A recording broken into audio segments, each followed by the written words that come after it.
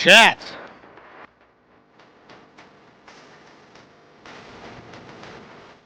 Happy 9/11 anniversary. Happy week of things happening for once. I don't know if it's really happy though. It's I'm in an uncomfortable position. Obviously, everyone's going to want me to talk about Charlie Kirk, but I will. Don't you worry, I will. The main thing though is that I'm going to keep it brief as I usually do because I don't. I'm not like a political commentator, so I'll just try to give a brief overview of what's happened, my thoughts on it, and that will be it. There will be a million political slop channels covering this 24/7 for at least a week before they completely forget about it. But yeah, everyone's pissed off. In case you don't know, today is the second day, not even a full 48 hours after the assassination of Charlie Kirk at the the Utah Valley campus in Utah. If you don't know who Charlie Kirk is, he is a hard to put a word on things these days, but he is vaguely conservative. Not vaguely, he's very conservative, but he's not like super far right in how you might perceive that. He is effectively a Christian fundamentalist and very pro MAGA. I guess that's the way to put it. So as a result, he's had very controversial opinions, particularly about Israel, which has not earned him a lot of favors on the far right. But what I did not know about him until after this happened is that Charlie Kirk, as co-founder of Turning Point USA, has had a profound impact on how many people in the United States, young people on campuses, were turned on to conservative politics at a young age. Because, as you know, on campuses, with young people in particular, they usually lean left. And there's usually a peer pressure there to adhere to a specific viewpoint. So Charlie was very effective at getting into the campus and showing people who have nothing but one-sided peer pressure to think a certain way that actually there are options. And apparently he's reached millions of young people this way. And he's credited with getting a lot of young people to vote for Trump in 2024. So combined, on its face, you know, he's a very unusual target for an assassination. Why would you kill the guy who's kind of lukewarm about a lot of stuff? He's not a radical. He doesn't have like extremist not Marxist, but monarchist philosophies. He's not like a I don't know. He's really not a Nazi. They call him a Nazi, but he's not. And the first thing I thought of is that if they're going to kill this guy, they're going to kill all of us. And I was confirmed. I had people tell me outright, yeah, we're going to kill you. We're going to kill all of you. If you think that Charlie Kirk is inoffensive or in any way moderate, yeah, you're definitely too far right. We're going to have to kill you, is what I was told by many people on Twitter over the last couple days. One in particular I'll highlight in a second, but so that seems to be the sentiment. That was my first takeaway. Is like, wow, if they're going to gun for Charlie Kirk, then they'll gun for us all. The one thing that I immediately suspected, and a lot of people who have a very low intelligence misread what I said.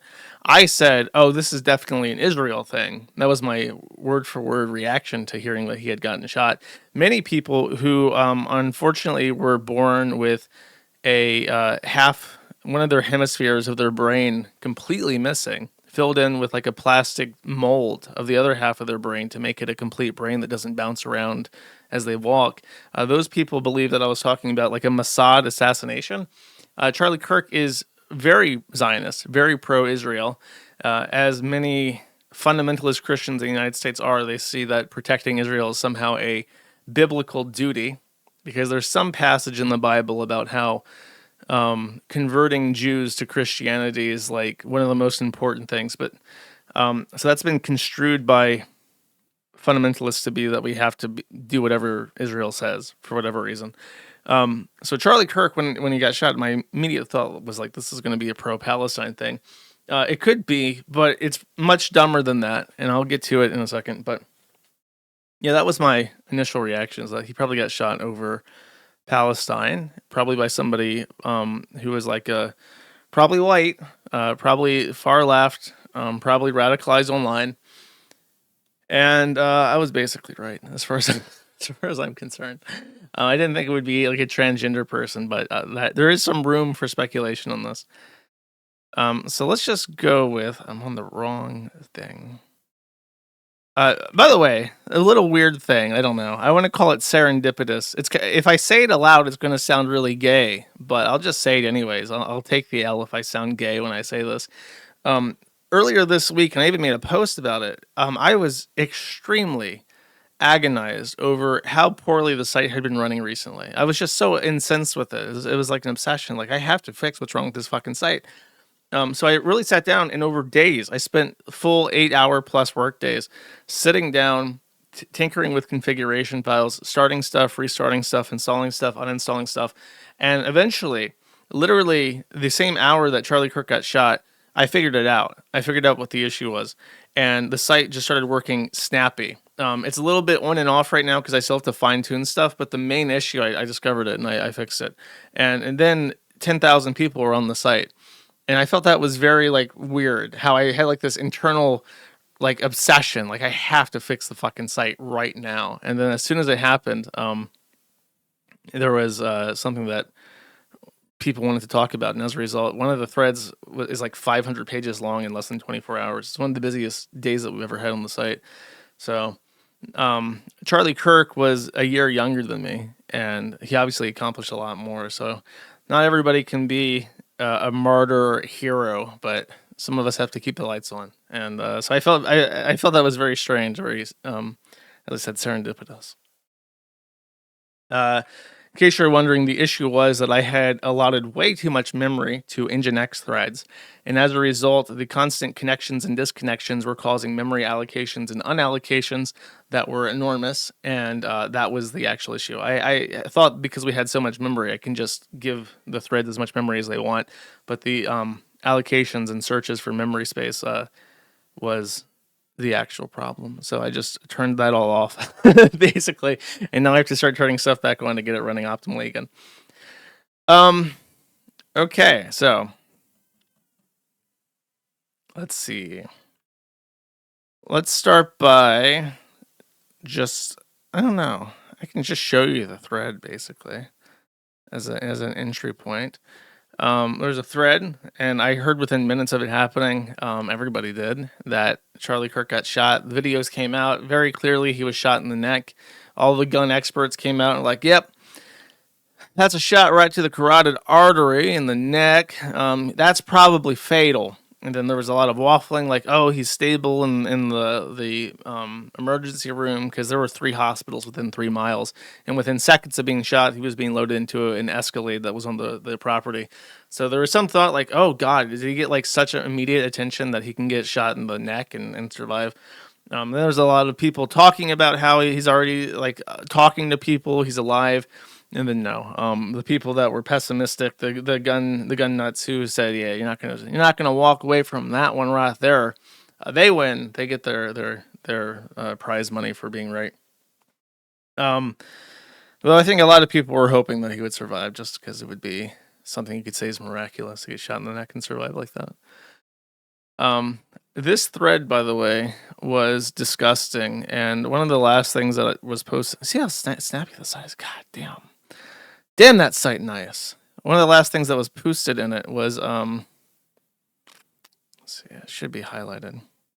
I know this is site drama, so it's not too interesting related to the actual topic, but it was just loaded with people arguing over fucking bullshit. So what I did, because I woke up, and in case you don't know, we have less than 24 active or moderators in total.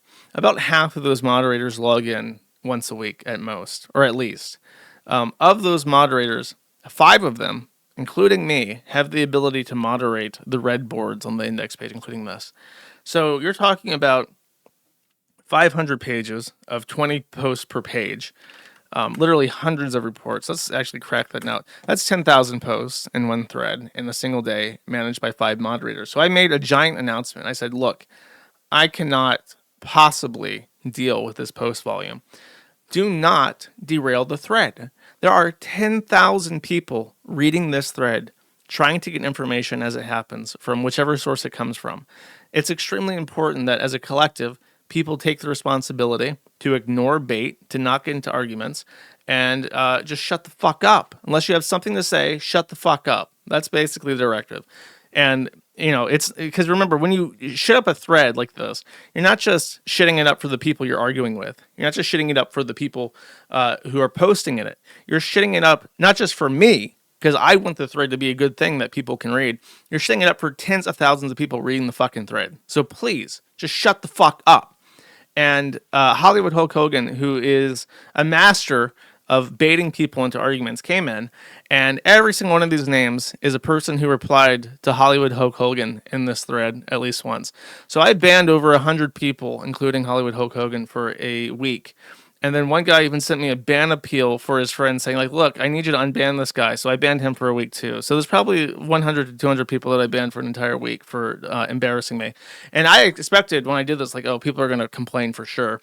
And then what I've heard so far is that the board is completely and totally improved because every retard that takes every fucking bait post ever and shits up the thread endlessly is gone for a week. So you're welcome. My moderator instincts, my janitor, I'm like a fucking ninja. Everyone thinks it's just a broom, but I got a katana in there, like, pshink, and I can start hacking away, just hacking away with utter precision. It looks reckless. It looks like I'm just swinging away like crazy, but no, there's a method to my madness here. So that's what happened. I eventually just said this thread's unworkable. It's 500 fucking pages, 10,000 fucking posts. Make a new one. So I made a new one. I signed it to this Amelia Schroenhart person to do some work. He needs to update this though, because this guy is not the thing. Hopefully he can edit that post. Next. This was supposed to be my introduction to Charlie Kirk, and I'll have something to say about him on like a more personal level towards the end. But this is how he presents himself.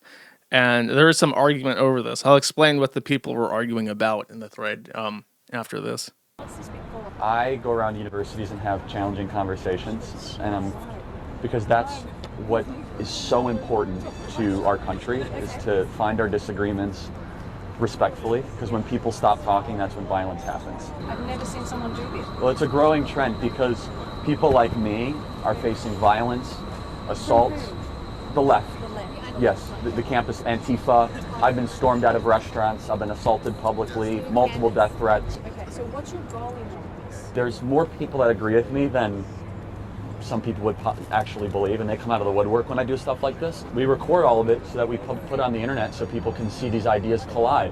When people stop talking, that's when you get violence. That's when civil war happens, because you start to think the other side is so evil and they lose their humanity. So that was always his thing, and that's what everybody has to say about him. That's on the right. They're like, wow, this guy, if this guy's going down, we're all going down. Because everybody that I know of has more radical opinions than this guy. He holds that we're about the same age, so he kind of holds that concept of Americanism that I do. Where I remember when I was a little kid, I remember thinking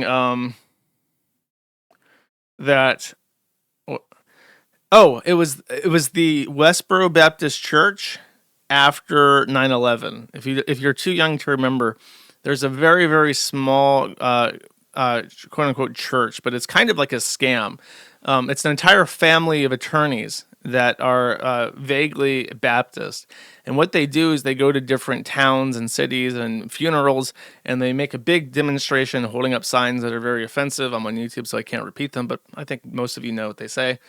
Basically just ridiculing troops, saying people deserved it, so on and so forth. And they constantly ended up in legal battles that they would win and get cash settlements for.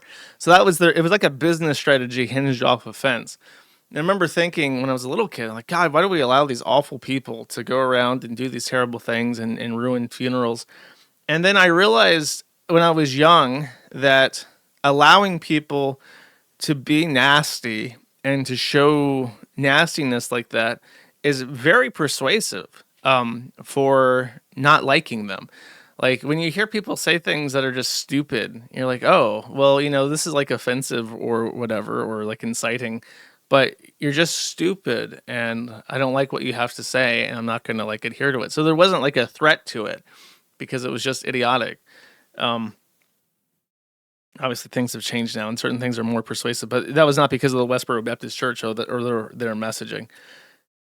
So Charlie Kirk and I had this idea, shared this American idea that if you just allow people to speak, then naturally discussion will settle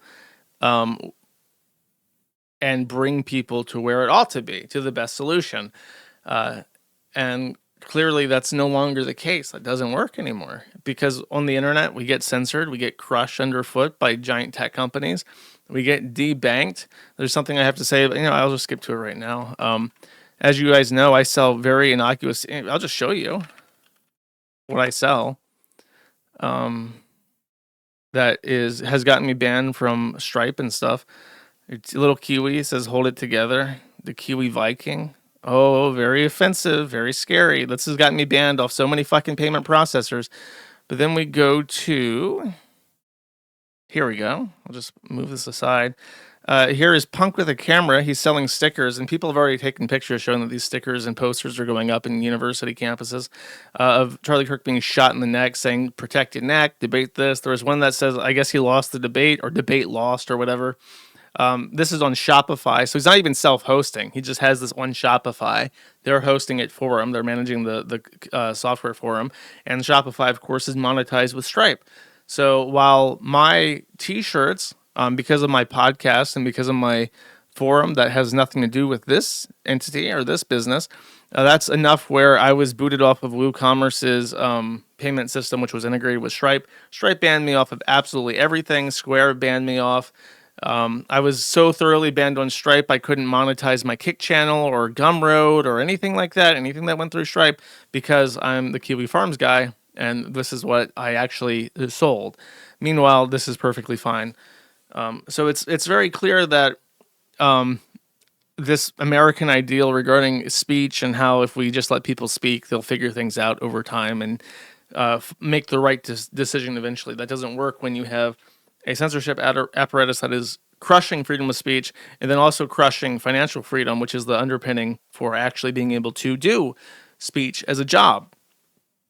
If you prevent people from making money off their newspaper or their website or their podcast, then they can't do that full time. If I couldn't make money running my site and running my podcast, and even, it's difficult because people have to mail in checks or they have to use cryptocurrency, which many people have no inclination to figuring out whatsoever. If I couldn't make any money, I would have no choice. I would have to shut down and do a regular job, because if I ran the site and had a job at the same time, I would be fired for sure. So that doesn't work. And then if you do speak and you do make money and you are very effective at what you do, you just get shot. So that's how he presented himself. This is one of his last messages, I believe. He said, this is a quote from Charlie Kirk, if you're only listening. Assassination culture is spreading on the left. 48% of liberals say it would be at least somewhat justified to murder Elon Musk. 55% said the same about Donald Trump. In California, activists are naming ballot measures after Luigi Mangione. The left is being whipped into a violent frenzy. Any setback, whether losing an election or losing a court case, justifies a maximally violent response. This is the natural outgrowth of the left-wing protest culture, tolerating violence and mayhem for years on end. The cowardice of local prosecutors and school officials have turned the left into a ticking time bomb.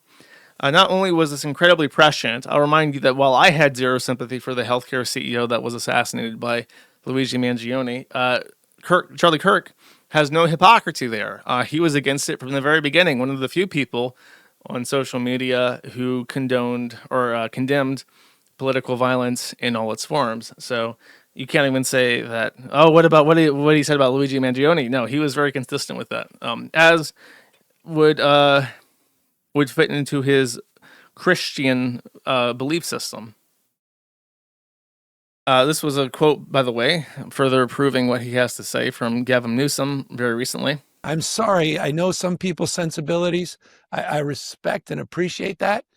But right now, with all due respect, we're walking down a damn different path. We're fighting fire with fire, and we're going to punch these sons of bitches in the mouth. I'm sorry. I know. So there we go. California governor, Democratic presidential hopeful, saying we're fighting fire with fire and we're going to punch these people in the fucking mouth. What about the neck, good sir? By the way, if you were to look over at Reddit or Blue Sky, also known as gay Twitter, here's a little sampling of people responding to the news that Charlie Kirk had been shot. Izzy in the Water says, do Matt Walsh next. Okay, Koala says, okay, someone get Matt Walsh next. Do Matt Walsh next. Nice. Do Matt Walsh next. Matt Walsh next. Do Matt Walsh next. Now do Matt Walsh next. Chaya Raychick next. Trump, please. Trump next. Black fingers crossed emoji. Do Trump next. Charlie Kirk is dead. Yay. One less misogynist piece of shit on the planet. Do Trump next. Not sorry. Hashtag fuck Charlie Kirk. Hashtag karma got Charlie Kirk. Trump next. Trump next. This is from Nurse Boobies, by the way, says Trump next. Trump next, please. Let's make sure we succeed this time. Oh my God, do Trump next. Hand over mouth laughing emoji. Charlie Kirk is dead and has been for a few hours. Trump next, please. Trump next, asking for many people that have a wish list. Eyes emoji. That's the best news. Do Trump next. Endless. Repetition of the same exact shit. Celebration. And by the way, people were just openly doing this under their regular accounts. Firefighters in Georgia, members of universities, just openly on their professional accounts saying, please, more political assassinations.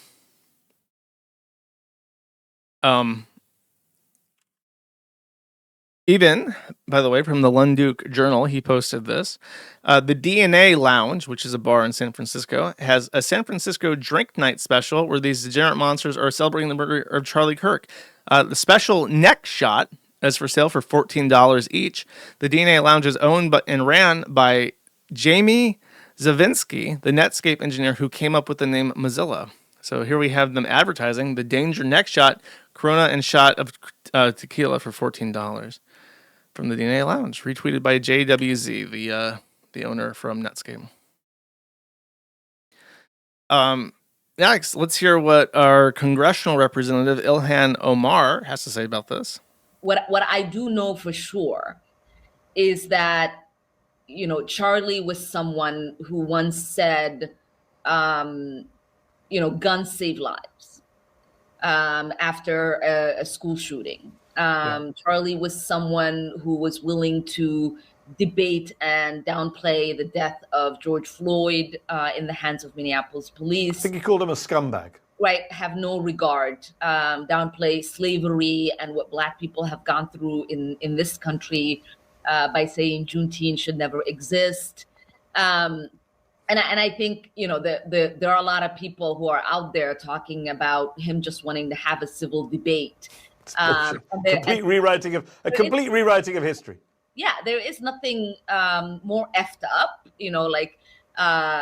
than to completely pretend that his words and actions have not been recorded and in existence for the last decade or so. And we just have to deport her. She would be the great first step for the denaturalization argument because she has lied on her immigration papers. And we have Supreme Court precedent that if you lie on your papers about anything, they have the right to denaturalize you.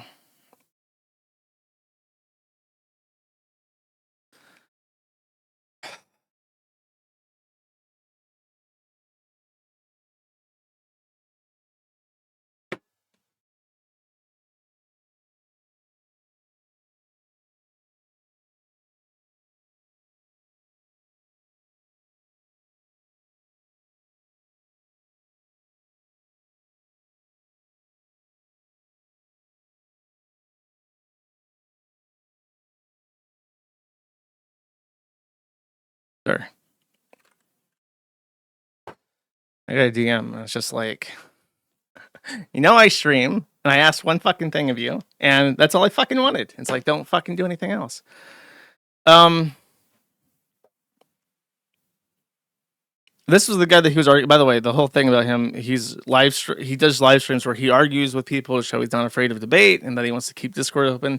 So this was the guy that was talking to him as he got shot, that was arguing with him about how peaceful the left was. And people have obviously pointed to the irony that the point that I was trying to make is how peaceful the left was right before he got shot. And that only makes sense if we stay peaceful. And as much as I disagree with Charlie Kirk, I'm on the record for how much I disagree with Charlie Kirk, but like, man, dude, he is still a human being. Have we forgotten that? Are we crazy? Like, and people have obviously pointed to the irony that the point that I was trying to make is how peaceful the left was. Sorry, that looped. Yeah. So he was literally talking to him about how peaceful the left was. And Charlie Kirk literally had just said something about transgender shooters the moment that he was shot in the neck. So I guess he feels bad about that. I guess Charlie Kirk won that debate then. They're saying that he lost the debate because he got shot in the neck. He was trying to argue with this guy about the left being violent. And I think he proved his point. And then, of course, in case you're wondering, in case you got distracted about the left as a broad umbrella term, even on the right, there are some demographics, some sorts of people that are bad. Let's take a look here. Charlie Kirk just got shot in the neck, which means that these "Make America Great Again" hats are just completely unprotected on this table. Let's see what happens now. Yeah. Grab me out. Hey, yo, grab me out. Let's go up, guys. Come on. Let's go up, guys. I don't know. Let's go. I have no idea. Let's go. Come on, guys. What are you doing? Get the fuck out. Let's go. Yeah. Grab me out. So this guy, weird hair. I don't know what's up, why this tarantula hair is so in fashion, but he's like, free hats. And then he even hands a couple out. You know, there's a event happening. There's some chaos. So he's just like, you know, this is what we do. This is what you got to do when there's some chaos. You got to take what you can get and got to distribute it, because distributing it to the people is empowering. Now, they have caught the guy. Before I go into the gunman, let me just say how much I personally despise Kash Patel. I have a segment that I usually start right after the YouTube segment ends, so I'll be holding off on that until after we switch over to Kick. But here we got Kash Patel, and he has. Oh, I should probably coach this before I play it. Donald Trump, J.D. Vance, Turning Point USA, Matt Walsh. They all gave eulogies, and they posted these to social media. And what they all had to say, very consistent. The number one defining feature of Charlie Kirk's personality, his career, his opinions, his politics, was all faith-based. He was a super Christian, a fundamentalist Christian. One of the things that a lot of people came out and said, look, you can't call this guy moderate. He said that if his 10-year-old daughter got raped, he would force her to carry the baby to full term and give birth to it. So he's like, you can't point at a guy like that and say that he's not an extreme radical. The thing is that opinion is very indicative not of far right people, is indicative of fundamentalist Christians, and that is what they say, and I have opinions about that. But that's not like a Nazi perspective. That is a fundamentalist Baptist type perspective. So they all made it very clear. He's a super Christian. Everything he did for God. He wants to be remembered first and foremost, not as a politician or as a conservative advocate or a campaigner or a debater or whatever. He wants to be first and foremost acknowledged as a Christian. So after all those eulogies, that unified voice from every single person who personally knew Charlie Kirk, we have the FBI director, Kash Patel, who, by the way, despite the fact that the shooting happened in broad daylight on a packed university campus with cameras in every single direction, it took them 2 days and 250 miles. The perp got 250 miles away before the FBI apprehended him. So Kash Patel did not do a very good job. And when he gave his statement in regard to Charlie Kirk, this is what he had to say. Lastly, to my friend Charlie Kirk, rest now, brother. We have the watch. and I'll see you in Valhalla.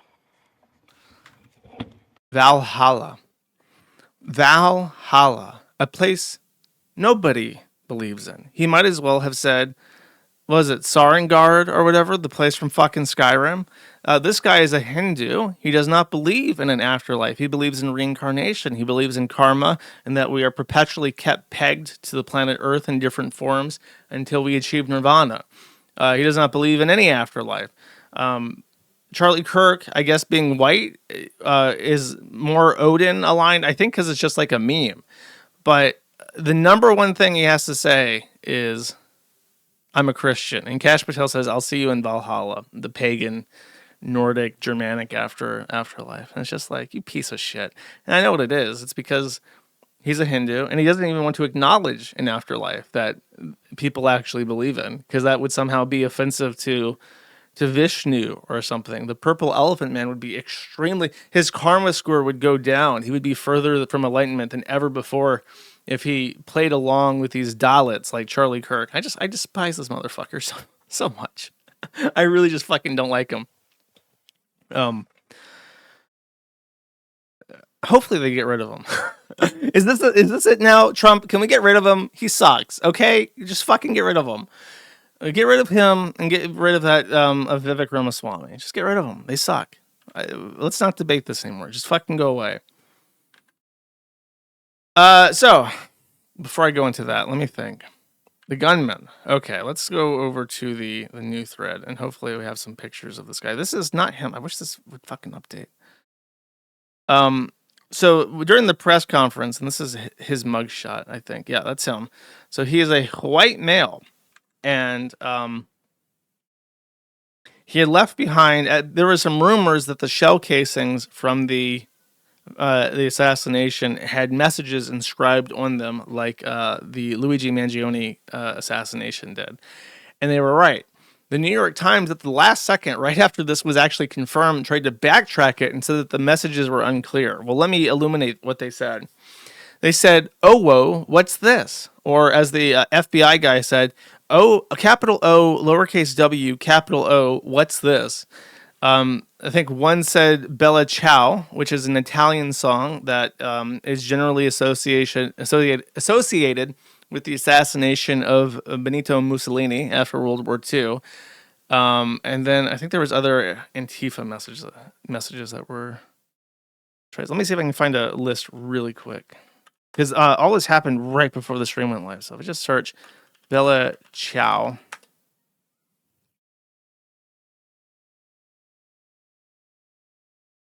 See if I can find something.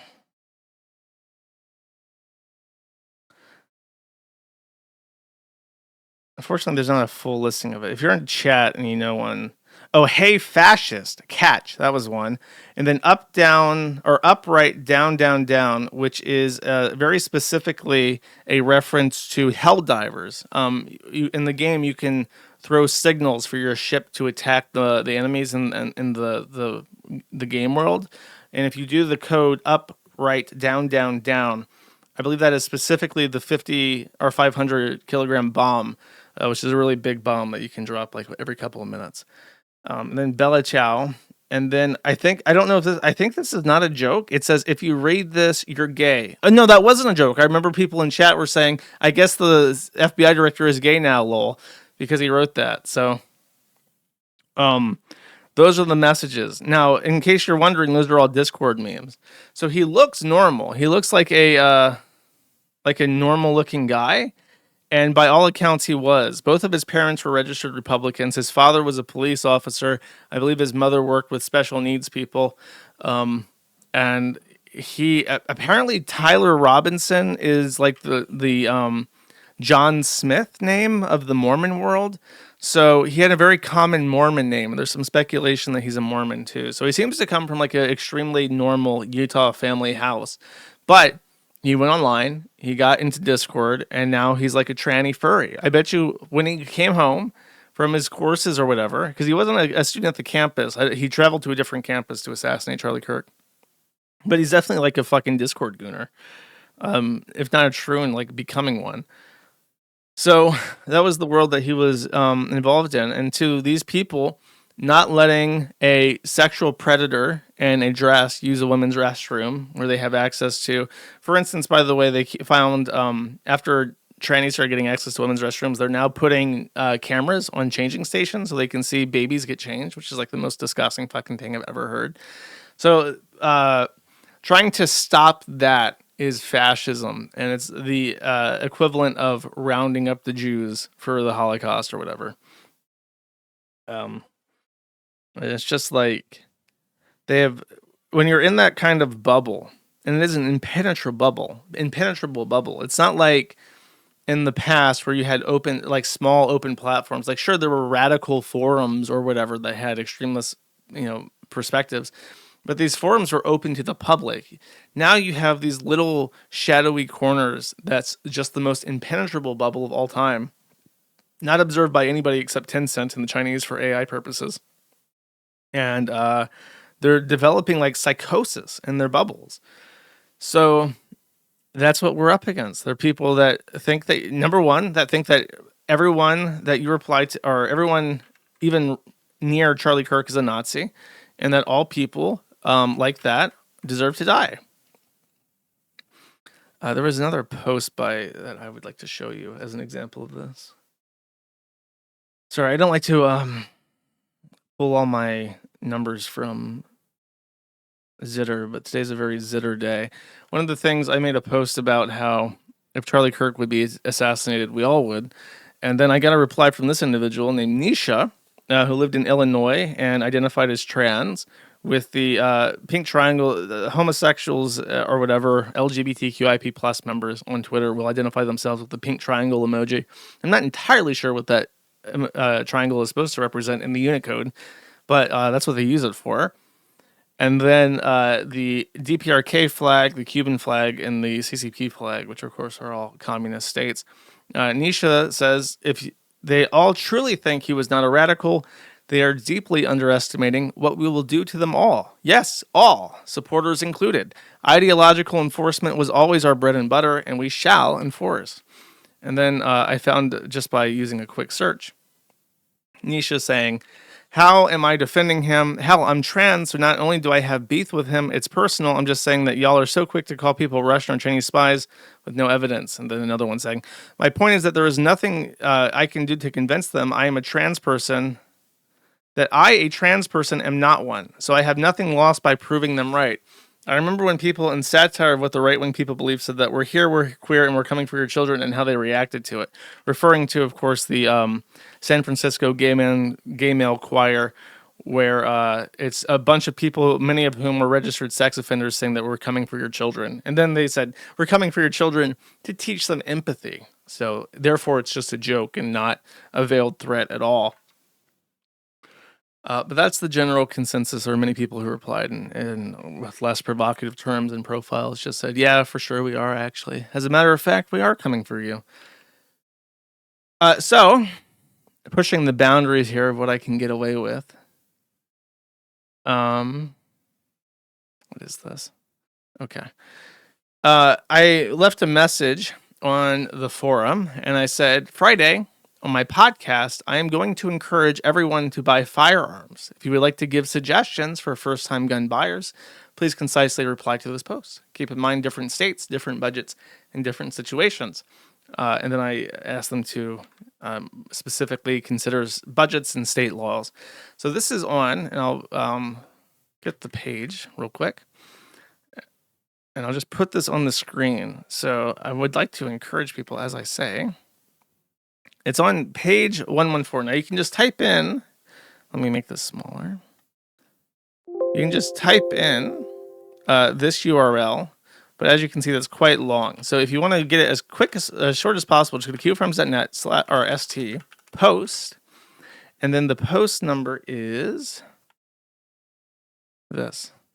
So it's just kiwifarms.st/post/224-75345, and it will take you right to it. I received many high quality, informative posts in reply to this. You can get a quality handgun, such as a Glock 22 secondhand from a police officer, for as low as $200. So if you're interested in getting a gun, you should get one. In fact, if you are an American, you should own a gun.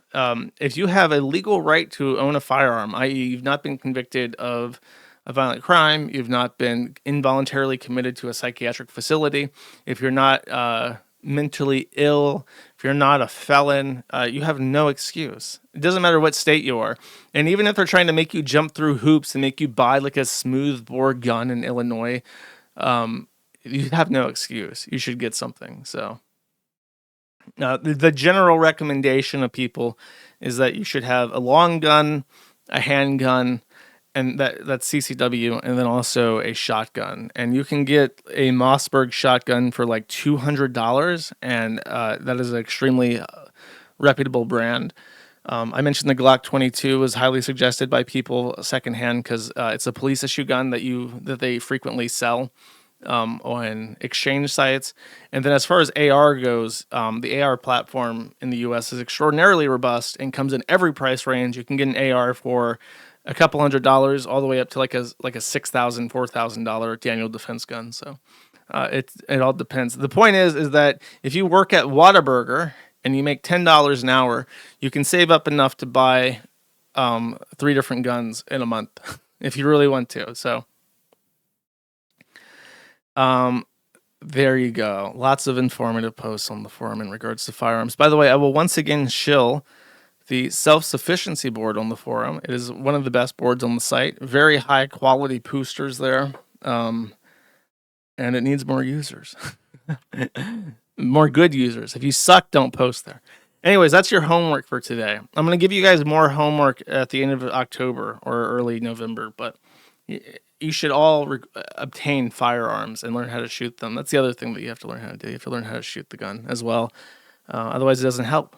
In case you're wondering, the gun that the assassin used for Charlie Kirk was a Mauser 30-06, which is a very, very common hunting rifle. It is not like, he did not use like a scary combat style gun. He used a gun that Grandpa would use to take out an 8-point buck at 300 yards, basically.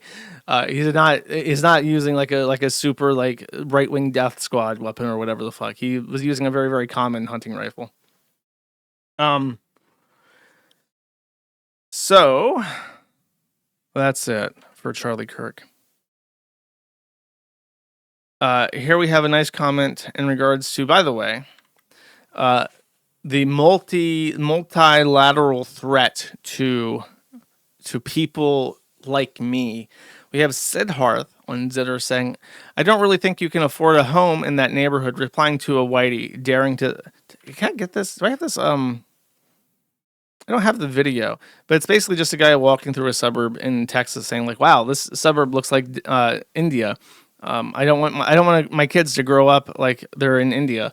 Sidharth responds, I don't think you can afford a home in that neighborhood. Continue being racist. The day of reckoning is not far away. So Sidharth joining in on the Antifa front. Whitey will learn their place, and they will learn that this is an Indian country. So the day of reckoning is coming, which is why, again, I emphasize that every single person should own firearms for self-defense purposes. Legally, you should legally obtain them. You should, honestly, they try to make you jump through as many hoops as possible. You should become Sisyphean. You should learn to enjoy the hoops. Do you live in Washington, D.C.? Do you have to take a 16-hour gun course, including 2 hours of range training that costs $300+ to get your CCW for one handgun? That is your boulder. Roll it up the hill. Encourage other people to roll it up the hill. Saturate the police departments with applications to the point where they're over encumbered with them. And it forces the government either to become lazy and start rubber stamping these things through, or to change the law entirely because their police can't handle it. Embrace the challenges ahead of you. Don't just think like, oh, that's a lot of work. You should be like, oh, that's a lot of paperwork. I can force some government fucking stooge to double check for me. You have to become a positive poly in your quest. You cannot simply resign yourself to defeat because, oh, brother, there's an obstacle in the way. Ho hum. I guess I'll just sit at home and wait to be shot in the back of the head like the cattle I am. Moo. Moo. Said, seize the opportunity. I can burden the state apparatus with my presence in a legal way because they asked me to. They said, please, sir, please, you want the CCW? Please encumber me with a bunch of paperwork. I would love to handle all your paperwork. You should accept that challenge and meet them on that.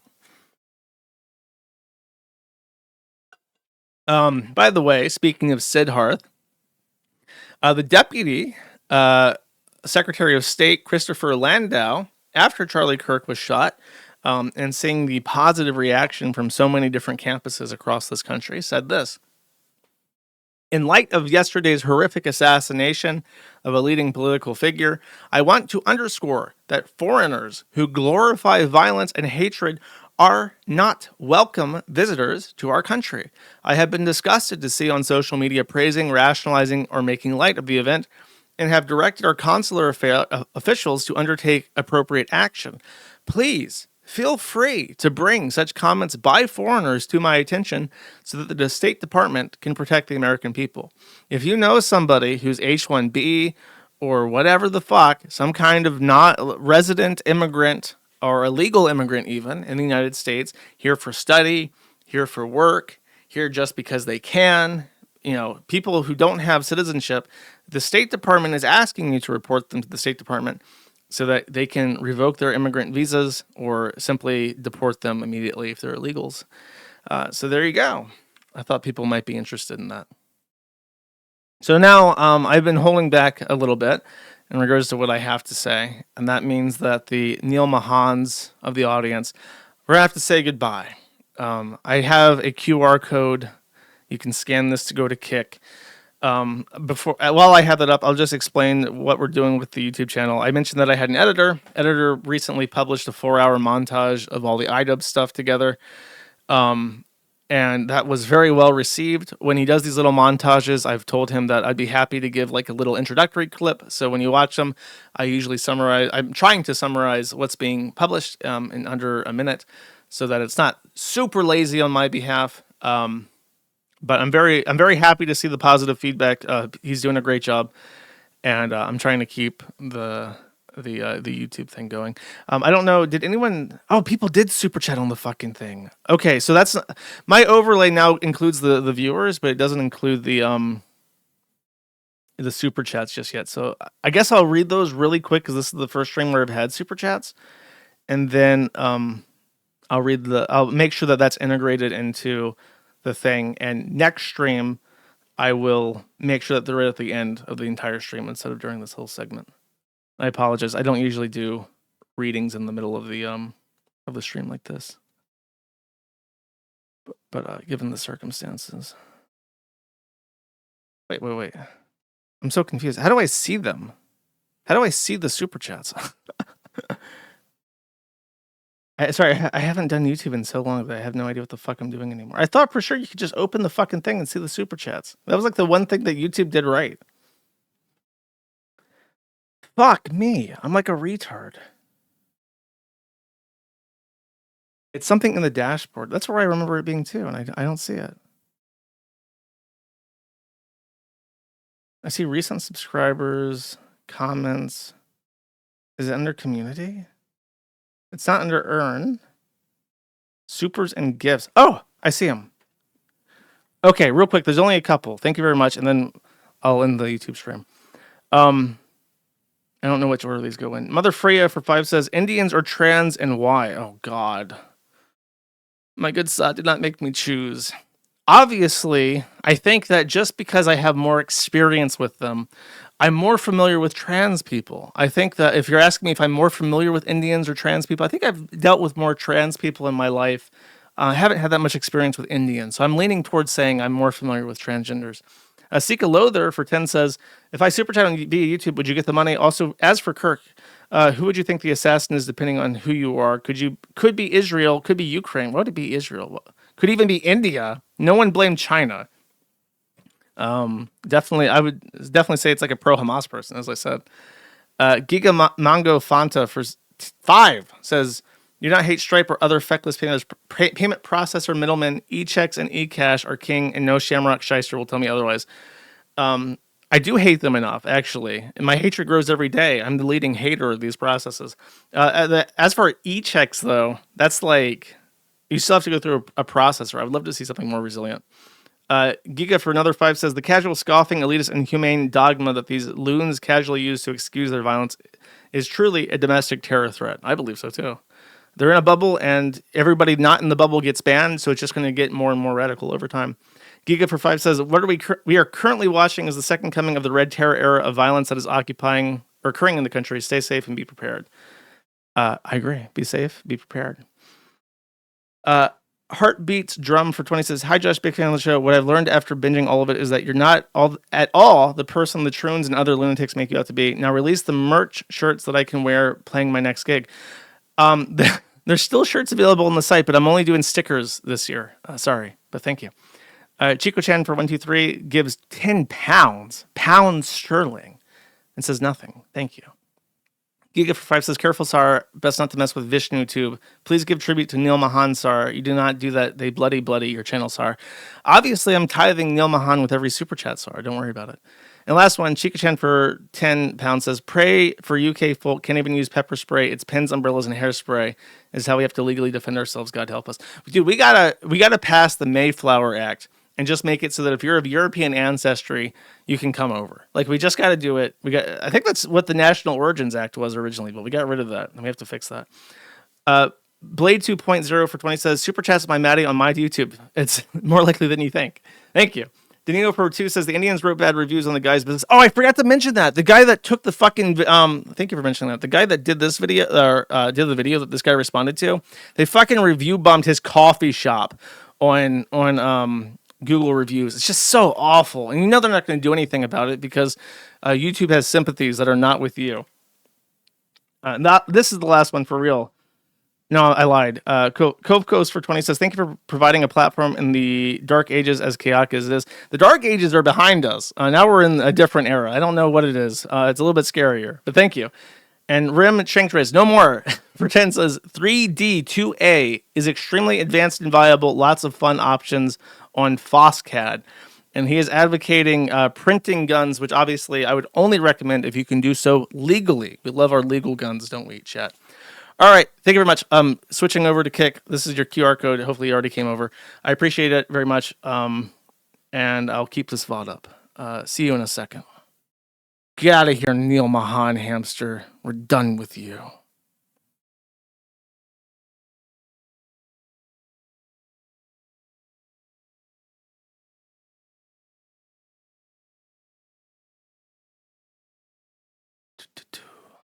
Thank you very much for indulging my little diversion there. If you've stuck around, I'm trying my best to work within the confines of what I have.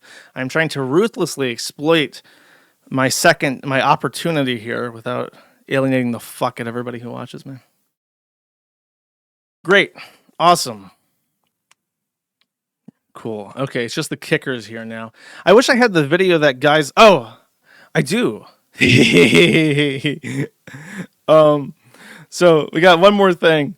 PSA for all YouTube creators or viewers. YouTube has implemented AI filters at the start of August and is decimating a lot of channels. For some people, it was turned on automatically, rendering a lot of videos they usually enjoy fully invisible. If you've noticed a significant unexplained drop in views in the last 3 to 4 weeks, this is likely the cause. The crew and I are breaking our brains trying to figure out what we are doing wrong. Some potential bangers flopped like they are hot garbage. Turns out YouTube started running this AI filter without notifying anyone really. My dyslexia still undefeated. Here we have a video of a Mexican man decapitating an Indian hotel owner. Let's take a watch.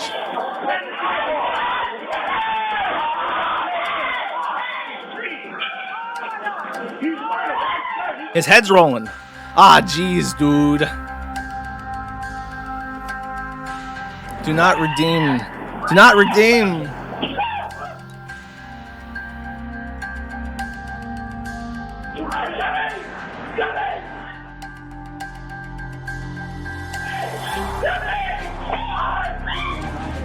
Welcome to America, Mr. Singh. 50-year-old Chandra Nagamala managed the downstairs suites. What was he beheaded by? What's his name?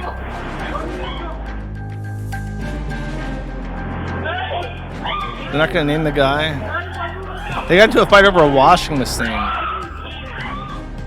Oh, here it is. Jordanis Cobos Martinez, 37. I would like to inform all of you, no Americans were harmed in the making of this video. Don't worry. Deep breath, relax, calm down. We're all good. We're all good. Unfortunately, I do. God, it's with the Charlie Kirk thing happening so recently. I'm talking about stuff that happened this week, and I hope you can forgive me for retreading stuff that's old news, super old news by now. But there's some stuff that I'd like to talk about that is quite sad. Now, can you blame this Dallas man? Look at what they're doing here. This was the prior coat of arms for the city of Austin, which I know Dallas is not Austin, but they basically are, right? Is Dallas a part of those three cities that are like joined at the hip and they form that like triangle of liberal autism? Anyways, they changed the coat of arms for Austin from whatever that is to what looks like a corporate logo. If I had to guess, just looking at that A symbol that they changed the coat of arms to, it looks like a healthcare organization or something. So, he saw this shit and he's like, it's fucking over. They're changing the coat of arms to look like some garbage, some fucking Reddit garbage. The tether keeping me pegged to this world is gone forever. So they just started swinging, as they say. Now, Sneeds, who likes to do me a solid and give me some slappa to get nice and angry about, put together this for me. Right Angle News. This was the thing about the video. Indians have doxxed the man who recorded the video of the mass takeover of his street by Indians near Dallas, Texas, and are review bombing his business with accusations of foul smells and mixing drinks with their hands. So I think this is the actual video. Here we go.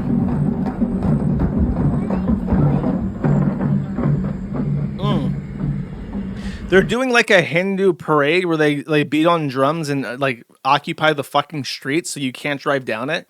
And then a lot of people from Canada replied to this video of this man from Dallas in shock, like, oh yeah, they've been doing that in Canada for years now. It's like, well, this is it. This is our fucking lives. We're going to live in a third world shithole where it smells like curry. I have to remind you, if you don't live near them, you have no fucking concept of how annoying it is to live near an Indian. I've lived near black people. The most annoying thing about them is they play music too loud in their car. Like you're trying to like sit and listen to music and focus on your work, and then you hear brr, brr, brr, brr, brr, King Kong, King Kong, brr, and it's just like the most annoying thing. But then they roll up in the driveway, they turn it off, and you're like, God fucking damn it! And it's especially annoying when it happens at night. But that's the black people, like 99% of the time, unless you're getting stabbed in the neck, that's your interaction with black people. With Indians, it's so much harder to explain. When I lived near a bunch of Indians, I couldn't open my window. I would be sitting there and there'd be a house across the street, and they'd get out of their car and walk over to the door, open the door, walk through the door, close the door, and then 30 seconds later, I would be choking. I'd be denied fresh fucking air by these people. And it's so much worse.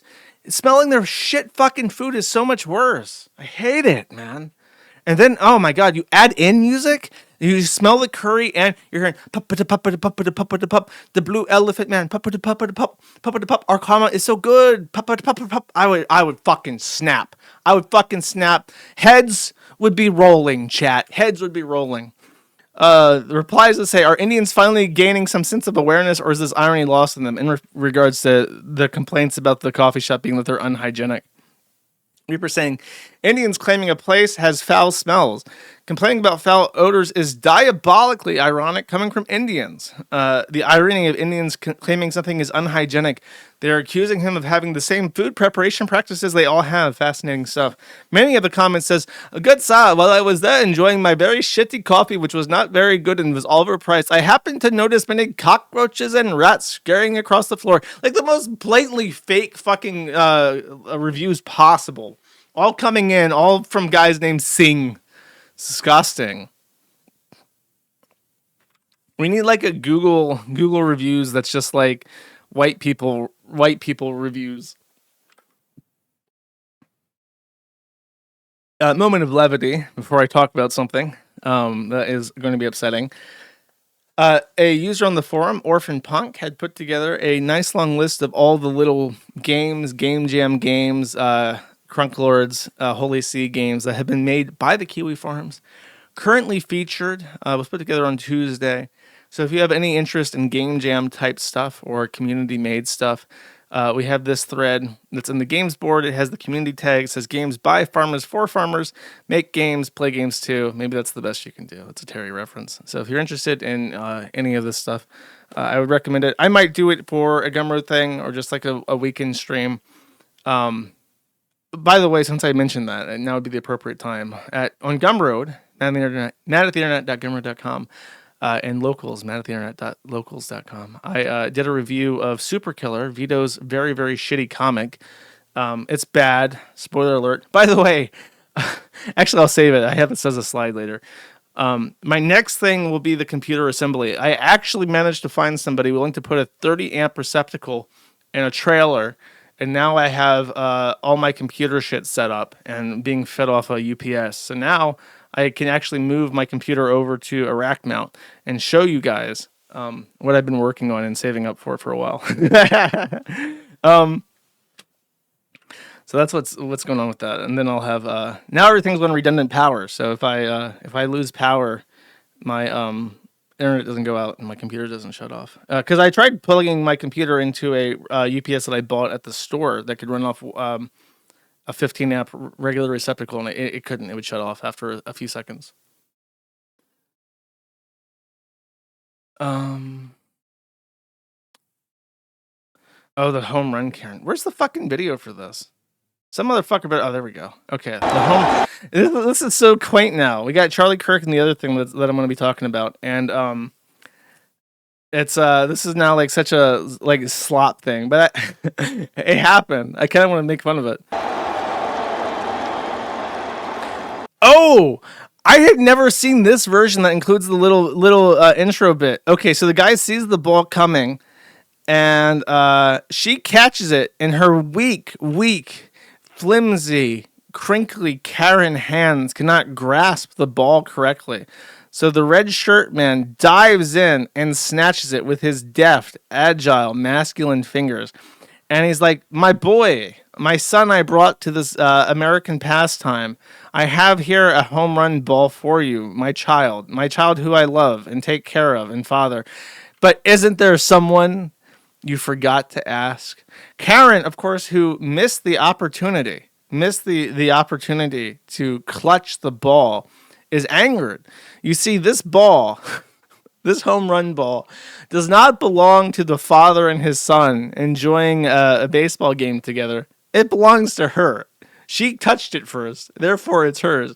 So she's going to get up in his face. And the great thing is that this was all broadcasted on the big screen TV because they zoomed in on where the ball landed. So this was being broadcast to like the entire stadium in real time. Karen is like, what the fuck? Now look at him. He's happy. I guess he's like, he's hugging his son like, yay, we got the thing. What a cool experience. And then, brink!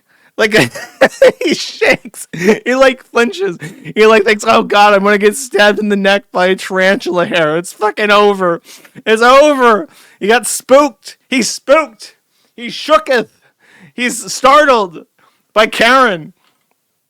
One more time. His reaction. Ah! Ah! White woman. Ah! Yeah, she's got the haircut. One more time. So she starts rationally laying out her case. She starts laying out her case like, what? How dare you take the ball from me, you son of a bitch?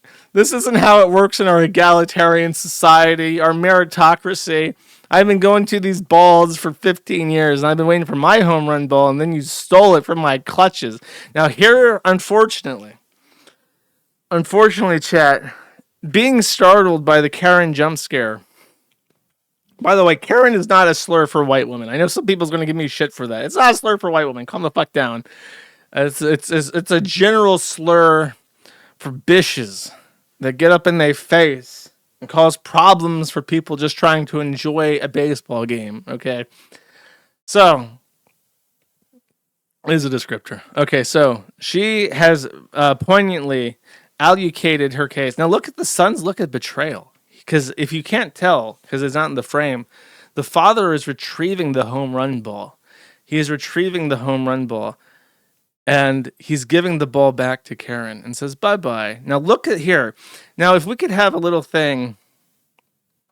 Can I put like a little thing here like this? Or let me just put this up on the screen. Okay, hold up. Gotta make the font small again.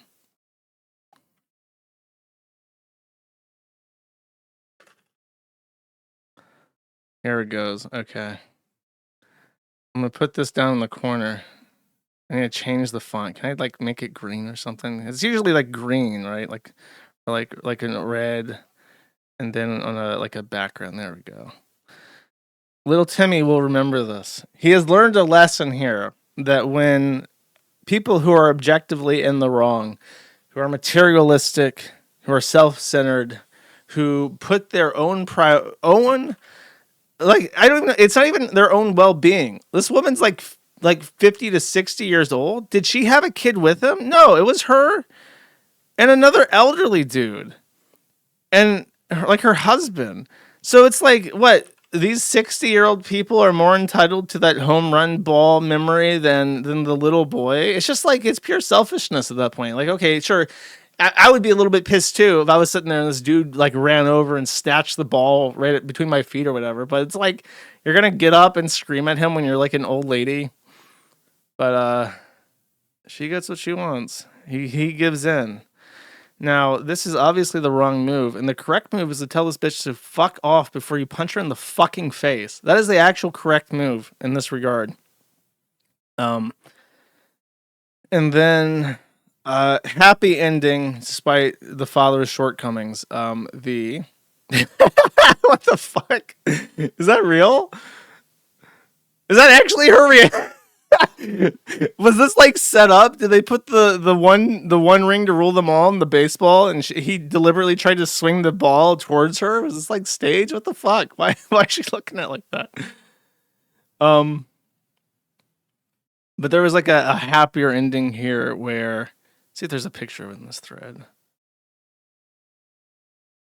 Because this was put on the jumbotron up on the screen, they took the boy down, and the batter who knocked out the home run ball gave him a signed wooden bat as a booby prize, as a pity prize. But it wasn't the hard-earned ball that was batted right towards him within 9 meters to begin with. I don't have a picture of the after party, but he did get his ball. In other feel-good news, chat, we have a press release from the Department of Justice in New Hampshire. A woman was arrested for animal crush charges. If you don't know, there's a very small but dedicated group of animal rights people on the Kiwi Farms who are neck deep in Telegram groups that make a trade out of monkey torture videos.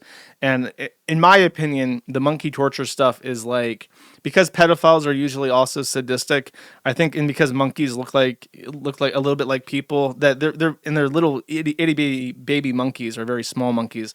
Now, this is all like a weird fetish thing for animal torture as an allegory for pedophilia. And I'm pretty sure that the monkey stuff is like a gateway to finding child pornography and people willing to sell it. So they're truly just the most vile, disgusting people on the fucking planet. And they have a very, very dedicated group of people who for years now have been hunting them down like fucking dogs. And there have been many arrests made as a result of their work. And this is the latest one. This one was attributed to forum user Asdi, who I gave a little trophy to for a feat of strength. And this woman from Manchester, Lynn Seymour, was indicted on 1 count of distribution of animal crush videos and 1 count of conspiracy, which has a sentence of 5 years maximum and fines of up to $250,000. So, obviously get you put on a list too, so it's not much. Obviously, we just hope that these people would be eliminated from society because of the inherent harm that they cause by continuing to exist within it. But this is second best, chat. So we're happy to get what we get sometimes. Cool. Next. Actually, is there a thing to... No, okay. Next is the stabbing. Iryna Zarutska. She was a refugee from Ukraine that was located within, I think it was Charlotte, North Carolina. And whilst I'm not going to play the video, people had asked me not to play the video, but I did not intend on doing it anyways. It's very sad. Effectively, it was all caught on the Metropolitan or the Metro's CCTV. This guy was just sitting behind her. She was just getting off of work. It looked like she had on like a schmuck, like for a sandwich shop or something. So she was just kind of sitting, legs together, cell phone in her hands, mind her own business. And this guy, after thinking about it, deliberating on it for a little bit, just takes a knife and stabs her directly in the throat. And she very quickly succumbs to blood loss. But not before having enough time to recoil, look back, see the face of the black man that was stabbing her in the neck, and start crying before she died.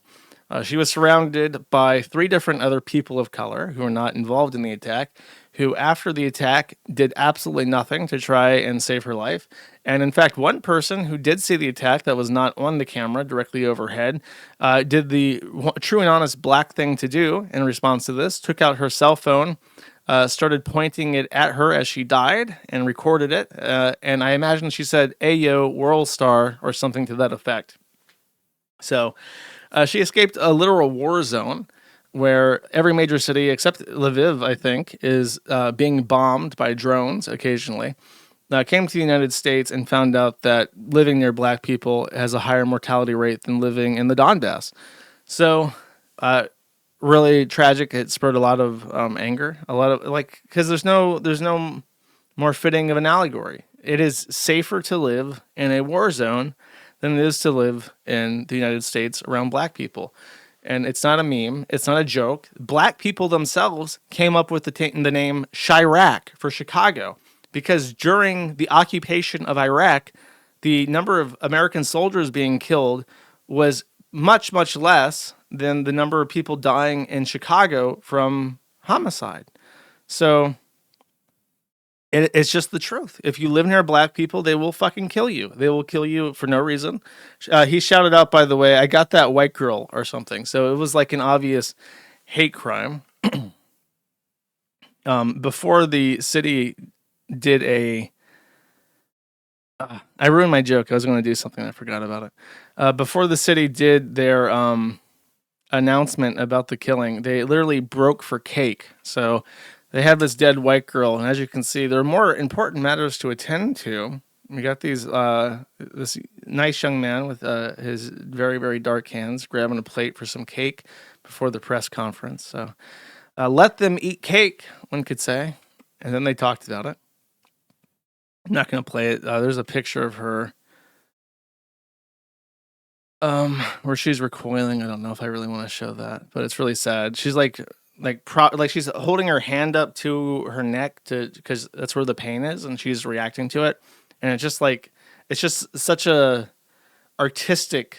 I don't know. I don't know how to express it. It's just exactly how you would imagine like sheer terror to look like. She has her hands up to her face, like with curled fingers, like looking up wide-eyed and shit. And it's really heartbreaking. They have charged him with terrorism, a hate crime. I believe that, like, for instance, there's that guy that shot up the black church. It's one of the few penalties that carries a death sentence, potentially, if convicted. So the criminal complaint against him, his name is stupid, by the way, Carlos de Juan Brown. Black people hate us so much, by the way, that they have adopted a foreign religion called Islam with a prophet that is a pedophile that raped a 9-year-old. Very specifically asked. By the way, I made I was wrong about something on a stream. Last time I talked about this. I said that in the Quran, Muhammad describes that he raped a 9-year-old himself. The Quran is the most important book in Islam, and then around it, like little orbital bodies, are the hadiths, which are from various important scribes around Muhammad. The most important of the hadiths, I forget the name of it, but it's very important. It's so important that it's basically held in equal regards to the Quran, of equal importance. That is the one that describes how Muhammad betrothed himself to a 6-year-old girl that was the daughter of one of his best friends, and then raped her at 9. So it was not the actual Quran. It was only the most important hadith, which outlines how Muhammad raped a 9-year-old. So black people hate white people so much they've adopted this foreign religion of pedophiles and rapists and conquerors, warlords, specifically because they hate Christianity and they see it as the white man's religion. And they hate Christianity so much that they don't even use Christian names anymore. And they literally just make up fake fucking names like De Carlos De Juan, because naming your child Timmy is a biblical name, and they can't do that. So just to give you an idea of how much they hate us. And Mecklenburg, Charlotte Mecklenburg, is a very white name for a very shitty brown city. He faces terrorism here. Where is the charge? Oh yeah, they got the footage. So that's her just chilling out in her uniform. Guy knowingly deliberately stabs her in the neck. Walks around with the knife girl, saying the knife full, literally just bleeding, dripping blood as he walks around. Where's the charge at? Violating Title 18, terrorist attacks or other violence against a mass transport system. So that's what they're going for, because it happened on a tram, a transportation system. It's therefore a terrorist attack. And I hope him a slow and painful death. Next. Another light topic, the Lunduke Journal. This is where people's focus are, by the way. When you're wondering what the progressives around us are worrying about, it's not being stabbed in the neck. Only a paranoid schizophrenic conservative would be concerned about being stabbed in the neck like that. Progressives have much bigger things in their mind, much bigger fish to fry. The Apache Software Foundation, which is one of the oldest and most respected software foundations in existence, has rebranded, which is unfortunate because half of their packages start with the name Apache, from the Apache Software Foundation to the non sequitur, the ASF, with no actual meaning. And they have changed the feather, which is traditional Native American iconography, to what appears to be a chestnut leaf, I'd imagine. I don't know what the leaf is. ASF Apache. Oh, they haven't even finished it yet. It's still Apache.org. Oh my god. That's going to be so painful. An oak leaf. I was wrong. I thought it was a chestnut leaf. So an oak leaf. It is resonance with the values that define the ASF and communities. 8 people planted an acorn, the seed of something new, which became the Apache Software Foundation. Thwetty, just so you know, that's really problematic. I'll have you know that the oak leaf is the traditional symbol of Germany, which of course was where the Nazis came from, and it's highly, highly correlated with Nordic, German, Aryan, Ubermensch philosophy. So maybe you can pick a different leaf that isn't so innately grounded and rooted in white supremacist ideology, Thwetty.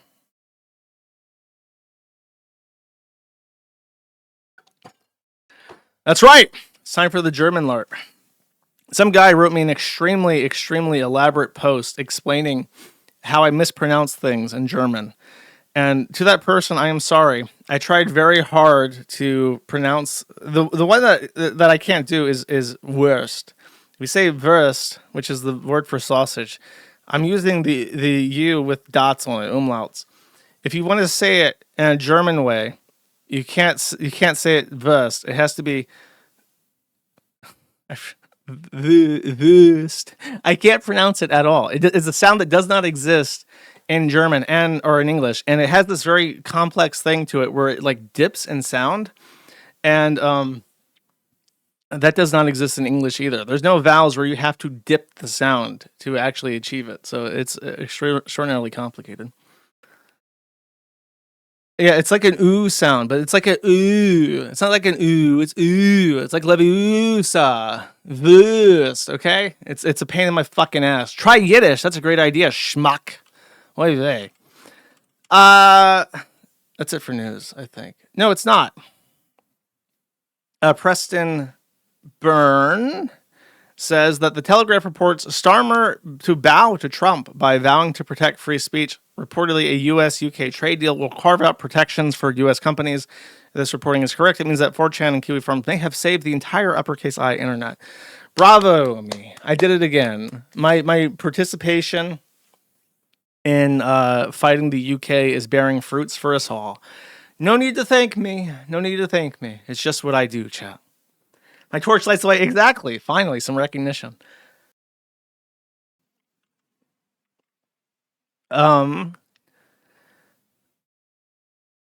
Update from Discord. They have added the following terms to comply with the OFCOM. So while I'm fighting the good fight, Discord is selling you out harder than ever before. I remind everybody who uses Discord, once again, Discord does not encrypt any content on their platform. Direct messages are working the exact same way that Discord servers work. When I say servers, I hate that fucking word because it's like, that's not what they are. The channels, the groups that you belong to, work in the exact same way as private messages. They're just not, you can't discover them with a URL. That's the only difference. And they show up in a different place. They are unencrypted, completely exposed, plain text. They can and do monitor everything you say. They at least scan it very plainly for certain keywords, but they also probably feed, and they explicitly permit themselves to, in their terms of service, they explicitly give themselves permission to put all of your messages, including private messages, into artificial intelligence models. You are being watched. Everything you say in Discord is monitored.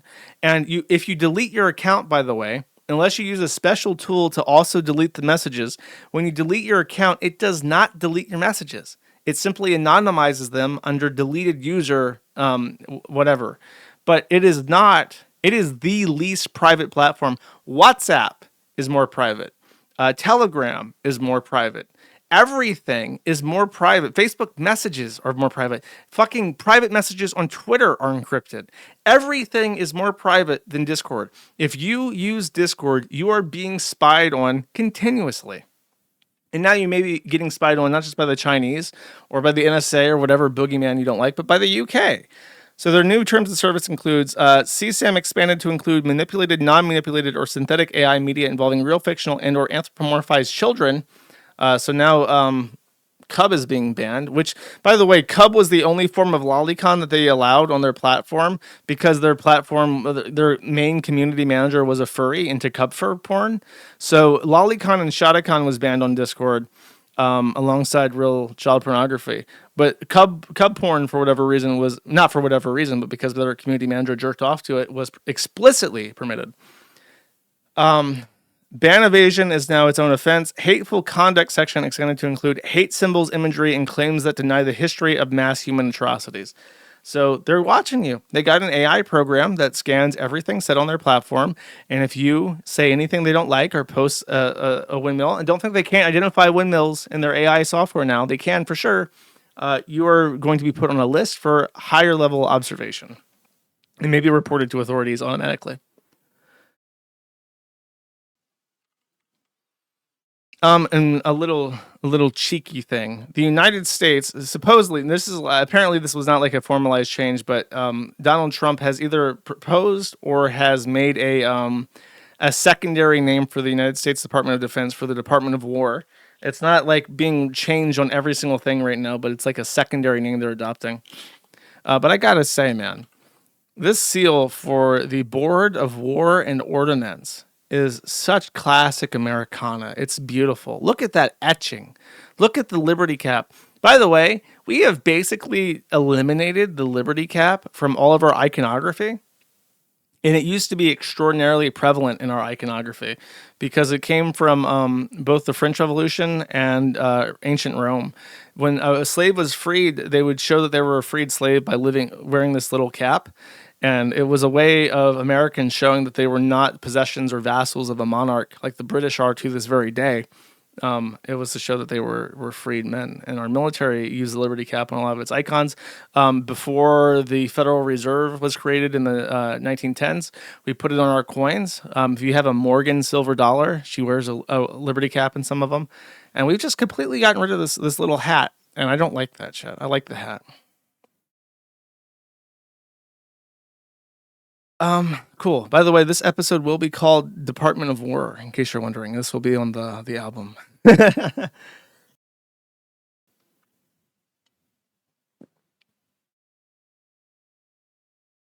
We like small hats. We like specific kinds of hats, chat. I reported last week that Graham Lineham, which, by the way, everyone gave me shit. It's like, you just pronounce it Graham Lineham. It's Graham Lineham, isn't it? It's like, whatever. I can't pronounce your fucking stupid ass names, okay? I remember very famously on my stream, I was trying to pronounce the name Shnaid, and I was like, there's no fucking way her name is Sneed. There's no way that this bitch is actually named Sneed. And apparently you have to pronounce it Schneid or whatever. I don't know, Schinder Schneider, whatever the fuck it is. It's a stupid ass name. It don't make no goddamn sense. Change it.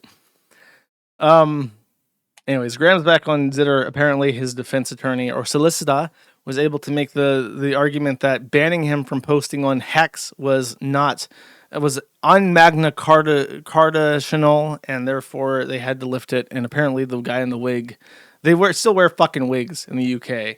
I'd rather shoot myself in the fucking head and set myself on fire like Hitler than be prosecuted by somebody who wears a powdered fucking wig in 2025.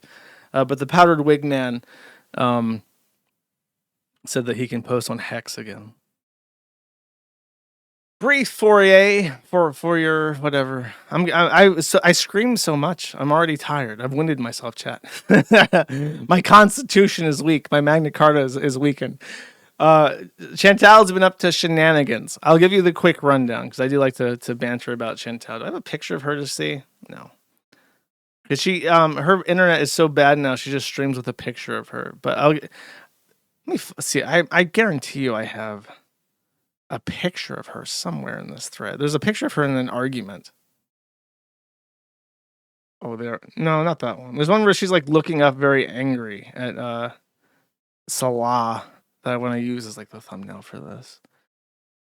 Oh yeah, that's a fucking winner right there. That's a winner. Who clipped this? Wavy Gravy. What a winning screen cap to occupy my screen while I talk about Chantal.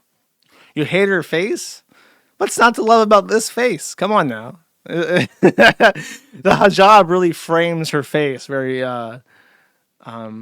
flatteringly. Okay. Chantal update. If you rarely watch my streams or haven't, I used to talk about her a lot, but then she got Islamic married and moved to the Middle East. And now she's boring as fuck. But every so often funny stuff happens and I keep up to date. Okay. So here's what's happened with her. As an Islamic wife married to a Islamic male in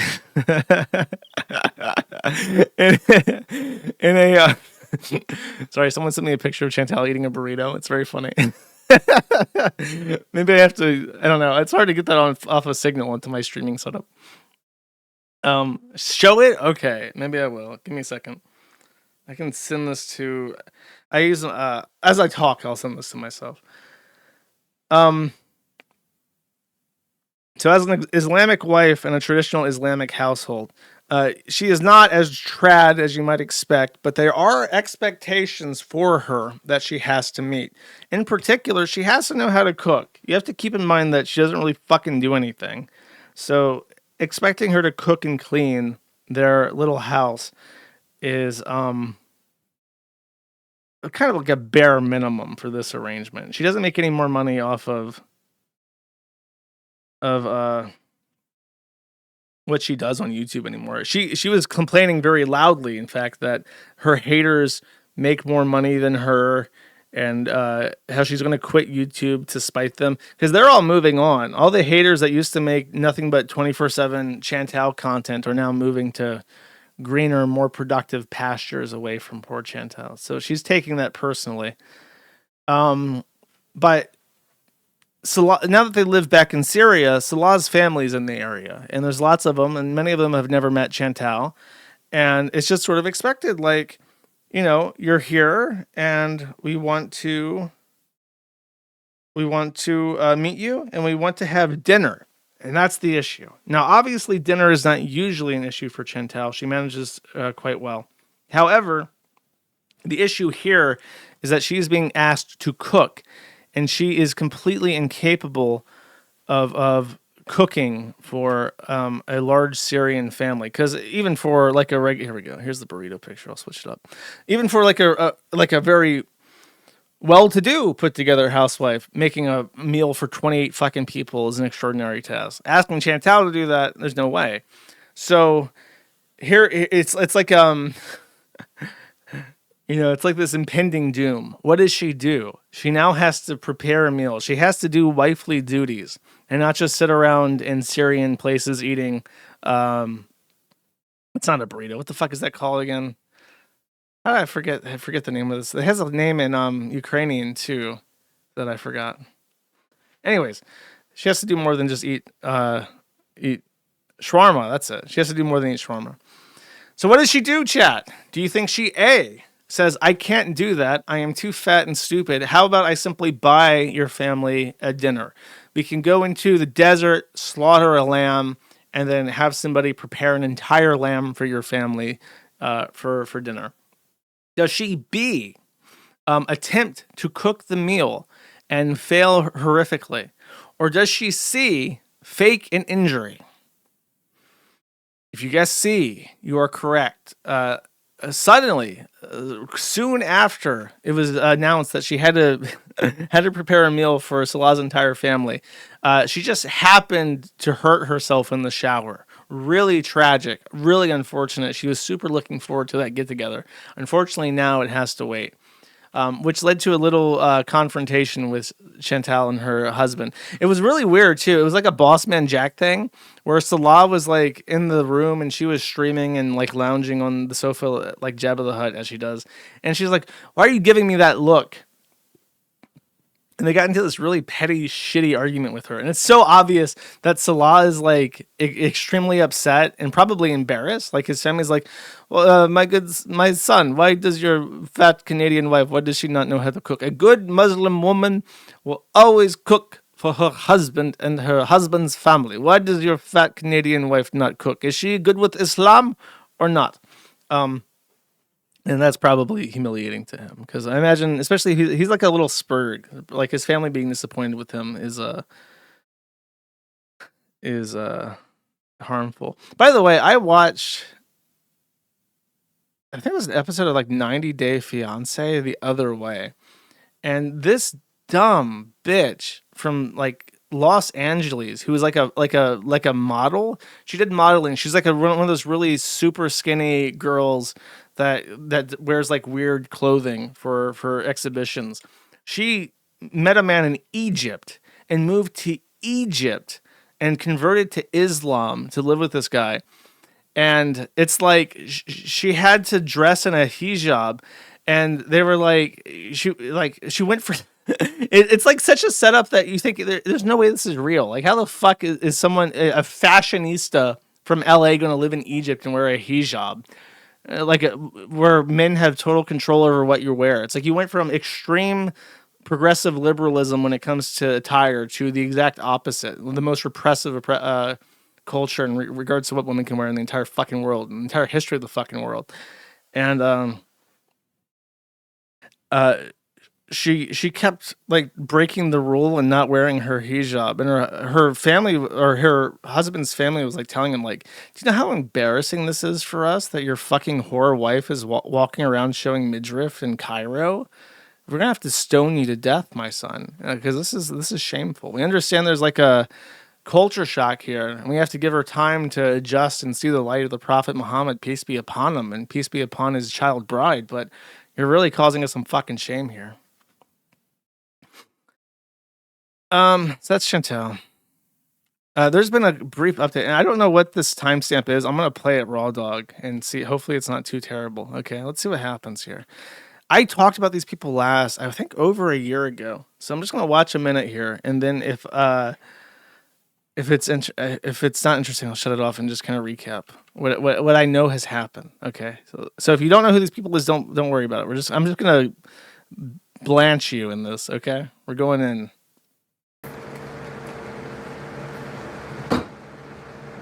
I've been to rehab. No one that truly cares for their partner would ever encourage them to drink.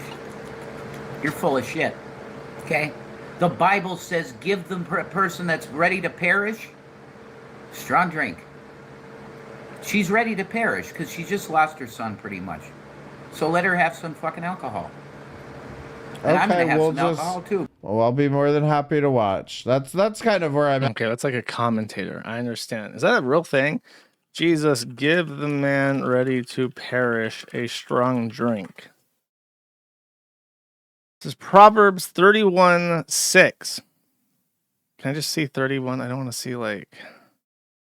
Bible Gateway is the better Bible site because it lets you just go to the book. Okay. It is not for kings, O Lemuel. It is not for kings to drink wine, nor for princes strong drink, lest they drink and forget the law and pervert the judgment of any of the afflicted. And this is the one he's quoting. Give strong drink unto him that is ready to perish, and wine unto those that be of heavy hearts. Let them drink and forget their poverty, and remember their misery no more. Open thy mouth for the dumb, and the cause of all such as are appointed to destruction. I think that this is saying the opposite of this. It's like a wise man is not going to drink. Leave drinks for people who are stupid and miserable and poverty-stricken and have no intention to improve themselves. I think that's what that's saying. It sounds kind of like a sarcastic, you know what I mean? Like condescension. I don't know if Jesus said that either. Who said that? This is in Proverbs? Proverbs isn't Jesus, is it?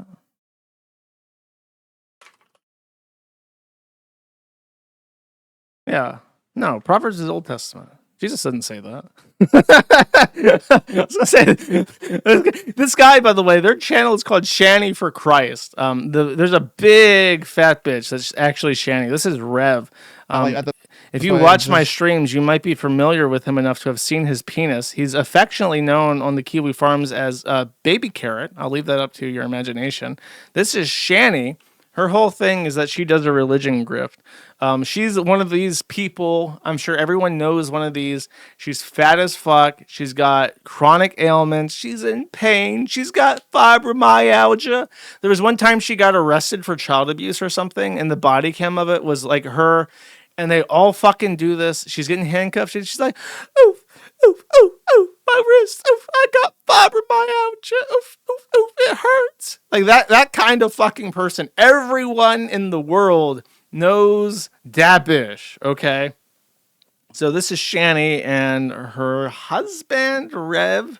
I want to say they do OnlyFans, and that's why his penis is known.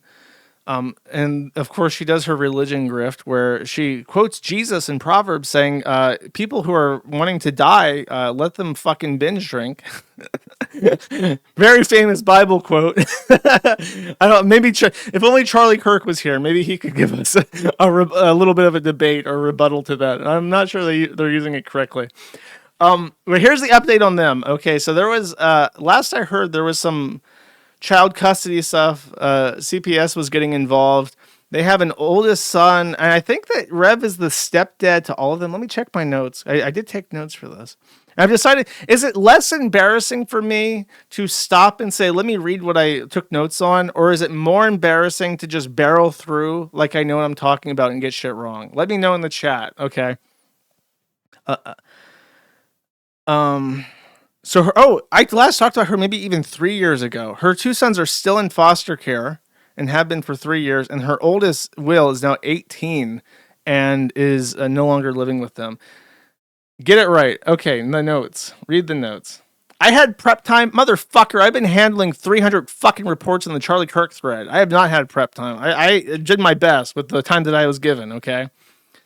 they're common law married, not officially married. They have like a religious marriage. I want to say that all of her kids are stepchildren. And Rev is like this baby carrot cuckold. I've said this before when I last talked about them, but when Shanny is like doing her sermon, where she's like hyping herself up to the camera, Rev is like one of those black people that when another black person's going off is like, "That's right, tell him, sister," like that. Like he literally does that in the background of all of her speeches. He has like no opinion, no spine. He's just completely walked over by this troglodyte that he's trying to kill through alcohol intoxication. But kids are still in foster home, and Will has left the house. He's gone, and supposedly, and I wish the people in the thread had clipped some of this because I was more interested in this. Maybe I'll do a follow up if I see more of it, because I Shanny is like one of those people that I would love to talk about more, but she's not super popular, so I don't hear about her more. Her son Will has apparently gone online and is now A-logging them. He's cut contact with both of them, but especially Rev. He says that Rev was abusive. And that they are facing a housing issue because they've been living in Rev's uncle's house, but all he charged them was he asked for them to pay utilities, not even rent. And they've been negligent in paying utilities. So he's just selling the house with them as occupants and making it somebody else's problem, which is so fucking funny because it's such a pain in the ass in many states to I was going to say deport, to evict somebody from your house. So he's just selling it to somebody else. Like, I'll let them deal with the eviction. I'll let them deal with Shanny. Not my fucking problem anymore. So they're currently e-begging for money and drinking themselves into a stupor. Apparently they privated some videos, which is why I'm looking at this. I chastised the thread. I'm like, look, you guys got to upload. I don't work on the server and make it fast so you cannot archive stuff. Come on. I want my Shanny tent, goddammit. I need to see what Jesus' strongest alcoholic is doing these days. Jesus Christ's strongest child abusing alcoholic, fibromyalgia having grifter. What is she doing? How is her Sisyphean task going? And that's a little Shanny update. Now I have another update. Okay. I talked about this lady for the first time ever a couple streams ago, and it was probably one of my favorite segments in recent history because I just kind of like briefly touched on it. I didn't really know what I was talking about, and then I was like, you know what the fuck am I looking at? I have to know more. So I just read her OP on stream, and this is Ang. How would I pronounce this? Ang Vandra. She is a Shotacon who did art for Cartoon Network and who has since been fired. And on stream, I played her video of her explaining how she has dissociative identity disorder, which is a made-up condition. And she's like a full-blown psycho Tumblrista type who, after discovering that she had a Kiwi Farms thread, began to punch herself in the head and record it and post it to the internet. Well, she disappeared for a while, and she's back. Maybe she's gotten help chat. Let's see what Ang is doing, how she's feeling. Okay. Now we're gonna do something really cool, like this. Okay. I'm ready to dance. Let's do this.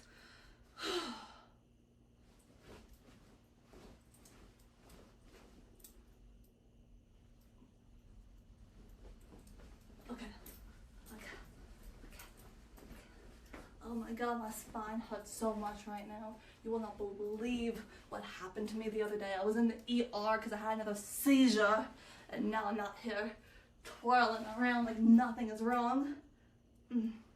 That's just how my life is, I guess. And let me tell you something. It sucks. Nobody likes being chronically ill, but having sweet dance moves at the same time. Vax? Fully embody yourself. Okay. Patrick Rick Tomlinson. Let me see if I can find this and put it up on the screen. Sorry, this is very important. Here we go. Hold up. Patrick, you cannot fix her. Sorry, I hate to be the one to tell you, Pat. Can't fix her. Don't try. Not fixable. Not possible. Okay. Not no. Don't do it. Let's do the dance. Cool. Can you give me a kiss? I'm shy. Oh, okay. All right, we're gonna do this now.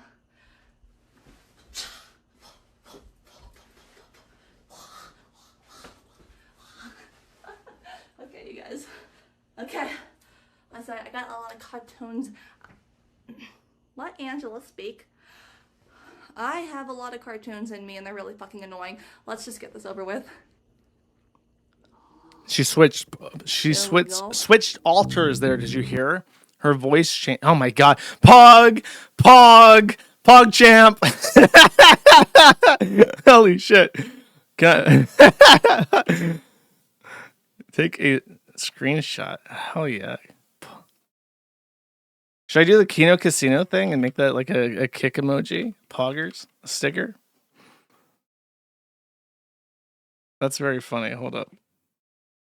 I might try to get that into the site somehow, because that's a fucking funny face right there. Stupid face. Here we go. Look at this. What? That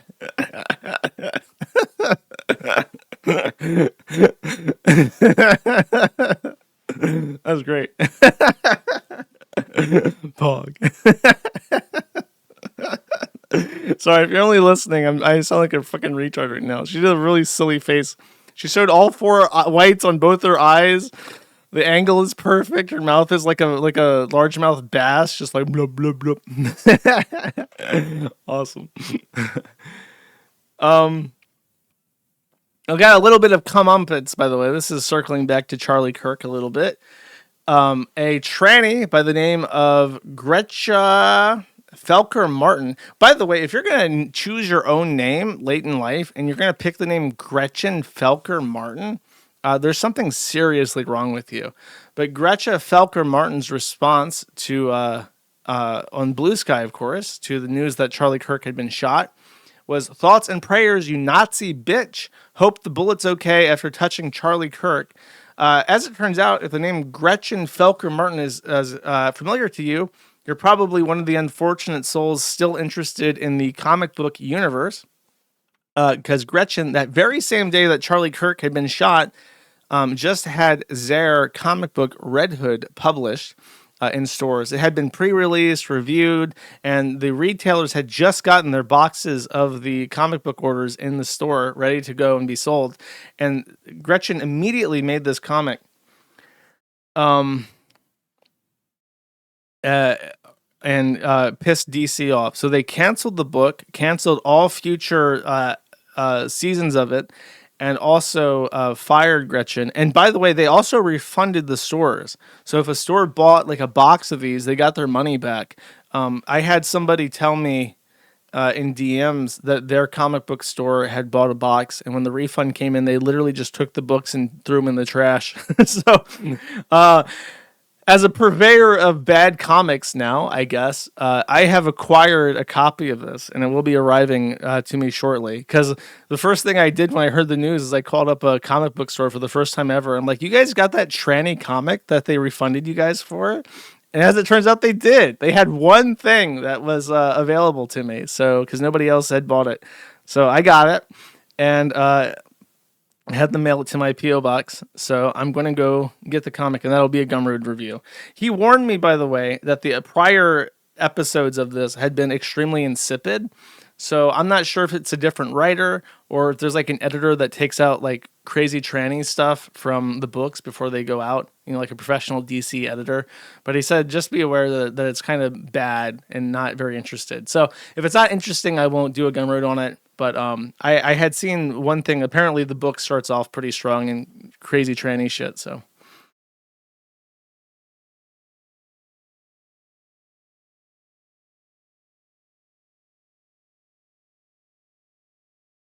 look forward to that. Matt at the internet.gumroad.com. Matt at the internet.locals.com. And there's one more cancellation type thing, I guess, that I'll just play you.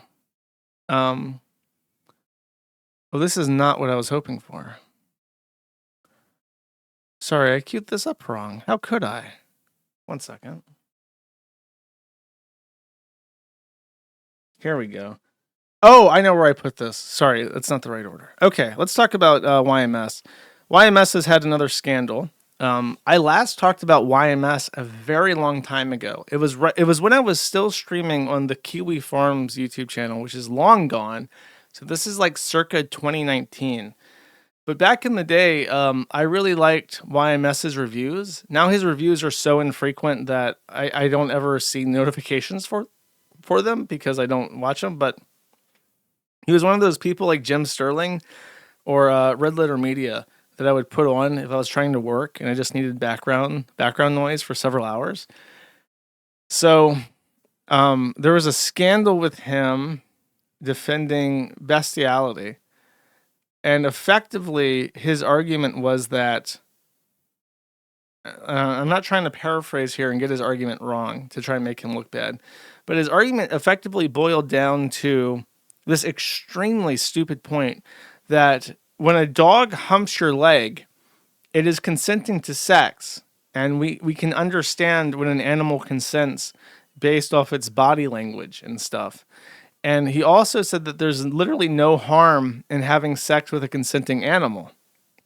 And that's not like hyperbole. I remember this very distinctly. And I remember what my counter arguments were. First of all, what I should have said but did not say is that an animal cannot consent to sex. I did say that. I said an animal can't consent to sex, but as an extrapolation of that, and I imagine that when a person like a gay man is trying to condition a dog to receive blowjobs, that it does not only have sex with the dog when the dog is like dry humping something. The animal is conditioned to receive it on demand from the owner. So it's sort of like you're not waiting for those cues all the time. I imagine that the gay men just do whatever they want whenever they want. And then they say like, well, it didn't rip my face off. Which, by the way, is also not an excuse in other instances of consent. If someone doesn't kill you or claw your face in self-defense, that doesn't mean that it wasn't rape. We don't apply that to women. We don't apply that to children. We don't apply that to anyone, where you have to have self-defense injuries to prove that there was not consent. That's not how it works. I never made that point, but I was thinking about this again because of the recent controversy. Basically, what this guy did, I don't even know who made it because the video has been taken down, and I'll talk about that in a second. But somebody did a video. I need to look at my notes. Sorry. No, I don't have the name of the guy that did it.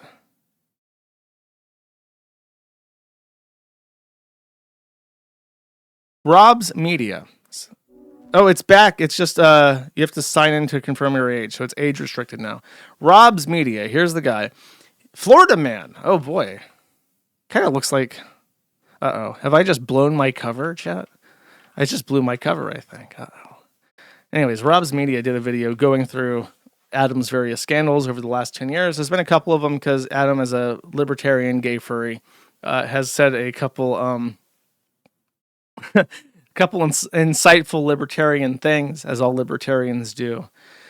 And this guy, Rob, just went over them. And one of the main things was the zoophilia comment. And it featured my arguments with him. And he like condescended. I did not like this remark. He said something like, honestly, Josh shouldn't have even bothered talking to this degenerate. And it's like, first of all, keep in mind, this was 2019.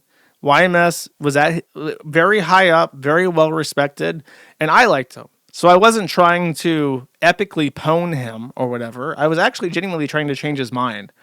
And as we learned from Charlie Kirk, trying to win over hearts and minds through debate is a winning strategy. So I was not trying to own this fucking guy. I was trying to talk to somebody whose videos I liked. And I did. I made a very heartfelt, persuasive rebuttal to his statement that sucking a dog's dick could not harm it. And one of the things that had just happened recently, it was the Kiro the Wolf shit is what brought this up.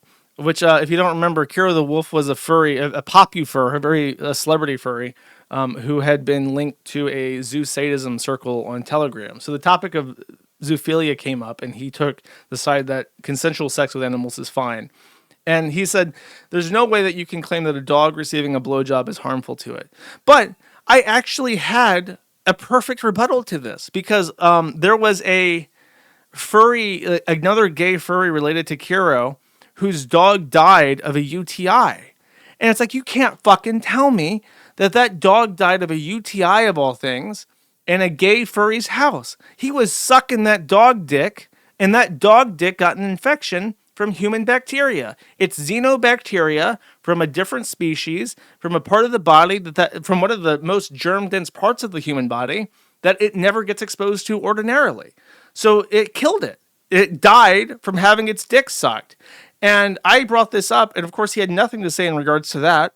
But it's like, there's your fucking proof. Sucking dog dick is bad for the dog. What more do you want? But he still clung to this narrative that there are consensual forms of zoophilia, which is disgusting on its face, and it's morally reprehensible to anyone who hears it.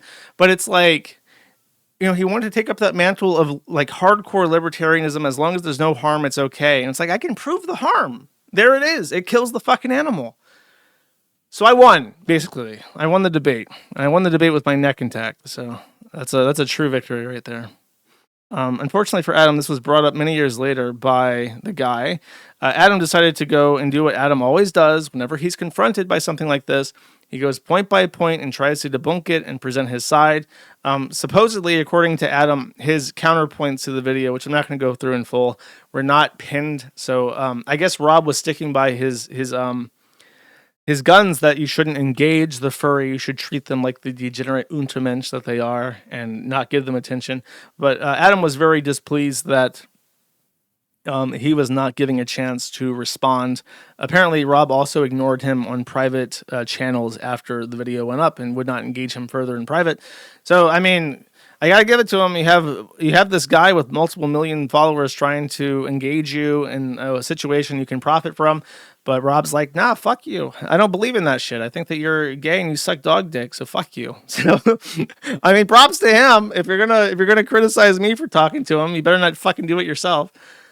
This led to YMS retweeting, or reposting rather. We don't call it retweeting anymore. That's the dead name, the dead verb. Night Kitten, of course, saying, it sounds like they're knowingly distributing porn to minors. That's pedophile behavior, and I don't like pedophiles. So Rob, of course, is a pedophile because he criticized Adam. More specifically, according to Adam, what the fuck? Oh, this is what I was trying to bring up. He posted these static images. And the summary of these is that Rob had shared photos, apparently, that were pornographic. My understanding of this is that YMS's avatar, where he's doing the frowny face, that's like a 15-year-old image of him, and he's at a furry-con with furries. And I think there are other pictures of him that were cropped and used in the video that are there are nude furries in it that he's taken pictures of. So he said that these were sexually explicit, though not really. They were sexual. What's the opposite of explicit? When it's like, it's sexual, it's just sexual in nature or cropped from something sexual. So it's inappropriate, but it's not full on explicit. Sexually implicit. Suggestive. That's the word. Hey, they were sexually suggestive images that were not explicit.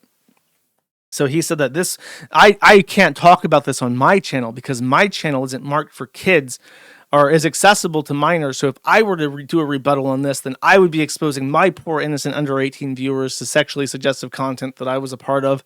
And he isn't marked for minors, and he's showing this to people that are that are minors themselves. So he is distributing porn to children, to which Night Kitten replies and says, yeah, he sounds like a pedophile to me. So they got the channel restricted. It was taken down completely, I think, but apparently he won an appeal, and now his video is just reinstated with an age barrier, which is a fair compromise as far as I'm concerned.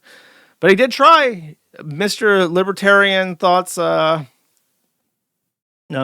dialogue and freedom of speech and so on and so forth, try to take down a video making fun of him for, quite frankly, what is an embarrassing history. I don't think Adam has ever owned up to anything that he's ever said in regards to this. And it's like, you said that sucking dog dick was okay, bro.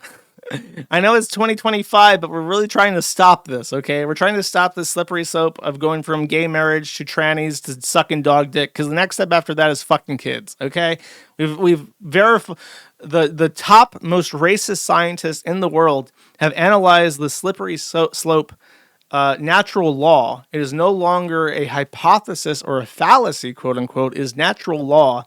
And the slippery slope natural law indicates that we are going to fucking kids. And the only thing stopping us from getting to it being okay to fuck kids is it being okay to fuck dogs. That's next up. We got to fight it. Okay. Chud science. Exactly. Fact checked by real chuds. Fact chuds. So, I don't know. I haven't watched anything by him in a while. I'm not emotionally impacted by this. It's weird to see old stuff of mine recirculated, because I remember when it happened, like, oh yeah, this is going to be something that people talk about for a while. It's okay to be wrong. It's okay to be wrong and to realize that you said dumb shit, and to be like, you know, I don't actually believe in sucking dog dick anymore. You can just say that. It's okay. It's okay. Donald Trump is president. Okay, you can admit to it. You don't have to pretend that you don't have to pretend. Right, Adam? You don't have to pretend or make theoretical arguments, right, Adam, about dog dick, okay? We don't have to play these theories, these libertarian theories, okay, scenarios anymore, chat. Cool, okay. Suffer horse. Now that's a throwback. Oh, in case you don't get that joke, a long time ago, we used to call Ethan Ralph's wife a horse, and every time something bad happened to her, I would sing a song and say, "Now it's time to beat a dead horse." Da da, because then I'd make fun of May for being a horse. But Adam's persona is a horse, so it also works. Suffer horse. Stop giving him an out. Listen. Okay, here's how it works. This was, you know how I am with Chinese philosophy. Okay, it was Sun Tzu who said, give your enemies an opportunity to flee, because if you let them flee, they will not fight as ferociously, and as they are being routed, it is more easily to slay them than during a life or death pitched battle with no retreat. Always give them the opportunity to flee, chat. That's what Sun Tzu said.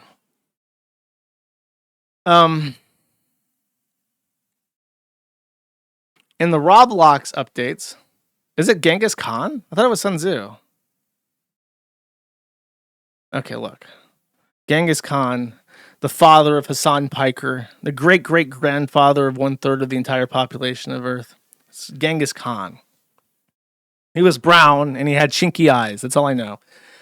In the Roblox universe, Schlapp, the very popular Roblox creator who left the Roblox partner program right before shit hit the fan. Actually, no, I'm confusing him. Schlapp was the one who was shit canned, right, by Roblox? Because he was a part of the pedophile hunting group. So he was one of the Ruben Sim acolytes, warriors of the Roblox anti-pedophile group, the Chris Hansons of Roblox. He got fired, kicked out of the partner program because he was making them look bad by discussing their child sexual predator epidemic on the platform. And after the Louisiana AG filed a lawsuit against them for false advertising, which, if you don't remember, the false advertising was that they advertised as a child-friendly platform, and then their platform was full of child rape. So they said that's false advertising. Literally, that's the indictment against them. After that, and Roblox lost... Oh, what's their stock at? I remember doing a Kramer thing about the stock price. 133, it went up. See, that's why I said, Chad, I would have sold it at 115. So now it's rebounded. Dude, how do you have a pedophile scandal and then go, the stock market's fucking fake. If you can gain like billions of dollars of market capitalization after you get sued for enabling child sex predators, the whole economy is fucking fake. Anyways, I would have sold at 115 and made my mint, made my $100 off that short, okay? So anyways, what was I saying? Roblox, Schlapp. They've come groveling to him. They have apologized as a PR stunt. They want open dialogue with Schlapp. But if they are going to Schlepp in his position of power. Roblox has come crawling back to him saying, please, Schlepp, let us know how we can get rid of the pedophiles in our platform. We totally care now. We totally care. We promise. He says, first, you must acknowledge the victims. Let us take a moment to think of every little girl who has been abducted and raped because of Roblox, which is a thing that happened many times now. They get met on Roblox and the weird ERP servers, and then they get shipped off to Discord, and then God knows what happens. There's something else I wanted to say to this. Oh, they had made some platform changes. I don't have a post for this, but I saw that they made some platform changes.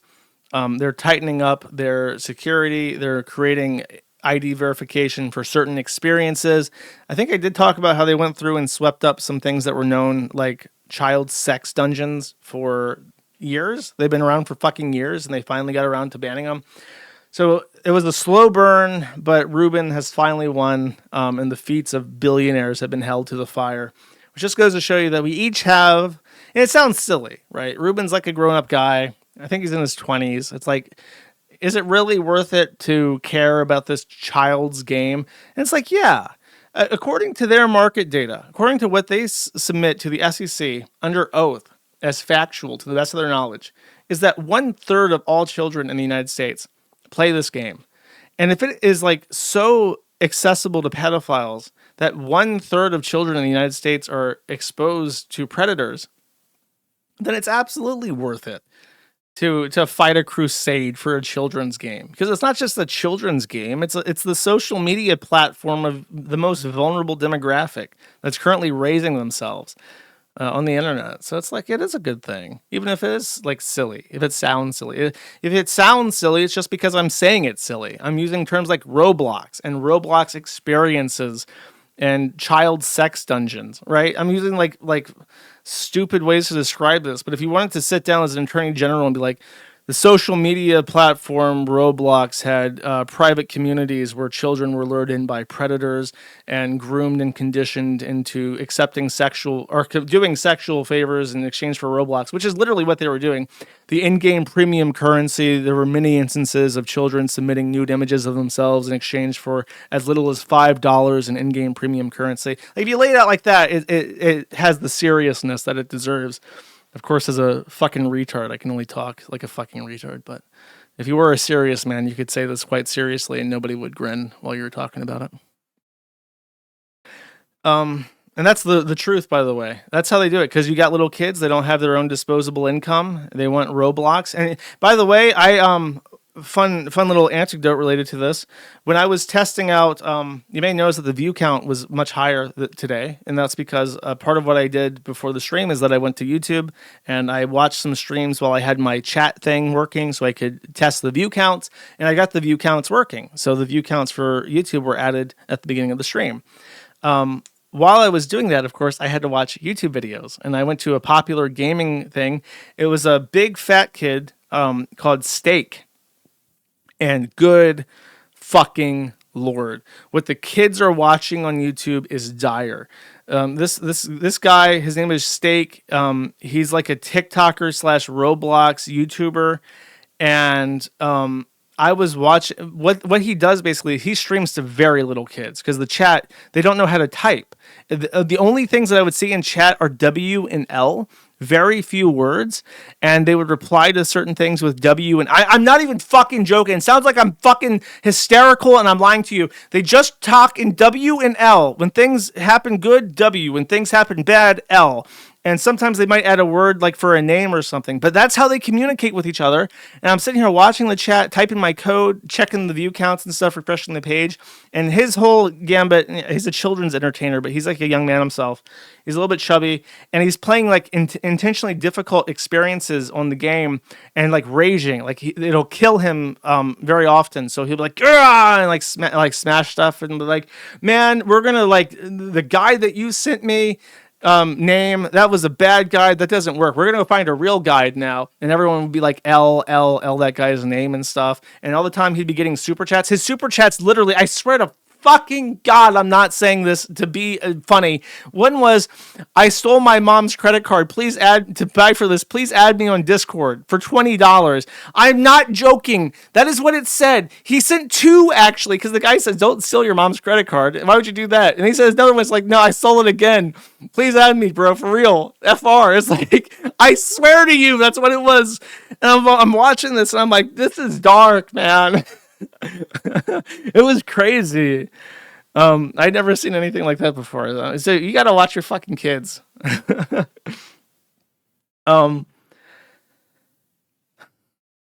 But yeah, the Roblox experiences, many of them are very monetized because the guys that build the little mini games in Roblox, they can make money by selling things. And I heard from some older people that were revisiting Roblox to talk about how it had changed over the years.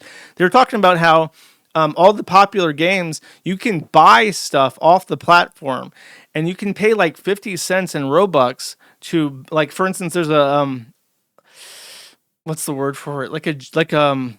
An agility test where it's like you have to jump very, very difficult jumps in the game over like a very long path.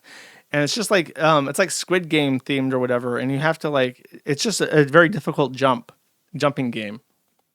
And, there's a thing you can buy for 50 cents to push. So if you use the item, it just applies a little velocity to the person you're targeting and they'll get pushed. So you can pay 50 cents to like knock people off of obstacle courses in this game.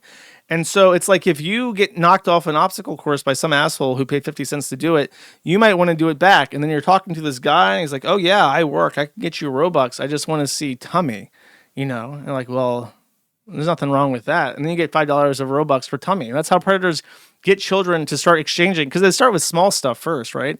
And they start exchanging money for it. And that's how you get a child to send you nude images for pennies on the fucking dollar, so they can push characters off of obstacle courses in the fucking game. And it's like it's a nightmare world, is what it is. And they've written books for it, like the 764 people that are considered a terrorist like a nihilistic violent extremist or whatever, NVE, classified terrorist organization. They've written guides on how to do this specifically with Robux to get extortion material for sextortion. So it's like it's crazy, man. You gotta, if you have kids of that age or cousins or whatever, you gotta like check on them. Give your kids disposable income. Teach them how to do chores so that they can buy Robux with their own money instead of whoring themselves out for $5. So that's the Roblox update. Fun times. Now, our real hero. Yesterday was 9/11. Happy 9/11, everybody. Never forget. If you're too young to remember, let me help you never forget. When I was a kid, the internet was entirely white people. Back in the day, the internet was basically just the United States and Germany, which is why Germans have many words for computer parts that do not match English words, because they were developed at the same time. Like I want to say like the word for motherboard is like a Hauptgericht or something. So it's like they have, usually it's just a direct translation or even transliteration from English into a native language, but Germans have their own words for it because they developed with it. So it was just Germans and Americans hanging out together on the dial-up, experiencing, doing weird, funny stuff, writing viruses, of course, to crash each other's computers. And then now it's IndiaNet, and it sucks ass. The Koreans had their own thing, but it was like super segregated, so they could play Korean Maple Story. Basically, nothing else existed. A Korean Maple Story, and then 2chan, and that was it. And then the Chinese internet was like completely segregated. I even remember they had these like funny little police things where if you try to connect to a bad website, they had like a funny little cop that would show up on your screen.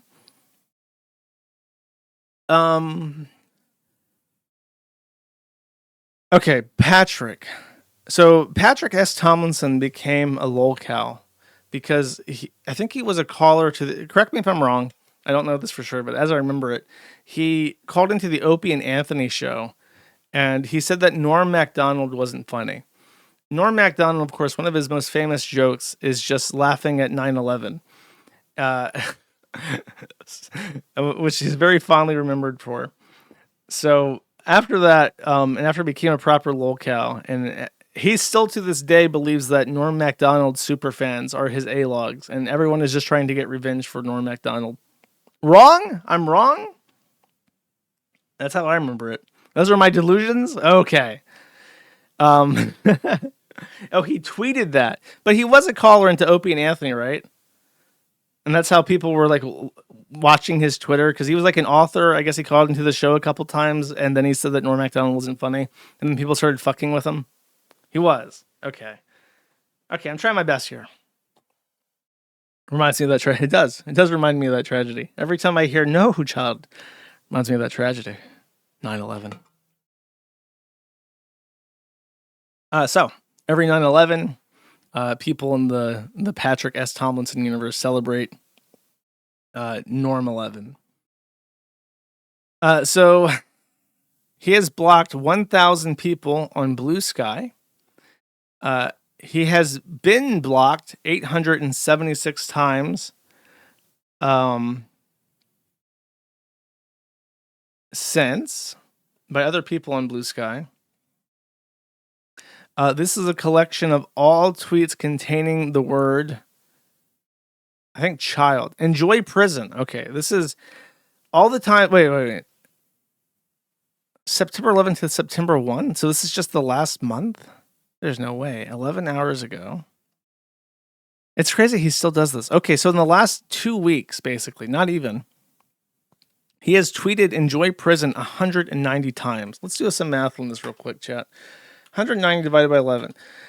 Patrick S. Tomlinson, on average, tweets something containing the term enjoy prison every hour that he's awake, which is very impressive. The previous month, he had said it 546 times. The previous month before that, he had said it 458 times. I think that this recognizes that's when the Jennifer stuff happened that he's currently being sued for in a human rights tribunal or something. In June, he said it 471 times, and in May, he said it 177 times, which means he has said, since the last time I did this tally, he has said enjoy prison 7,096 times in total. But let's check out the childings chat. In the month, really? He's only said child since May 16th 132 times? Oh, 132 just since May 16th, I guess. 611 in total. 600 level childings, 1,012 blocked, 876 block listed him, 7,096 enjoy prisons in total. I think since the total count. That's a very happy Norm Macdonald. And now, in case you're wondering, will he take this Norm 11? Will he take this Norm 11 and reflect on it? Or will he say more stupid shit? And here's an example of some stupid shit. Oh, wait, no, here's the original tweet. Hot take. I never thought Norm Macdonald was funny, and pretty sure all my comedy friends who did were either nuts or screwing with me. Now, this is his real crazy take, okay? The day of, at almost 6 p.m., not every death is a tragedy, in response to Charlie Kirk getting shot in the neck. Well, that's a dangerous sentiment to put out into the world. But at least he's sticking by his guns and trying to be as unlikable as humanly possible in every way, shape, and form. Good for him, I guess. Okay. I need a sip of water, I think. I'm out of water. I don't want to rush myself. Is there anything I can play to I'm going to play something real quick while I go get some water.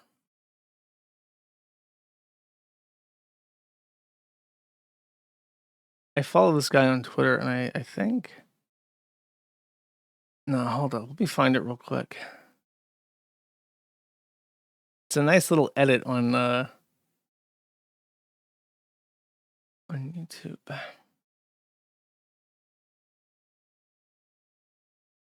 Hyperjumper is his name, is who made it. Okay, let me put this up, and then I'll go pee real quick and get some water. Spoiler alert, not meant to see that, chat. Hell yeah. This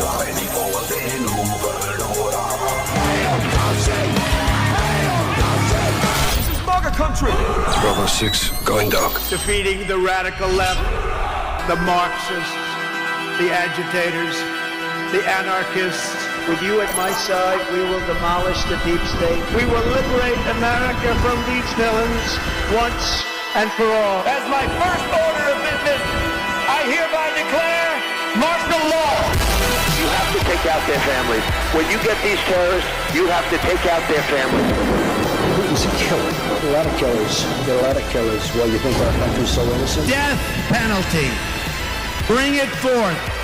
The only good communist is a dead communist! Donald Trump and the MAGA Republicans represent an extremism. Americanism, not globalism. That threatens the very foundations. Will be our credo! I'm gonna bomb the shit out of them. Hail Trump! Hail our people! Hail victory! The world is as angry as it gets. Well, you think this is gonna cause a little more anger?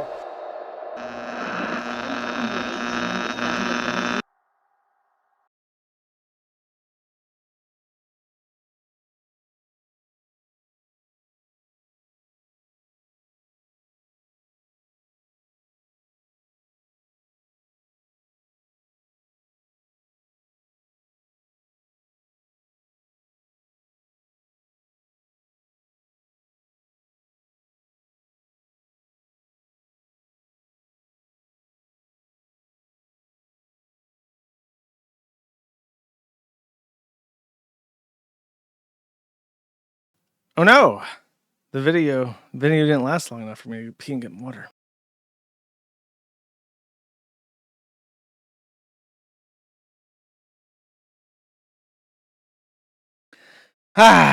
Okay. iDubbbz. As foretold, iDubbbz has, for whatever reason, and I have an extraordinarily intelligent and good opinion as to why iDubbbz has done this. iDubbbz has made a video called Coming Clean, which is 24 minutes long, and at least half of it is solely dedicated to PPP. Andy Warski makes an appearance too, but it's the Kano Casino, mostly focused on what PPP says. The gist of it is that PPP is lay evil for making fun of his wife, for daring to insinuate that Aniza has done anything wrong that has been a detriment to his career or future or happiness. As expected, that has only bolstered PPP. They have since posted, I don't have these pictures ready to go because I just saw them, but apparently PPP and Andy Warski, after their amazing night where they made $5,000 in like a couple minutes, went out and had a 5-star day where they had fancy dinner wearing a suit, and they posted pictures of it to thank iDubbbz for his contributions to their war fund. Very funny. But what does he actually have to say? His main complaint is that internet goblins like PPP have decided to make a mountain of a molehill with his life, and it's not fair to him. And in particular, he makes a point that is very indicative, I think, to his mindset. Let me think of how I want to word this.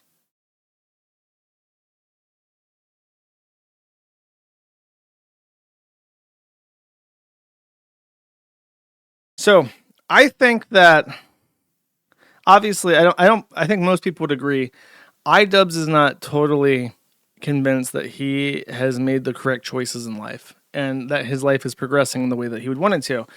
How could he think that? He's ridiculed by everybody. He's reviled. He's lost all of his fans. He doesn't have the income that he has. And he basically just moved into his wife's mother's house in Canada. So by every metric possible, he's going in reverse.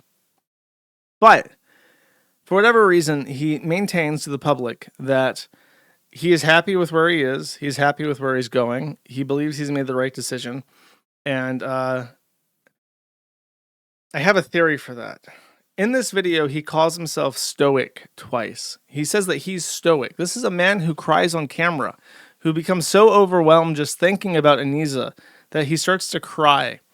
That's not stoic. That is the opposite of stoic. I don't know what the opposite of stoic would be called, but it's idubs, basically.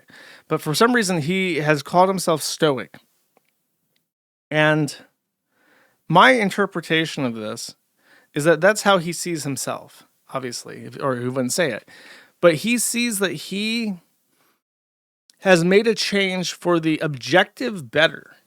And he is suffering as a consequence of his past wrongs. And his stoicism is not actually acting like a man in any way, shape, or form. His stoicism is that he takes the slings and arrows in his path of self-betterment and does not relent and does not change course and does not consider any criticism valid whatsoever. That's his idea of stoicism. He literally sees himself as a Christ-like figure.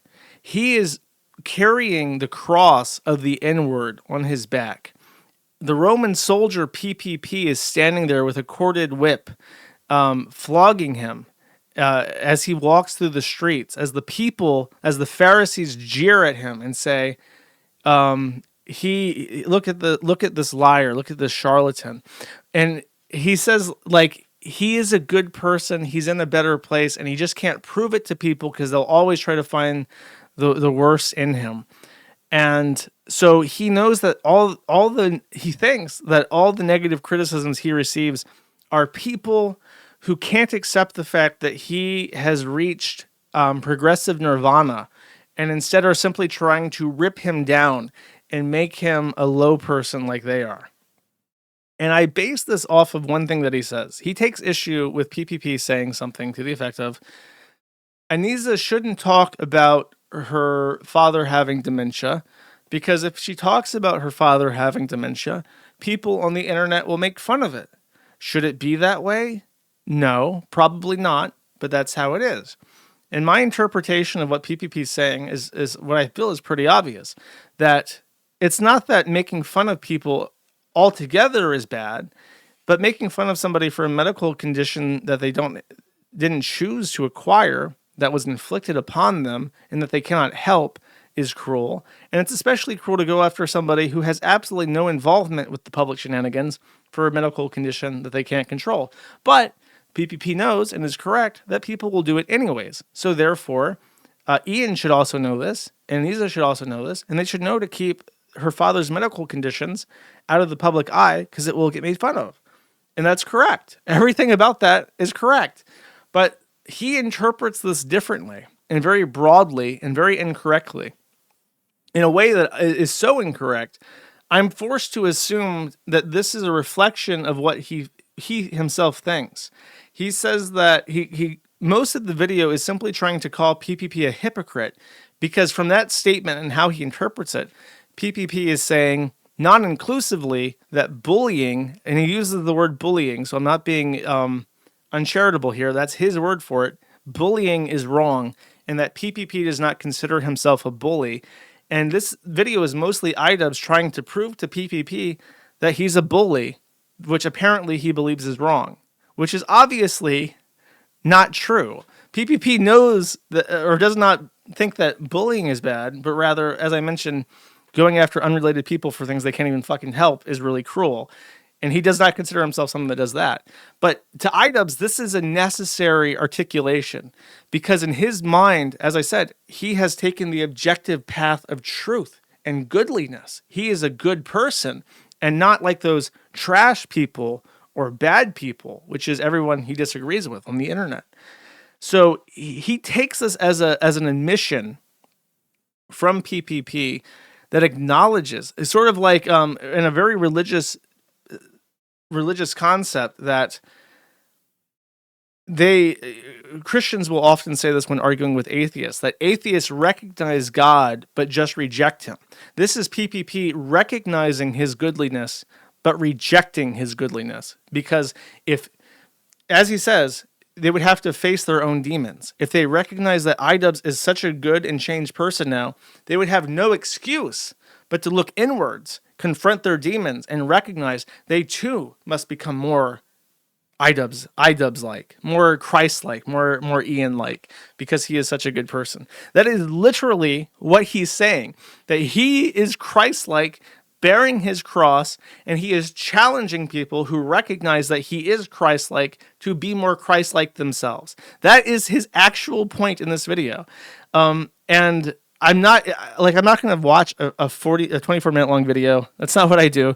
That's what PPP does. And then they pause and laugh and eat steak. They have a much better time than me. I just summarize. If you want to watch this and come to your own conclusion, please go ahead. It's on his channel. He's not deleted this out of shame yet. So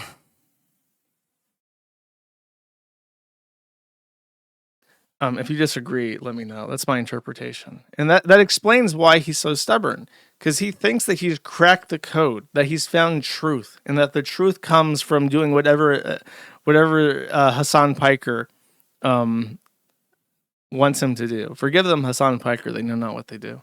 And it's his job to be stoic and to take the slings and arrows, because that's his lot in life now. And it's the most bizarre thing. And I'm not even sure where it comes from. I don't know why it makes him feel good to be... Well, actually, I do know. I had a theory for this. My theory for this is that he has... When he says... This is another thing that tips his hand. He says that PPP has to look inwards and face his own demons. I hit the mute button. And that's exactly what he doesn't want to do. He desperately does not want to look inwards and realize he's fucked his entire life up for no fucking reason. Because if he were to take a second and think, wow, is all this shit gay and retarded? Have I made a fool of myself for nothing? Have I profited nothing off this endeavor? Have I actually been wrong this entire time? That's really hard to do. There's a lot of people in the world, in the history of the world, who have had to make similar internalizations like that, and who never did, and died never making those internalizations. So in the same exact way, he's saying, don't you cyber bullies want to look inwards and realize that I'm right, and bullying heckin' sex workers isn't cool, and being a chud isn't cool, and bullying is just wrong? Don't you guys want to look inwards and reconcile your demons? Because he has to avoid reconciling his own crisis of faith in Aniza Jama and as Hassan Piker. So it's an incredibly pathetic thing. And one of the other things that he did, by the way, is that he went on and on while simultaneously condemning bullying being wrong. He said that he slandered his ex-coach, said that he was a disgraced former coach, called his wife dumber than rocks. So here you have a woman who's fighting human sex trafficking and childhood forced marriage. And he's just like, these people are fucking dumb, and they're liars, and they're thieves. And then he conjures up this conspiracy theory that they believe that they were owed $5,000 as a bonus from iDubbbz that they never received. So on the spot, H3 said, you know what, I'll pay that $5,000. You guys just made me more than $5,000 anyways on the stream, so whatever. So iDubbbz's conspiracy is that H3 bribed them to lie, and to mask the lie, that the fake show that H3 was orchestrating, he did this whole contract thing as an excuse to give them $5,000 under the table, or over the table, but in a way that was justifiable. So he basically accused them of taking a bribe from H3 to slander him. And it's such a bizarre accusation, because it's like, if it was pay for play, why would they not simply get paid not publicly? Nobody would know that they received $5,000 from H3 unless they had access to their bank details. And why would they have access to their bank details? Why would you have to go through this lie? But for some reason, iDubbbz insists that this is the entire motivation. And then after this video, where's my notes for that? Sorry. After this video, in the meantime, actually, no, let's skip to this. He did a live stream on Twitch where he decided that he would watch the entire interview between his boxing coach and wife and H3 and do a commentary on it. And after 6.5 hours, he stops watching the stream. Now, if you watch that stream, you would know that they go after like what had happened, some goss in regards to Iryna being the most insufferable person on the entire planet, some goss in regards to iDubbbz being stinky. But then at a certain point towards the end of the stream, the entire like last quarter of it is dedicated to the fact that dedicated to the story of his wife, his coach's wife, who explains in agonizing detail how she was brought over as a Hmong from Cambodia, or I think not from Cambodia, but from Vietnam. And while she was in the custody of her aunt, she was sold as a sex slave as a child to another Hmong man. And because child marriage had no age limit at the time, and because marital relations were never considered statutory rape, it was effectively a form of legalized child rape. And she was impregnated twice by this man in a unwanted marriage before she managed to get away from him. But she was already like 20 something when that happened. It's just an agonizing fucking story. She's brought to tears like several times. And she explains all this because her greatest offense, and probably the actual reason why they flipped on iDubbbz so hard, is that after all this, and after iDubbbz didn't pay them the money, and after iDubbbz failed to promote his boxing instructions altogether, basically depriving him of what he actually wanted, they asked for one favor. Please retweet our campaign to have a statutory limit on the age somebody can get married in California. Because if you remember, Planned Parenthood was telling the politicians, and all the politicians in California are on Planned Parenthood's payroll, apparently. Planned Parenthood was obstructing reducing this because they were concerned of a puritanical spiral, where if we lower the age of consent for marriage, then abortion might be next. They might prohibit children from getting abortions, or abortions under a specific age.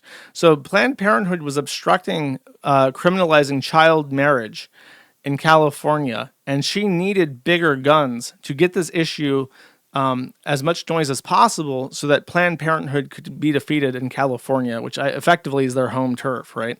So she needed every little tweet that she could get, and she asked the Jomas, please retweet my campaign to end child sexual slavery in the United States. And they left her on red.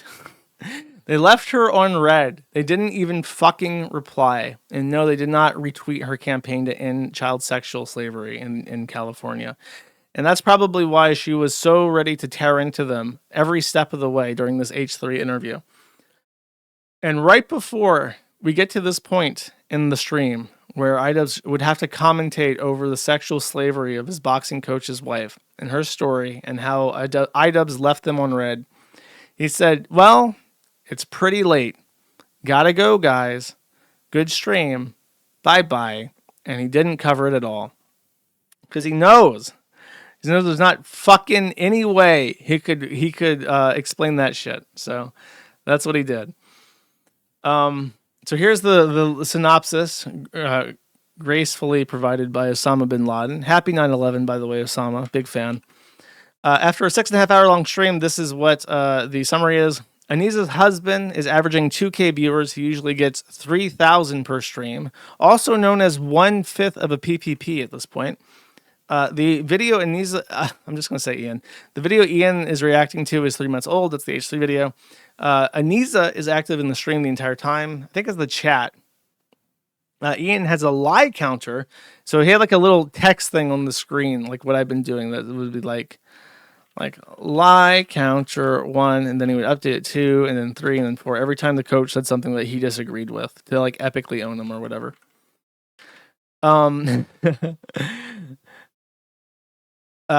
Ian confirms everything that the boxing coach said about him. He just coped it. So he did say he was stinky. He did say he didn't take baths. He did say that his breath stank. He basically admitted that the coach was right about everything while complaining and calling him a liar. Ian is upset that the coach found his music choice gay. Sorry, it probably was. Ian confirms he smells like shit, doesn't shower in between boxing sometimes. Iryna makes vague allegations. Is this like a clip that I can play? Oh, yeah. Now, I want to ask you something.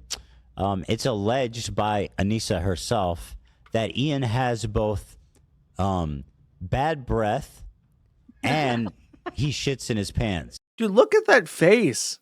Look at he's such a miserable fucking person. And he coped about this in his video, by the way. He coped about how he just has resting bitch face. It is not normal to look like you're one bad thought away from blowing your brains out. And he looks continuously like he's just the angriest person that has ever lived. Frequently. This is epic. I'll address all of the shitting in pants allegations when I come back from my pissing in pants piss. For piss? You weren't shitting your pants, were you? All right, let's listen to this. So again, it's one of these things where like this shit isn't even original. Like back after Creator Clash 2, I was doing a 24-hour live stream to raise money for the charity. So the charity's got some amount of money. We raised around $175,000, and I'd never done a 24-hour live stream. I was tired. I was very tired. Everyone who was there can attest to that. But there was this moment where Anissa very casually said, like, have you always shit yourself or shit your pants or whatever? I think we shit your pants. Have you always been shitting your pants? I think that's what it was. And, like, it didn't even register to me as, like, something I should be ashamed or embarrassed about. Like, you could see my face. I basically just go, like, what? Well, I guess I don't even think I have a reaction. Yeah, actually, now that I'm thinking about it, I have zero reaction. I just go, no. Like, I was, like, super casual. But I knew what Anissa meant when she said that, which is why I was very casual about it, is she just says, like, shit your pants as in, like, you know, you need to take a shit. I don't think it was, like, obviously the internet likes it because it makes me look like I shit my pants, but... This came up multiple times. There are multiple clips where Anissa openly states that Ian has fecal incontinence and will shit his pants, and has shit his pants, not just because he's incontinent, but because he has a gastrointestinal issue, and if he eats anything that contains a certain ingredient, it might even be gluten, he has horrific irritable bowels and will shit himself.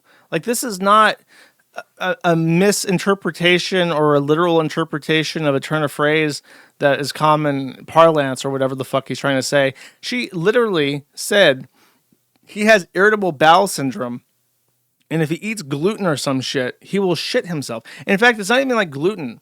He's saying that it was like multiple things. There's like a whole laundry list of things that Ian can't eat because he will shit himself. So no, it's not rumor. She said it like on 4 different occasions. Whether or not I shit my pants on here, I think that's too low.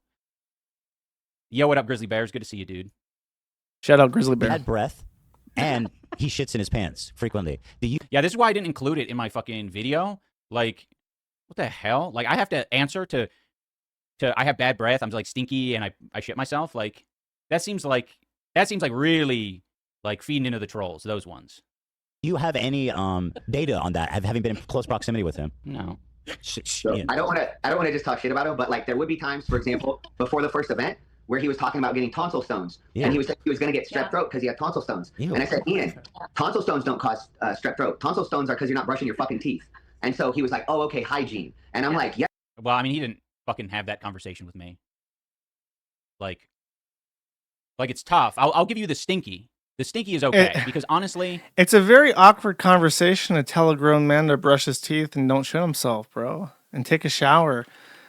It's you need to bring in an expert for that. You have to bring in an expert for that conversation. I was a little stinky when I was training for boxing. I'm not gonna fight it. You know, body odor is a thing, and I didn't always in between going to the first boxing session at the start of the day and the next boxing session at around like 4 or 5 o'clock. I didn't always get to the shower. So I will accept the stinky label, but not any of this other shit. Okay. We have brought in a Man at the Internet correspondent for some help here for Mr. Jamha to understand what needs to be done to take care of oneself. Here we go. Stinky. I have a sensitive nose. So if you are stinky, I can tell. Sniff, sniff. I get a whiff of you and ew. Go shower. The only good VTuber clip.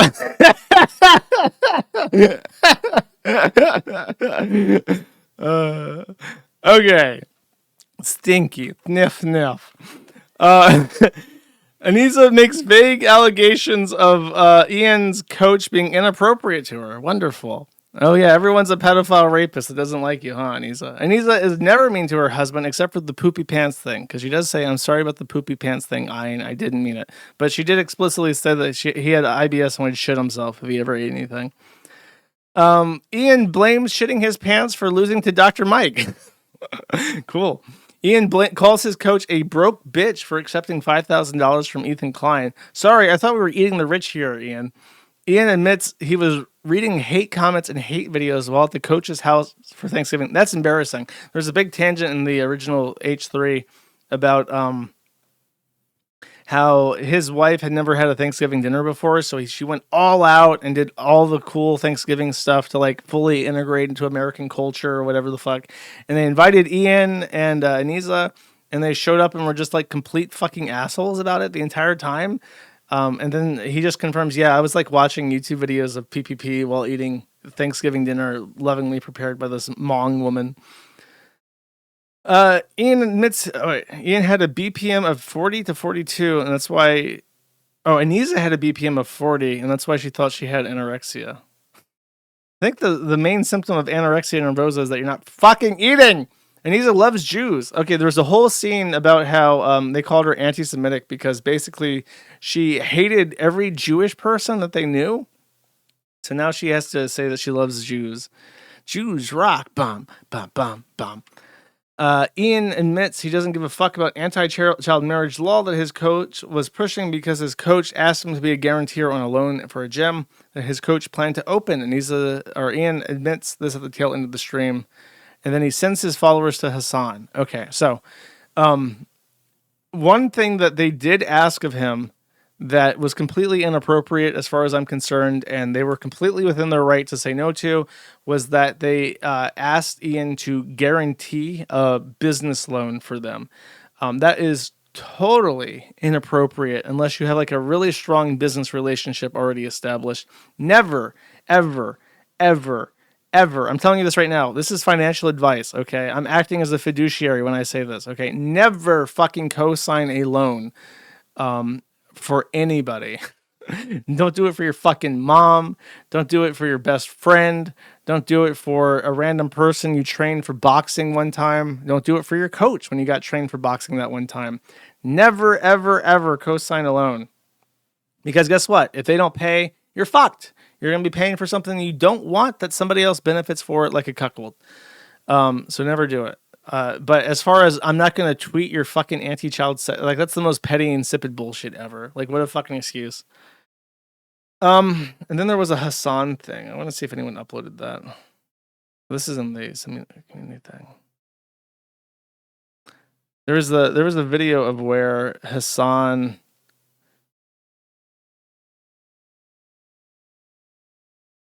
reacts to getting the viewers, and it's really funny. I don't know if I'll be able to. Oh, right now. Oh, I'll play this. Anything along those lines, but I'm putting this at time and a half, by the way, in case you're wondering. Specifically, she messaged me about this child marriage thing, and this was after Creator Clash 2, and it was very importantly right after Michael Briggs requested that I be his guarantor on a loan to open like a boxing gym. And I don't know if you guys know what that means. That basically means he's asking me to be responsible for like debt if he isn't able to like pay the loan. Now this, I want you to keep in mind.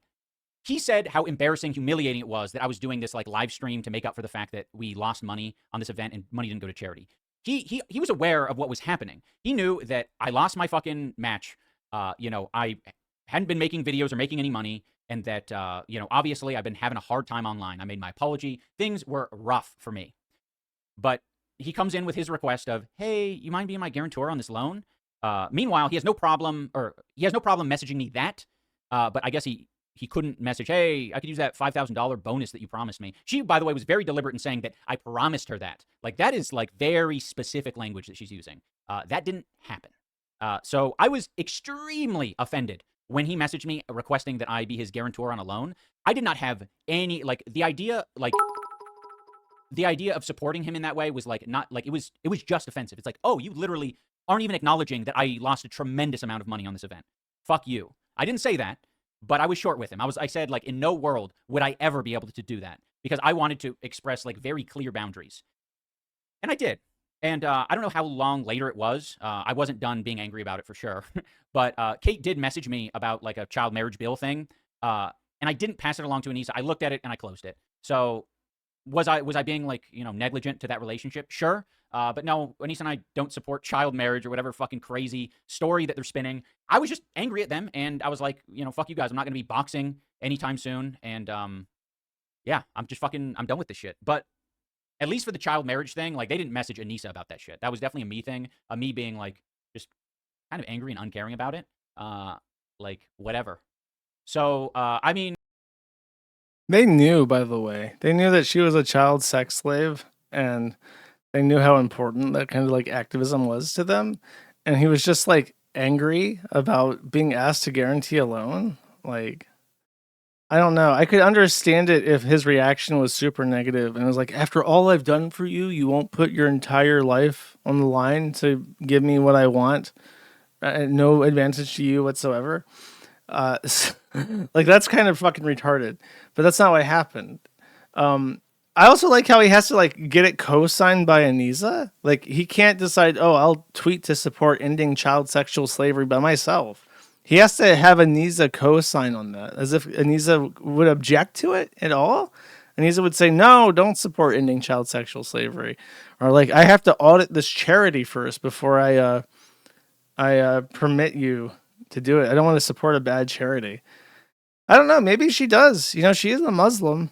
The Prophet Muhammad, according to the most important of all the hadiths, held in equal regard to the Quran by some sects of Islam. The hadith says that the Prophet Muhammad, peace be upon him, married a 6-year-old and raped her at 9. So maybe she doesn't support ending child marriage. I don't know why that's not a more popular thing to say. If the Prophet Muhammad can fuck a 9-year-old, why can't some random Hmong man after the holy matrimony of marriage? Doesn't make any sense to me, Chad. Doesn't make any damn sense to me. It's also, just to move on, I've said all that I can say about this shit. She started doing OnlyFans again, like around the same time. So maybe this is like also trying to promote her OnlyFans. He had twice the subs than the last time I played a clip of him. So he's up to what? Like $2,000 generously, maybe $17.50 a month, which is not enough to survive in Canada or pay rent in Canada. So moving to Canada is going to hurt them even more financially. But probably in part that also to promote her OnlyFans. Of course, I think I failed to mention last time. I might have, but you know, even if I did, let's hammer this home. OnlyFans is like the #1 pro APAC, owned by rabbis. Just super Jewish Zionist organization. And there's like alternatives to it. There are alternatives to OnlyFans. It's a multi-billion-dollar a year company that has the highest profit to employee ratio in the world. And that's not a joke. NVIDIA is like the second runner-up and doesn't make, like, the amount of money that OnlyFans makes versus the number of people that they employ is so great. It like is twice the amount of money that NVIDIA and Google make per employee. So it's an incredibly profitable business, and there are people copying it. All you're doing is selling ass pictures. And it's like, you're going to stick with the one platform that is like backed by an ultra Zionist, like the most famous thing it's ever used for. You know, you have very little options in how you impact certain things, right? Boycotts in the modern world aren't too effective because everything's owned by the same handful of companies. But when it comes to something as rudimentary as selling pictures on the internet, OnlyFans has competition, and you don't have to go through them. You don't have to do it at all, really, if you want to know the truth about it. So the decision to like be so lazy that you're just going to stick with OnlyFans when it's everything that you're against, supposedly, just because you have to sell butt pictures. And it's also, it's like, it's so dehumanizing. And they made a point that OnlyFans is like, being against porn is like being against feminism. It's the exact opposite. If you don't know this, I would like to inform you. that OnlyFans is a false idol and a lie that is seriously harming young girls. The top 1% of creators on OnlyFans makes 33% of all income. So for every $100 spent on OnlyFans, 33 of those dollars are going to just the top 1%. This is a type of economic stratification that is more top 1%er oriented than the modern economy. The top 10% of creators on OnlyFans earn 75% of all money spent. So out of $100, 75 is going to the same top 10% of people. The overwhelming majority of people on OnlyFans make less than $200 a month. They are brought in by this idea, oh, I can be like Bella Dolphin and I can sell my booty pics and I won't have to be an actual whore, but then I'll make like $20,000 and I'll be debt free in a year and I can just retire. And it's like they're brought into this. They sell their dignity. They commercialize their body. They subject themselves to serious future risk because people do try to dox people on OnlyFans, and then you're known as a prostitute. And feminists do not support OnlyFans. It is literally a lie sold to little girls that they can circumvent short-term economic problems by simply becoming a digital prostitute. And those people at the top, like when it comes to male attraction and coveting male attraction, the most attractive women are going to get the majority of men, the top 1%. And the other 10% of people that make the other lion's share of the income, do you know what they do? They do one-on-one conversations, which Aniza is never going to do. She's already past her prime. She's not that attractive to begin with. She's a generous 5, like before she did everything. And now she's going to, at her, after ruining her body, and being in her 30s, she's going to try to open an account because she thinks she's going to be that's proper BPD thinking. Like, yeah, I'm super sexy. People are going to eat me up. And it's just like, no, bro, you're fucking gross. And you're supporting a system that is gross. And you're supporting gross people in doing it. And you're hurting the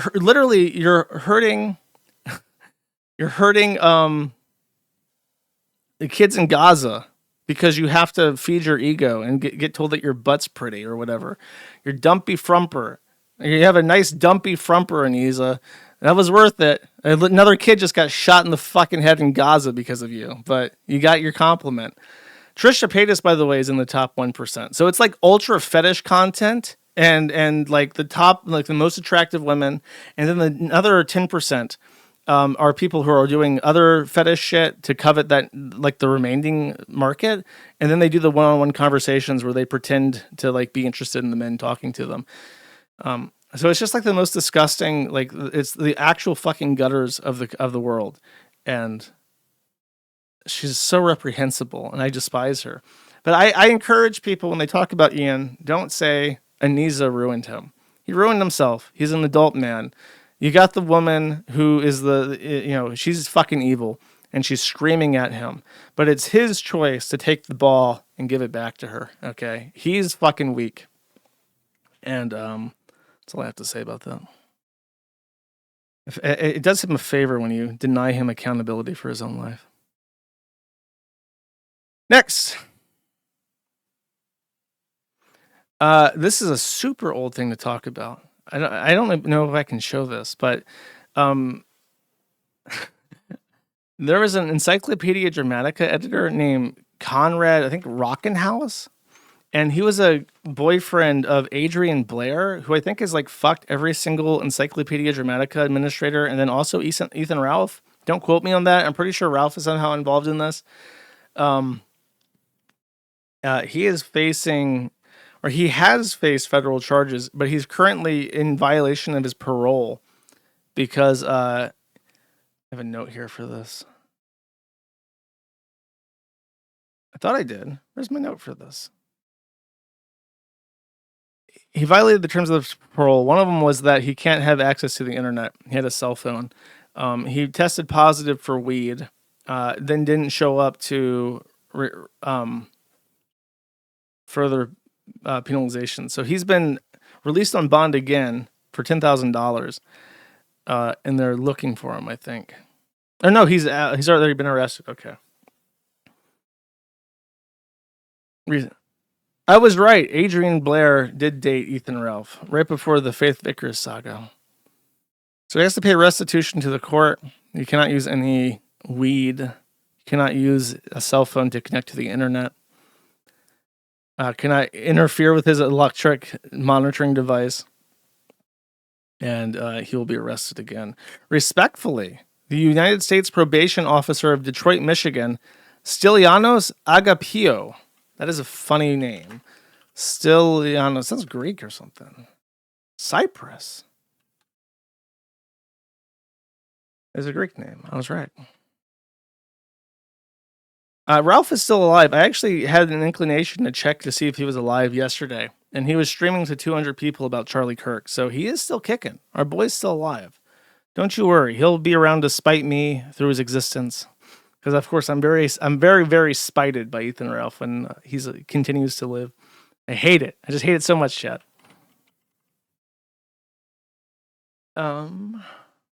Ooh.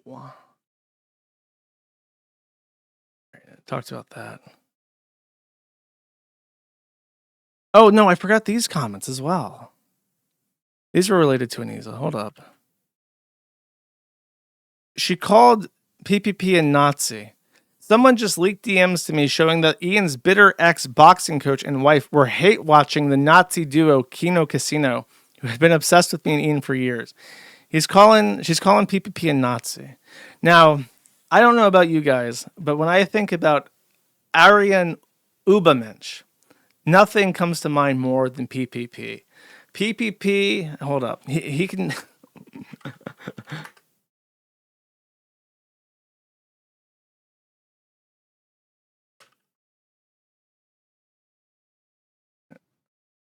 Okay, here we go. We got him. He would make the nice Hermann Göring. No, don't fucking block me, you piece of... God, I fucking hate Reddit. Okay, there we go. There we go. Reich officer, PPP. He's fat. He's goose-stepping. He wears brown, chat. And there was something else that she said that was fucking dumb. I forget what it is. She says a lot of dumb shit, chat. Whatever. I want to get off her. I want to talk about Hambly. The quartering has disappointed me again. He's one of the only people who's ever dared to mention the name Kiwi Farms on his big shows, which of course I appreciate, but I will call it like I see it regardless, chat. Jeremy Hambly has named his second channel, which was supposed to be like the Quartercast or whatever. It was supposed to be like a breakaway channel. He's renamed it to Jeremy Hambly, and he's now putting Jeremy Hambly in all his video titles because apparently he's upset that when you search Jeremy Hambly now, you get fucking Kino Casino clips making fun of him for spiraling and not having a profitable business. And he finds that offensive. So he's just flat out fucking admitted that he's trying to reclaim his SEO, which is embarrassing. But that's not what I am particularly upset about. It's this. Oh yeah. That's where he admits that it's people shitting on him. He's been binge drinking and eating junk food over the weekends, presumably to cope with being made fun of over the uppercase I internet. I think that is creative artistic license interpretation there. He's getting his low hormone levels tested. Good for him. And this resurfaced recently because people are making fun of him more. When Count Dankula announced that he was having a daughter, he made a very creepy tweet about starting the clock, which is a reference to counting down to when she turns 18, which is not a way that I would want to talk about a newborn baby girl at all, but especially in regards to a friend, right? That's kind of fucking weird. But I guess you can just excuse that as being a bad joke, right? Don't want to be too mean. Where's the other thing that I had lined up? That's recent, I think. No, that's the community features thread. That's not what I want. People are really enjoying his spiral. Okay, this video really pissed me off. So he's posted, according to the guy that has the Tech 9 avatar, he's like a proper Hambly A-log. Okay, this guy is on top of his shit. When I posted, he came right to me with all the clips and all the receipts. The video that I was upset about, you can't see the title card because it was embedded.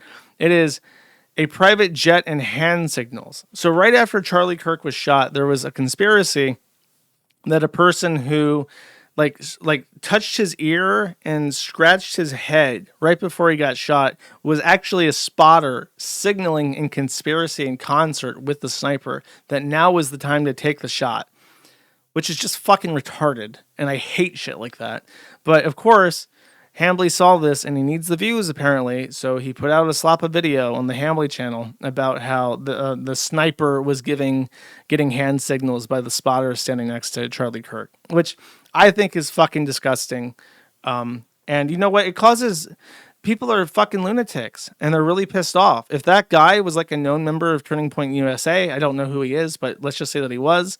And, you know, people know who he is, that puts his life in danger because you've just told all these people who believe in paranoid schizophrenic delusions about hand signals that he's like a liberal communist operator working in the shadows to assassinate Charlie Kirk, who just died. It's a really, really stupid fucking thing to do. So, of course, he didn't notice it himself. He just stole it from QAnon boomers on Twitter. And I just thought it was like disgusting. And then this guy, the Tech9 guy, that's an A-log, he said that Hambly has posted like 20 different things about it. A video about the shooter being caught overnight because it's doing numbers. So he made a video that got 250,000 views. So it was a successful video, but he got it wrong. You can see in the title, Charlie Kirk's assassin caught. He was not caught at the time. He lied. They had taken into custody two different people. One of them was like a Muslim. One of them was a boomer that had put up a stand that said Charlie. He had like written a sign immediately after Charlie Kirk got shot that said Charlie Kirk deserved it. This is what I heard. I don't know if this is true, but the reason why they took him into custody is that he held up a sign that said Charlie Kirk deserved it. Changed my mind or something. So they immediately assumed that he was in on it and they arrested him for it. I don't know if that's true, but that's what I was told.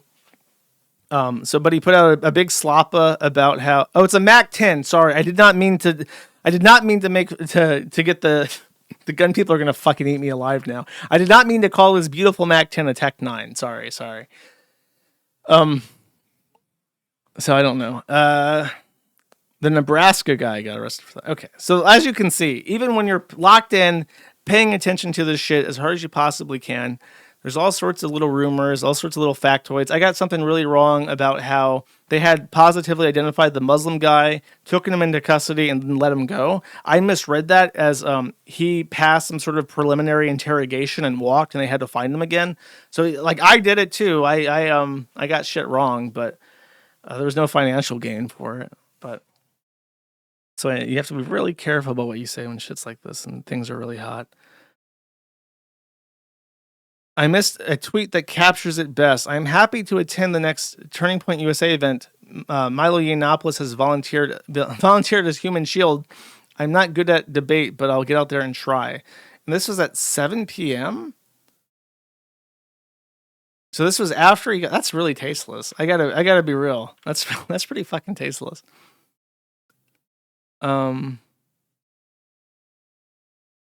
And then what was the thing that he made a tweet that got Sam Hyde pissed at him? I saw that, but I don't remember what it was. Let's see if I can find it real quick. I'll talk about that in a second. I remember that tweet. I might just have to go to Sam Hyde's thing and try to find it. X.com, Wigger. See, I think he's been tweeting nothing but the N-word for like 3 days straight, so I might have to scroll a little bit to find it.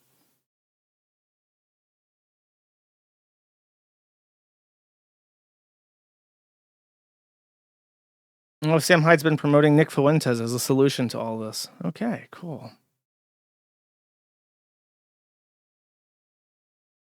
Nick Fuentes, who campaigned for Kamala Harris, by the way.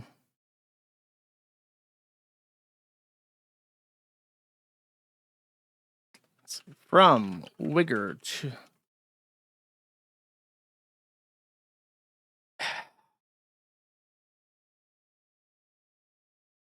Does anyone in the chat have it? What is the fucking thing? It pissed him off. What's remarkable about it is that Sam, like, retweeting him gained like 150,000 likes or whatever the fuck, just calling him stupid. Now I can't find him. How did this not get put into the thread is my question. Oh God. Okay, thank you. I see it in chat.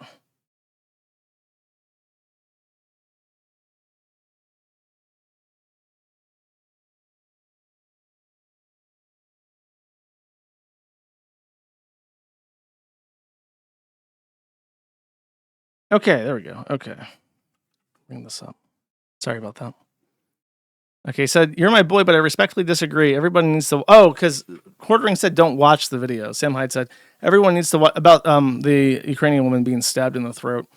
Quartering said, oh, no, the video of... God, I'm such a retard. The video of Charlie Kirk being shot. He said, don't watch it. I'm begging you, pray for his family instead. He said, you're my boy, but I respectfully disagree. Everybody needs to watch this because it could have been you. It could have been me. It could have been any of us exercising the First Amendment. Y'all need to know what our enemy want. They want this for all of us. They want our children growing up with dead fathers and raped mothers. All the snark and word games, moral posturing, and linguistic faggotry. This is what it lies behind it, bloodlust. Which I agree with. Now, of course, he left off a paragraph where he explains that only Nick Fuentes can fix this. So I don't know why he left off that ad. That's it. Hambly, I don't know. I guess he is properly like in a death spiral, which sucks. I'm very thankful that he needs to change it up, and he needs to do what he enjoys doing is what he needs to do. I'm not a super successful businessman, so maybe I'm retarded, but I'm very thankful that if I ever get bored with my formula, I can just change it up a bit, and people always seem to react pretty well to that. Sometimes I do. I just get bored, and I'm like, I need to do things differently than how I've been doing it before. And people like genuineness. They don't like people chasing metrics on YouTube. You know what I mean? They don't like people trying to clean up their SEO. That shit's not interesting. People are very picky about their entertainment and their pornography. They cannot feign interest in Aniza Jamha, both as an entertainer and as a subject of porn, if it's not interesting or attractive to them.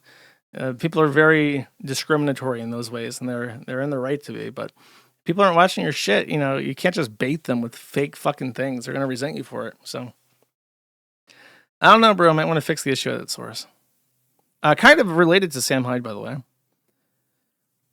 This old video. Oh, this fucking Jeet. Gunther Eagleman is a Jeet, by the way. If you follow this guy on Twitter, unfollow him. He's a fucking retard. He retweeted this old, because he's a Jeet and he just cares about engagement slop. When people were getting fired from their job for tweeting about Charlie Kirk being shot and getting fired for it, he posted this fake clip and pretended that it was a leftist breaking down because they got fired from their job for tweeting about Charlie Kirk. This clip is about 2 years old, and it's from Fish Tank. So again, always call out this fucking loser as being a Jeet. That's not his picture. He's Indian. He tweets for India. And he lies to your face. This clip is funny. I've never played it on stream before, so I'm going to play it for you. This is a Fish Tank contestant from like 2 years ago having a mental breakdown. This has nothing to do with Charlie Kirk. And if you see people retweeting this, make sure you point out that Gunther Eagleman is a Jeet. Fired from my fucking job. I was just fired from my job. I was just fired from my job. I was just fired from my fucking job. I was just fired from my fucking job! Now I have nothing but this! I have nothing but this website! I have nothing anymore! I have nothing! I have nothing anymore! I have nothing anymore! I have nothing anymore! I have nothing anymore! Ah! Ah! Ah! Ah! Ah!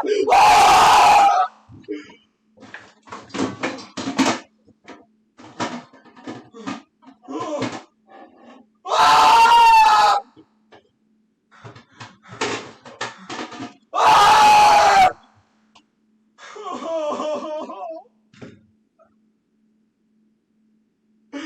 No! Concerned men with cherry biomconadiable inti Fuck! cherry. Fuck! Fuck! Concerned men where is cherry? Inclangin men where is cherry? Oh my god. Fascinating chat. If you're interested in more Fish Tank related content, I don't know if I advertised this on stream or not. Let's see. I could have, because it came out right before. Oh Oh, it was in Prospering Ground still last time I talked about it. The Jet Neptune thread is now out. It is approved. It is circulating in the Internet Famous board. It is a fan-made thread for our boy Jet Neptune, as he's known. Proving once and for all that Croatians are a different species from the Serbs. As he once famously said, this is an all-time banger. I'll always remember these loving words. I would love to hit every Kiwi Farms user in the head with a wooden bat. Possibly because of shit like this. Now, I'll remind him and everybody that while TV was doxing their compound and swatting them, and Redditors were swatting them, nobody on the Kiwi Farms had anything negative to say about him. Everyone was super nice. Everyone has been positive about fucking Fish Tank. So his hate is completely misdirected onto his fans. As always, didn't do nothing wrong. But this goes over his life, basically. He's white trash. He's a fucking wigger. That's why they're all called wiggers. I think his parents were like mentally ill drug addicts. I don't know if he ended up in the system, but he's like a fuck up. He got involved with Sam Hyde, I think because of like pole stuff. He found out about MDE. And then the gist is that every time there's been a season of Fish Tank, despite it being Jet Neptune's idea, he kind of fucks it up. Season 1 had like serious technical issues. Season 2 had like content issues. He launched Bitch Tank, which seems to be entirely dedicated to getting him head from BPD girls who then accuse him of being a rapist. So if you're interested in learning more about our boy Jet, someone's done a big write-up. They put a lot of effort into it. It's a massive thread. So if that's your cup of tea, I would recommend it. It's now out of Prospering Ground, so everybody can see it. It's just Internet Famous Jet Neptune. Okay, talked about that. Here's a little bit of side content. Man from Mars did a like hour and a half long video, or Gamer from Mars, sorry, did an hour and a half long video about white YouTubers who said the N-word. Now, he seems to think that Ice Poseidon is white, so his judgment is completely fucked up. There were many other people that he included in his list that were obviously not white. I think he included Andrew Tate or some shit. He included a lot of people. Oh, and Zerka, the pedophile, the Mohammedan pedophile that's associated with Nick Fuentes. Included him as white, so big long list. I ended up in number 51. I am null, but also parentheses Kiwi Farms as a whole. So let's watch this clip here. Joshua Connor Moon, known online as Null, is the owner and operator of Kiwi Farms, a web forum for discussing online people and communities.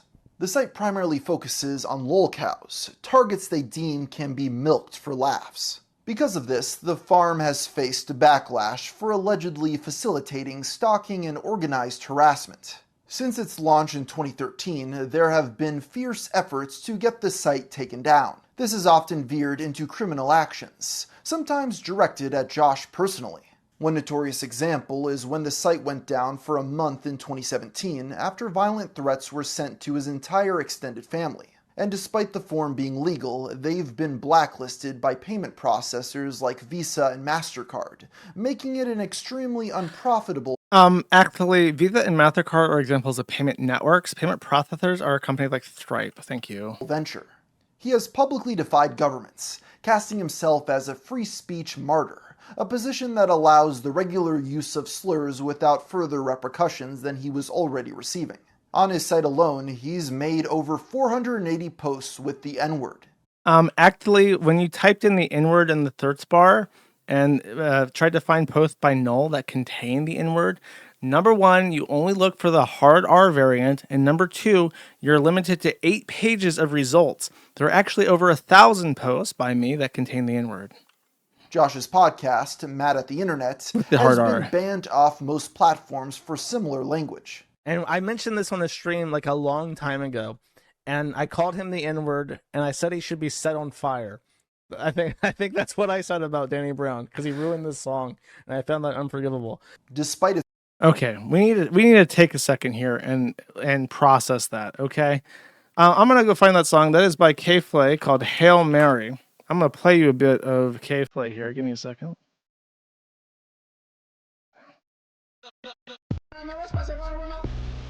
Here it is.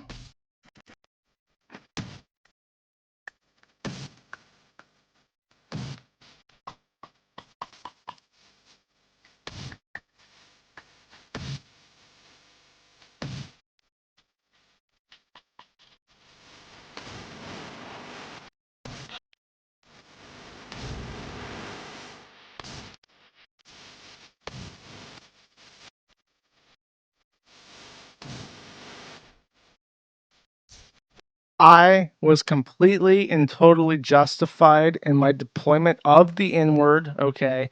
I know Danny Brown is supposedly a fan of lolcow adjacent stuff. I'm very sorry, Mr. Brown, but that's the hottest fucking garbage ever, and unfortunately it ruined a good, otherwise good K-Play song here.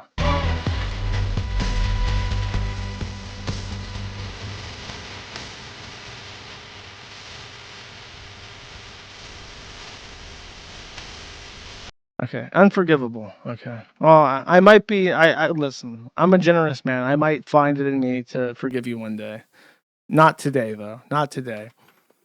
And there's more. Its reputation, Kiwi Farms is quietly influential due to their quality archival practices. The lack of recognition has fueled resentment toward those using the site for content. As a result, some users began watermarking their clips and images with the N-word, hoping to halt their spread on more mainstream advertiser-friendly platforms. Okay, now this is funny because, like, okay, so the N-word people that are doing the Bossman Jack watermarking, that's funny. But then what's really funny is that he actually has a segue for this. Curtis Peterson, better known online as Bossman Jack, is a streamer known for his intense gambling sessions. A convicted felon, he is known for his violent outbursts after devastating losses. His dedication to online casinos, managing to keep playing them on Discord while on parole, has netted Bossman Jack a small but loyal following. Over time, his antics have grown more and more desperate after burning bridge after bridge. In July 2025, he began to resort to paid racism, saying a message containing the N-word in exchange for $500. Hey, that Trump and Usain Bolt, those are pedophiles, bro. Take a second. Let's read this aloud for those who are only listening. The editor left a note on this video. Note, had to blur the clip because of the Kiwi Farms slur watermark we mentioned earlier. Very funny. However, let's also take a moment to notice that it says Kiwi Farms TM. Now, he's using this as a joke. I think he's being a little bit condescending toward the Kiwi Farms. But chat, as of September 9th, the Kiwi Farms is a registered trademark with the United States Patent and Trademark Office, property of lolcow LLC, a West Virginia limited liability company. So, actually, joke's on you, Mr. Gamer from Mars. It is a trademark. Matter of fact, bish. Shortly after, he made a statement on Discord apologizing if anybody was offended. As you can guess, it wasn't long until this $500 evaporated into nothing, as is typical for his streams. In case no, it's just Kiwi Farms. Lolcow is not a trademark. And I am also subscribed to updates from the USPTO. If Keemstar tries to copy or trademark the word lolcow, fangs out, nigga. I'm coming for that ass. I'm filing an objection. It is not property of anyone. LOL-cow was an article on Encyclopedia Dramatica like in 2005. Nobody, you don't get to claim that. Okay, it's a public domain word, like soup or dog. Okay, it's not yours.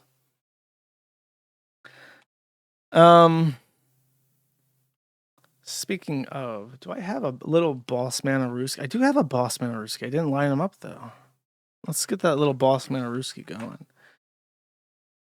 Let's see how long this clip is. 3.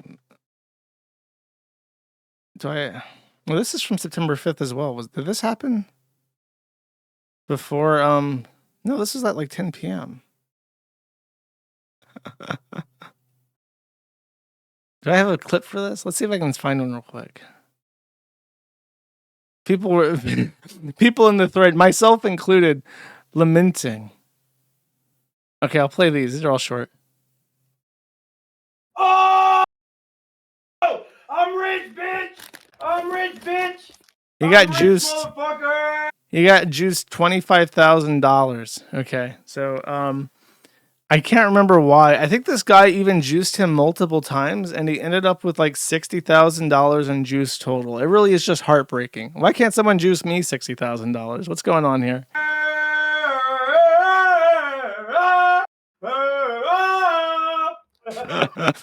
What the fuck just happened? What the fuck? What the fuck these niggas talking about? What the fuck these niggas saying, man? Oh no, white man, calm your tongue, sir. I'm not even asking for money right now, bro. Chill the fuck out, Julius. Get the fuck out of my Discord, bitch. Actually, yeah. Anybody got any money? Oh. I guess I think he lost that $25,000 in 17 minutes. So this is him a couple days later. Bro. There you go. There you go.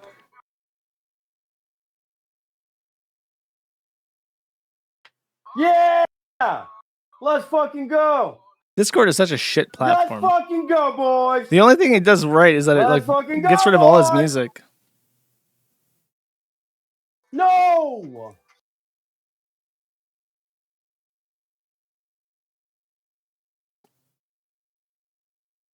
Yeah! Boy! Yeah, buddy. Woo!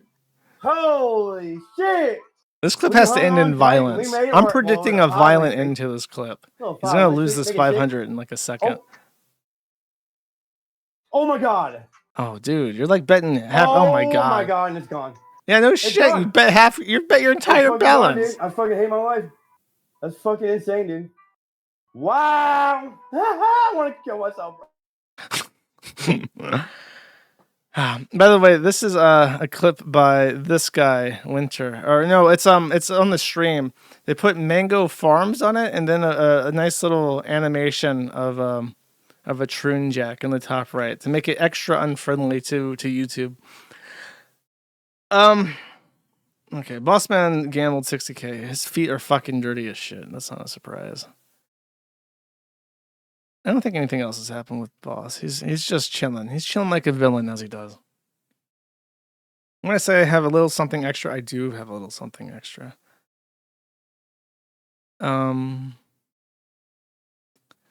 So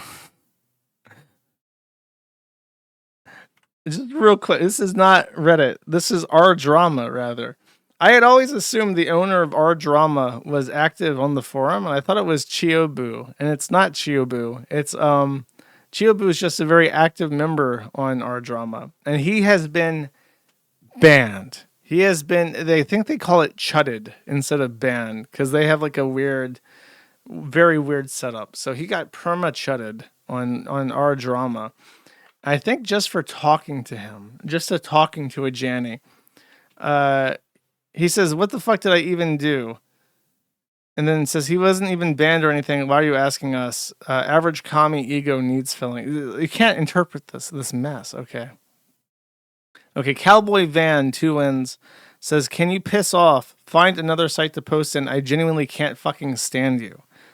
And then not only did this guy perma chud our dear Choibu, he then demodded all these other mods, removed Chud Request, removed Rapist Homo Thug Blackballs, removed J, the Sundance Saiyan, DEI Shill, X, deleted sidebar images, edited quotes, edited the sidebar, and removed Sylveon. How could he do this?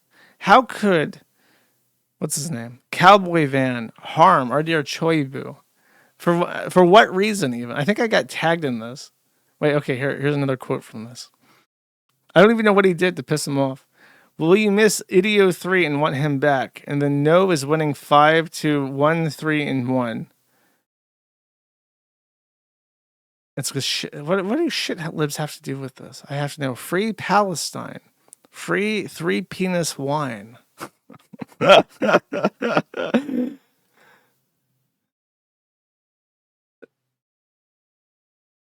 Avon 1 came over here just to read the thread and leave without saying anything. What a pussy.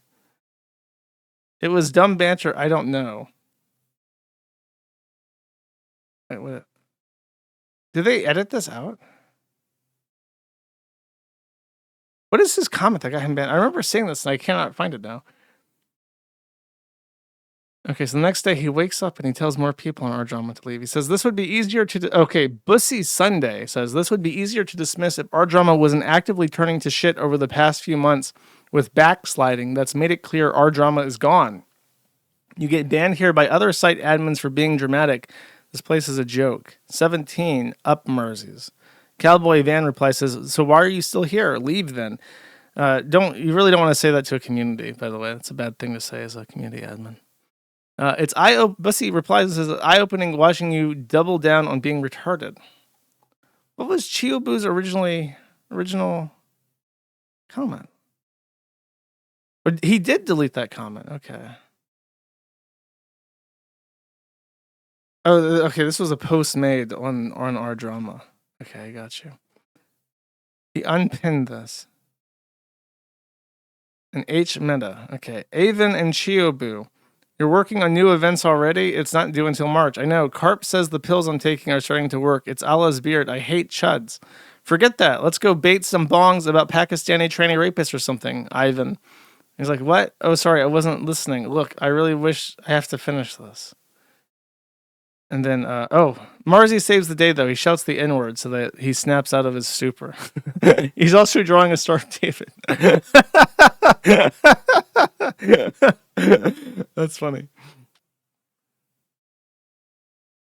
See, I like the Arjun people. They're so weird. Okay, this post got 18 up Marzies. Free my boy Chiobu. Didn't do nothing, need my money for them programs. Now, this guy is obviously a black activist, so you have to take what he has. If a black man is speaking, you have to listen.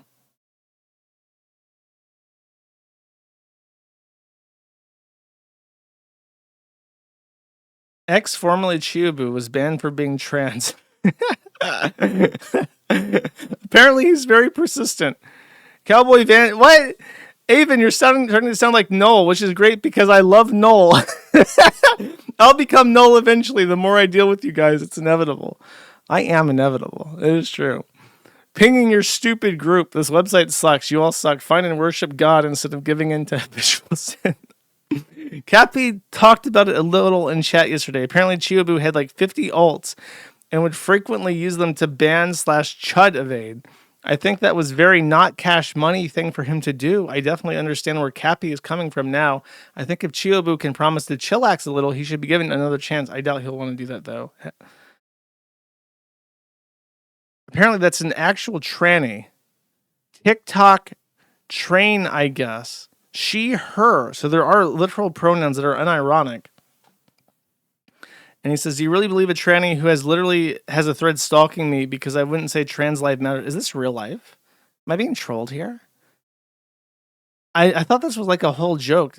See, this is the thing. There's that old B quote that it's like a falsely attributed quote, but I saw it on 4chan's B a lot as a kid. That was like, any group that gets their kicks by acting like idiots will soon find themselves in the company of real idiots who believe that they're in good company, or something like that. It's like this. It's like our drama has put up all the anti-deplatforming banners to be like, look, we're totally woke and shit, but now we're going to like post dead bodies and stuff. And then all the trannies saw this and were like, oh, finally, a place for me. Okay. So he has a Chiobu stalking thread. Alt-seeing eye doesn't work on him. I figured we could come together and list every ex, formerly Chiobu alt we know. If you don't know any of his alts but wants to do some sleuthing. This is 48 up Marzies. That's not good. He's being ratioed. The reason for this thread's creation, I was interested in chudding X, formerly Chiobu, but I noticed he was a deflector in a ward, almost up constantly. Then I realized that even if I camped out his account to hit him, as soon as it expires, he would just switch to one of his alts. I then wondered how many alts he could possibly have. Okay. This is very much something I cannot read and interpret. His pronouns are Ching Chong, by the way.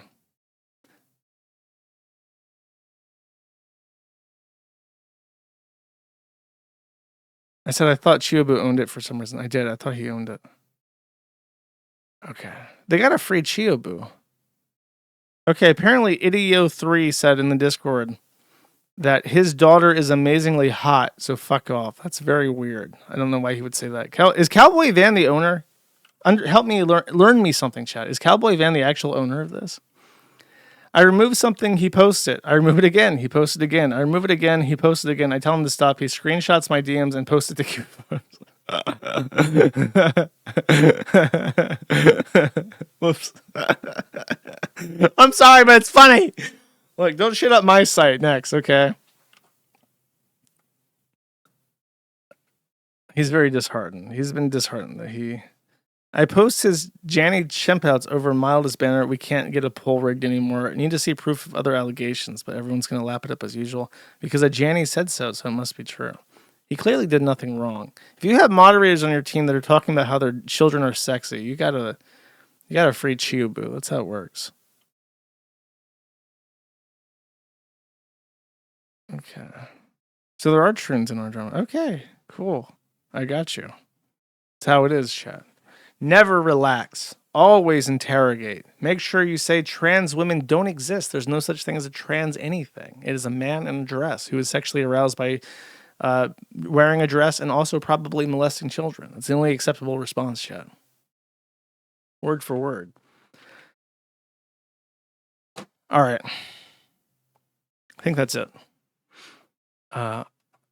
I have the super berries, and then I have a very, very good song picked out. So, as always, I would appreciate it if you stick around through the super chats, because I do have a great song for this stream.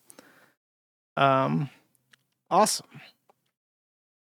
I have to do the green thing real quick. Green thing came out. Damn. Hopefully I didn't miss anything. I think I've been having a stroke for the past 10 minutes. Yeah, that's how some sites feel. And you wonder how they swim in this. How do they do this every day? Kurt Eichenwald, Anime Masturbator for 10 says, rest in peace, Charlie. Lots of death recently. It's not good. No, it's not good. Thank you. Monero Extremist for 133 says, Monero has always been tax-free, and also unlike Rumble or Kick, you get 100% of donations via XMR chat. The platform doesn't take a huge cut. The people that want to send money to the show but not to the platform consider using XMR chat. It's true. You can use XMR chat. I have to add it back to the site. There's a reason why it's not on the site, but when I re-add it, I'll let you know. You can just find me on XMR chat. I apparently end up on their tweets for being one of their top earners. Josh's corrector for 133 says, re-quartering, it's a standard to do sperm analysis when facing infertility in a couple. How else can you even know that you don't have issues as a man? Him getting tested does not mean he has infertility issues himself. I guess from last stream. I mean, I think the issue was that they just blamed her the entire time. And then the issue could be him. He's never gotten tested, so they have no idea. There's no reason to assume that it's her and not him. Eric George for 5 says, preserve the wonderful opinions you've read regarding Charlie Kirk at charliesmurderers.com. Joshua Moon will reward information that leads to a dismissal with a high quality picture of tummy. That is gross. But yeah, charliesmurderers.com is a site that is cataloging people celebrating it, especially high profile ones. Humble Guardsman for 7 says, Lord Jesus Christ, Son of God, have mercy on me, a sinner. Banana Plugs for 5 says, Banana Plugs. Oh, he's subscribed for a month. That's right. That's how that works. Thank you. Haramburger. By the way, it's still not fucking coming in, all the subs. So if you subbed during the stream, thank you very much. I appreciate it. Haramburger for 2 says, waiting for the stream to start. I was recommended your new iDubbbz video. Long but good editing. Hope it performs well. Sar is now treated fairly on YouTube. Yeah, like I said, I got a lot of good feedback about the YouTube channel, so I'm very happy with how that's going. I like doing the videos on Thursday because I think that gets people like, oh yeah, tomorrow is the stream day, so I'll keep an eye out for that. Thank you, by the way, for everybody who switched over from YouTube to Kick or whatever. Sneedo for 1 says, whoa, buddy. Where's Bun Bun for 10 says, is this life to gossip like fat girls? I'm the fattest, gossipiest girl, and I don't know how to feel right now. You can do other things too. It's just a hobby. Thank you.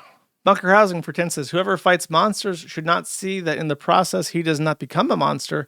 And if you gaze long enough into the abyss will gaze back into you. It's very true. Thank you.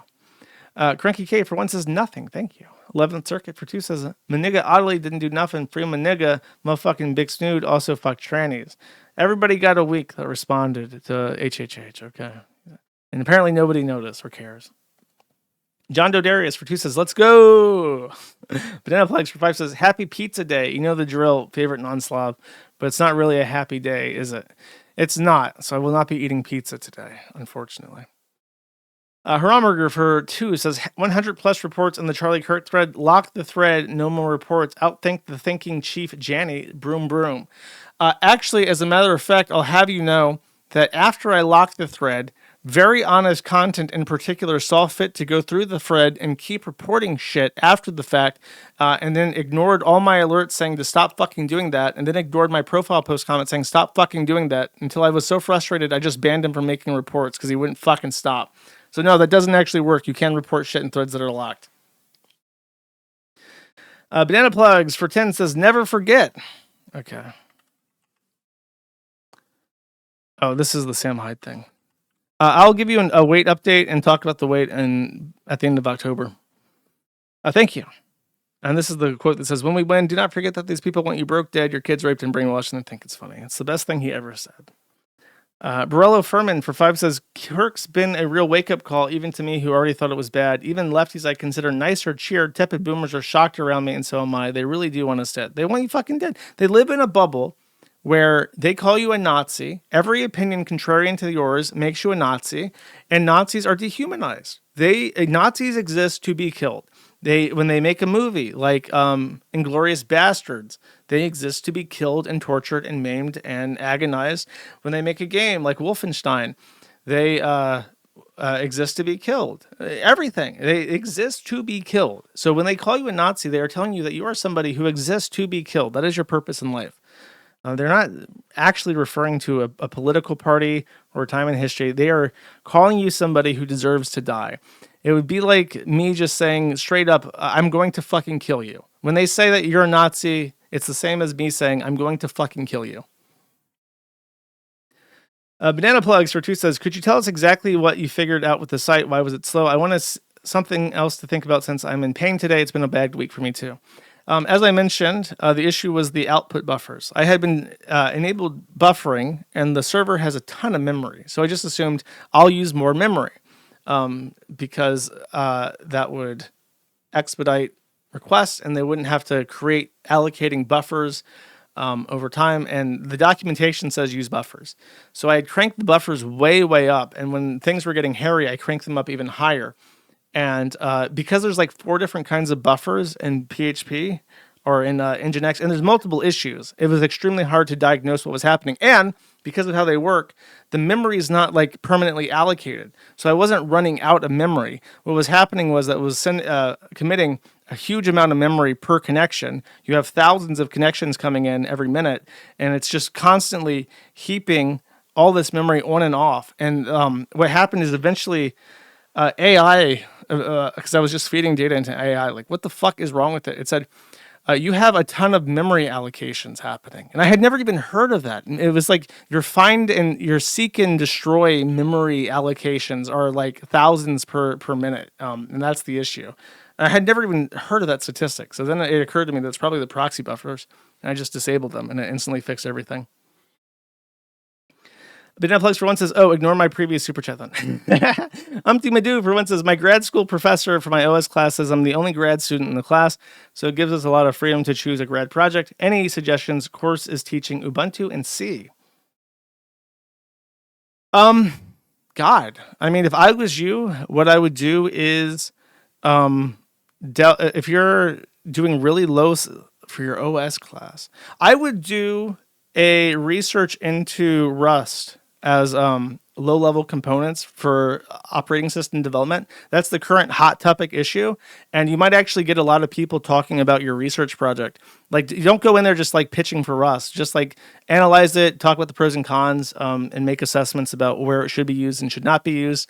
That's the current hot issue. So you have a good chance to learn Rust and also some really complicated topics that people are investigating.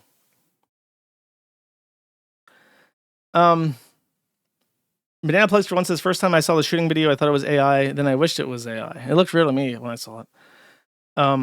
Real Donai for 10 says, hey Josh, here's that video you might like. Okay, let's see.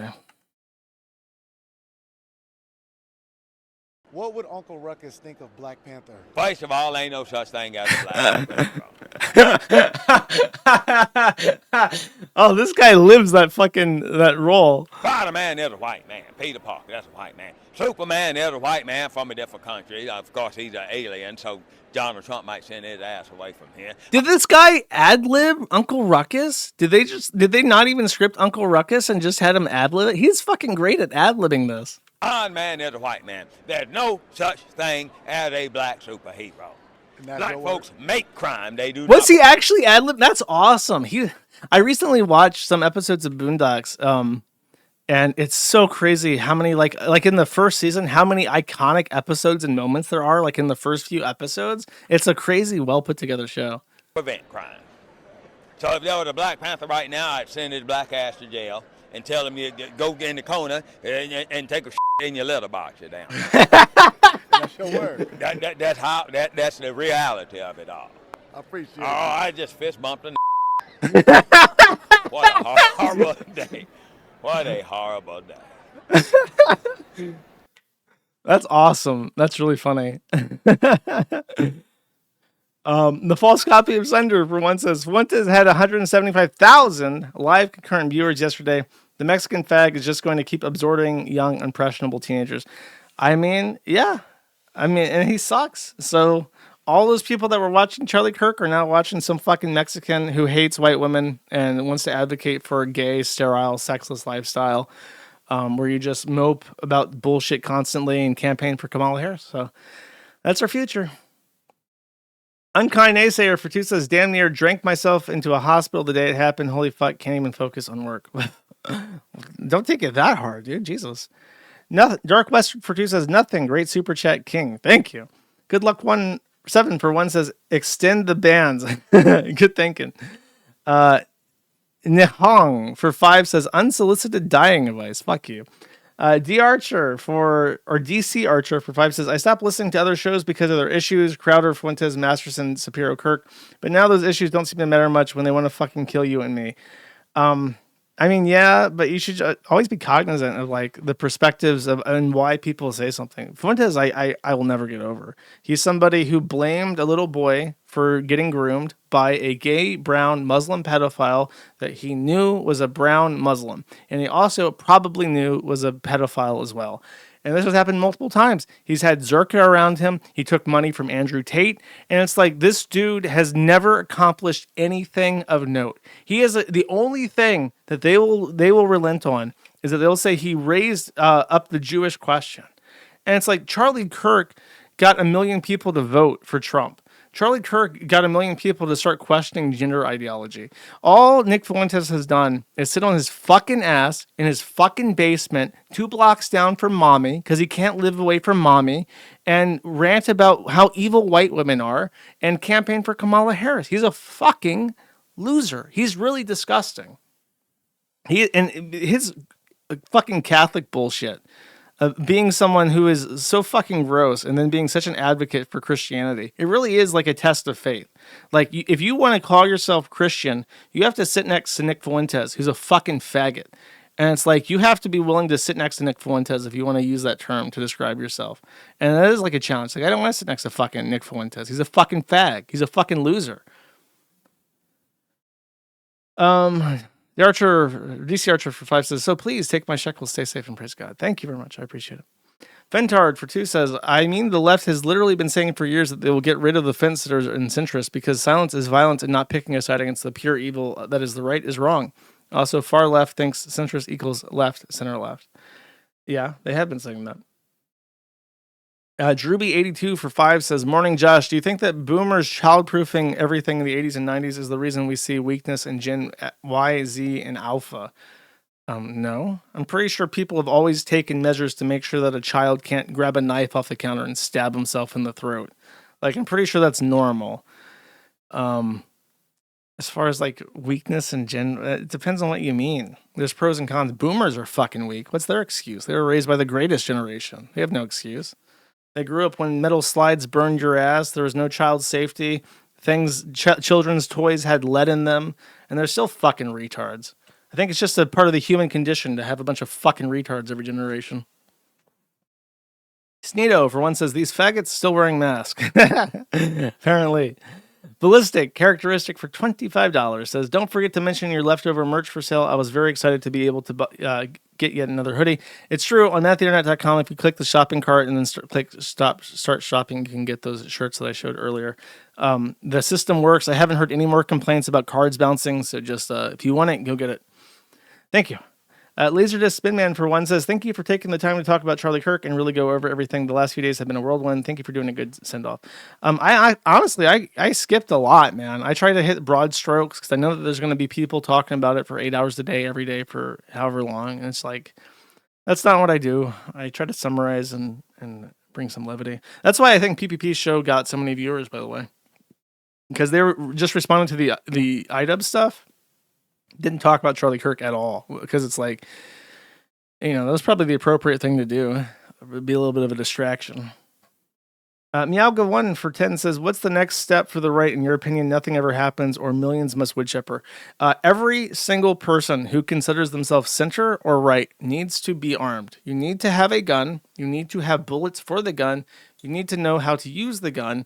And if at all possible, you need to get CCW and you need to learn how to carry your gun on you. Everybody. There's no excuse for this. A gun is cheap. You can get a CCW, I think, in every state because the Supreme Court ruled it's constitutional. So there might be a bunch of hoops you have to jump through. You might have to get a shitty gun that has limited capacity. You might have to get smoothbore, but you can get CCW in every state, I'm pretty sure. So everybody should take because it's one of those things where it's like, the main issue with people right now is they're fucking lazy. We are at a time where there is momentum. There's things happening. So you have to get up and do stuff. You have to pay attention to your local politics and your state politics. Do you know if you have a Jeet as your mayor? Do you know if you have a Jewish woman as your prosecuting attorney or judge? Do you know anything about your local situation? Are you active in your local politics? The very first thing that AIPAC did when it got started is it told all the Jews that were a member of AIPAC to meet their local congressmen, their state and federal representatives, and just say hello to them. That was issue order 1 of AIPAC. Meet your local reps, both state and federal. Have you done that? Do you even know who they are? If you don't, you can't action any change. You can't write them. You can't complain to people. You can't get things done. And that's why Vivek Ramaswamy is able to win elections despite having zero interests that coincide with Americans, because people just aren't paying attention. You have to be willing to Karen, and you have to be willing to meet people and go outside and go to a training course and get the CCW and actually carry it on you and actually know how to shoot it. And it's like there's things you have to do, because the alternative now is plainly laid forward. They're going to fucking kill you. They're going to fucking kill you. They're going to kill your family. They're going to kill your kids. They're going to replace you with brown slaves that smell like shit and curry, unless you do something. What are you going to do? First steps, you're going to have to learn how to exercise your rights, and you're going to have to learn how to get involved in local politics. And if you're too fucking lazy to do that, you deserve it. You deserve to be raped and murdered because you suck. You're stupid cattle, and you suck. If you can't bother to get off your ass and protect yourself, then you deserve whatever happens to you. So that's executive order number 1. Learn how to CCW. Every state has laws for it, but every state issues it. Is a shall issue CCW. And at least learn the fucking names of your state and federal reps. 11th Circuit. Oh, by the way, the next step that the federal government should take, if I was in control, denaturalize and deport Ilhan Omar. Get rid of her. There's no excuse. She lied. We know that she lied. We have the legal mechanisms already in place to denaturalize and deport her. Send her back to fucking Somali. That is the message to send. 11th Circuit for 2 says, in light of recent events, everybody should know the first new English edition of The Camp and the Saints in Decades is being released in a few days. You can even pre-order it on Amazon. New English edition of The Camp of the Saints in Decades. Oh, that's not part of the name. The Camp of the Saints. Okay. I don't know what that is. Sorry. If that wasn't evident by how I read that. David S877 for 25 says, here's to another week of nothing ever happening. Do you need a break, sir? You can't take all this. I don't know what to call it. It's not winning, but it's stuff. It's happening. Thank you. Citrus Addict for 1 says, there are no words for what it feels like as a N-Aryan to hear a Pajit say, see you in Valhalla to a Jew-loving Christian. The levels of fronting are unreal. Yeah, I don't know. Like, he has his opinion. It's the same thing as the abortion thing. I have my opinions on abortion, and they do not align with Charlie Kirk forcing a 10-year-old to have a rapist baby. I do believe in eugenics to a certain point, and I don't believe that we should be fostering brood that is predisposed to rape. I don't think that we should enable rapists by protecting their offspring, especially if they're not wanted. But he's a fundamentalist Christian, and their two big things are total ban on abortion and total ban on or total support for Israel. I mean, that's why it's like, you know, you can't agree with them, but it sucks that they saw that guy and thought that guy has to die. Banana Plugs for One says Kash Patel and Pam Bondi are the two worst people in the county. I don't have strong opinions about Pam Bondi. I know she fumbled the fucking Epstein shit, but Kash Patel, I have nothing good to say about him. Do you mean to tell me there's not a single white man with extensive law enforcement experience that can be the head of the FBI? Somebody who's going to take serious all the fucking kids being groomed into pro-Hamas terrorism in the United States on Discord? Not a single one. Country of 350 million people.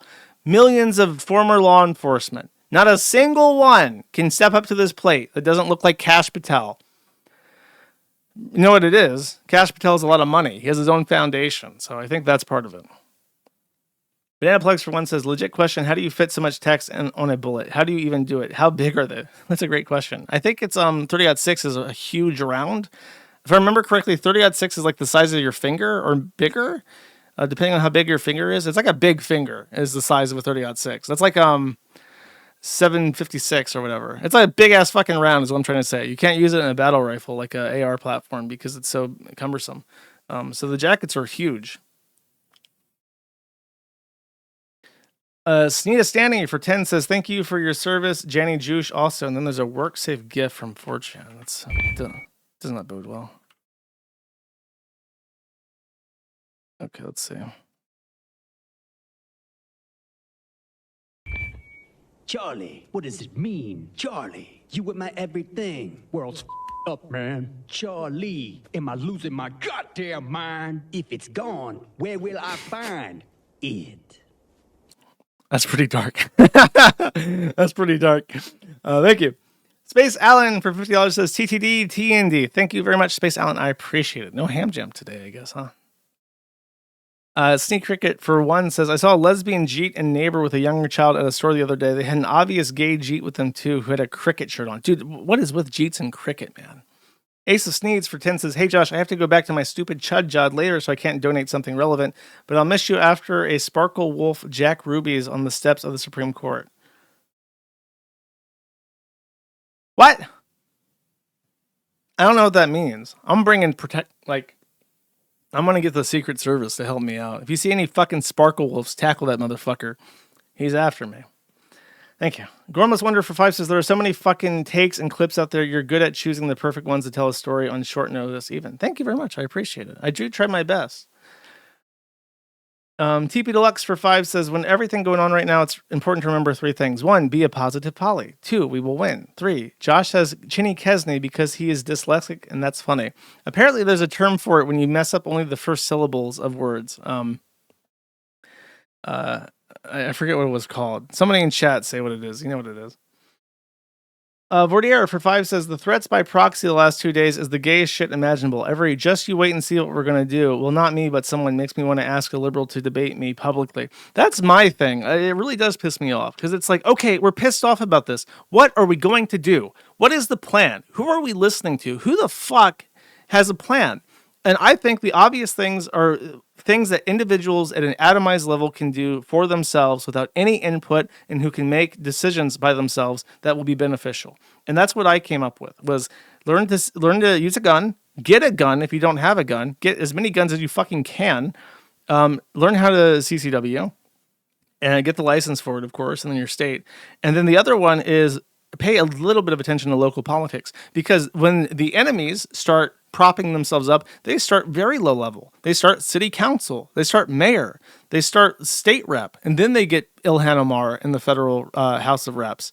And it's like they started by taking over Dearborn, Michigan. They started by taking over state reps in Michigan and Minnesota. And then they got Ilhan Omar into the House of Reps. They didn't start with the Ilhan Omar. They worked up to that. So you have to work in reverse. And it's boring. There's nothing more boring than listening to a city council meeting about the sanitation budget. That's the most boring fucking thing in the world. But guess what? That's where they decide to paint the sidewalks rainbow colored. That's where they decide. That's where they say that shit. That's where they decide that the school is going to cover up that one of the trans students there was planning a shooting. That's where they decide that shit. And that's where they start doing stuff like arresting parents for being outraged that shit happened to begin with. That's where they cover up the local rapes by trans students. That's where that happens. And they build up on that. So what are the only two things that you can do right now by yourself without looking for a Führer like Nick Fuentes to guide you to final victory, to Inzig? Well, you can get your CCW, you can get a gun, and you can participate in local politics. Those are the three things you can do without my help, without a coalition, without knowing anybody, without having a ton of money, and without Diapera leading you to Inzig, okay? So think like that. What can I do right now to be in a better position than I was before?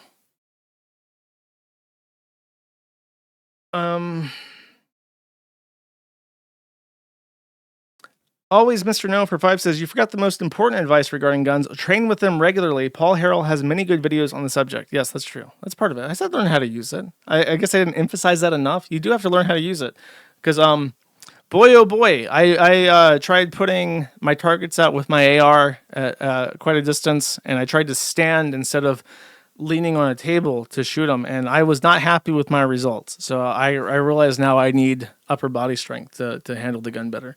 And I wouldn't have learned that if I didn't go to the range and actually try to shoot. So that's coming up, by the way, when I talk about in October about weight loss stuff. I want to talk about my plans. Murdoch Chan, subscribe for a month. Thank you. Little Baby Child for 5 says, remember on the day of 9/11/01, there were all those video feeds of citizens of Fudge, Pakistan openly celebrating in the streets. I do remember. I have heard many things about the dancing Israelis. You can always search dancing Israelis if you want to learn more. If you want to see the Wikipedia page about how it's a conspiracy theory. Ace of Speds for 5 says, allowed on YouTube again? Fuck them. Look, bro, I gotta avariciously exploit every opportunity that I have. Unkind Naysayer for 2 says, this just in, Kash Patel has confirmed that there was no shooter and Kirk's head just did that and the investigation is ending. Ah, finally. I guess we'll see him in Valhalla then.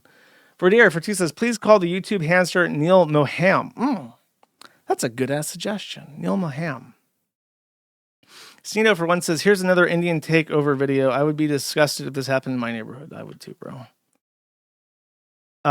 Judy Tester for 5 says, end YouTube stream, instant Jeet decapitation footage. Please never change. I love you. I do try my best. Okay. I think about when I organize my notes, I'm like, when I end the stream, those people who switched over, if I don't give them what they want as hard as possible immediately after, they're not going to do it again. I gotta reward them for actually making the effort to switch over to Kick. Awaken34 for 5 says, I wonder if this neighborhood's Spics and Jeets will just kill each other like how you said cancer kills itself. Unfortunately, cancer kills a lot of people too, so I wouldn't rely on that. Awaken34 for 1 says, the Austin coat of arms makes me think of the logo for Consumers Energy. I haven't seen that, but there's tons of... It's called... it's like corporatization. Corporatization should never happen. You should have a beautiful coat of arms that represents your history. Steendo for 1 says, most of these Indian-owned motels are unmaintained and full of roaches. I'm surprised Paco crashed out, as the kids say. I would do it too, man. If I see a fucking roach in my hotel room, I'm losing it. Sneed and Feedin for 1 says, YouTube has an internal system called Spark M, dedicated unit for janitorial duty to sweep up review bombing, mostly ran by Jeet contractors, hashtag the more you know. I figured it was something like that.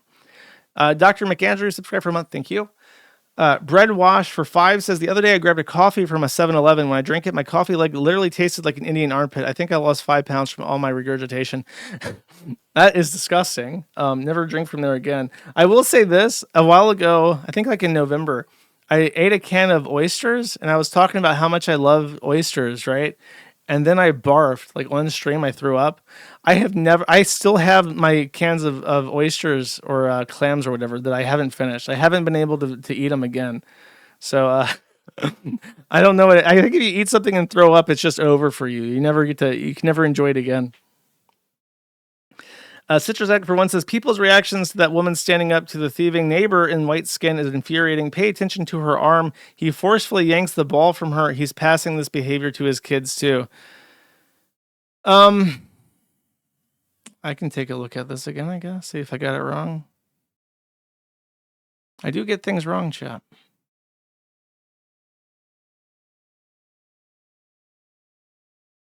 Here it is. Okay, let's take a second look. Citrus Addict here has a second opinion. Citrus Addict for one says, while the woman gets called Karen to beat her down for being a white woman who doesn't take shit, but just give him that ball for them kids, man. He'd be stealing for his kids and shit. And Citrus Addict says, all you would call that people a spade if it was black on the outside if you weren't brainwashed to hate white women so much. I'm not brainwashed to hate white women. I'm giving you a chance here, bro. Let's see this. Okay, ball comes in. She lost it. She did not have control over the ball. And then there's people... And then she does. I think it was just on the ground, bro. That's what it looks like to me. It looks like they were all grappling for it, and she didn't get it. Let's try this angle. There was another video.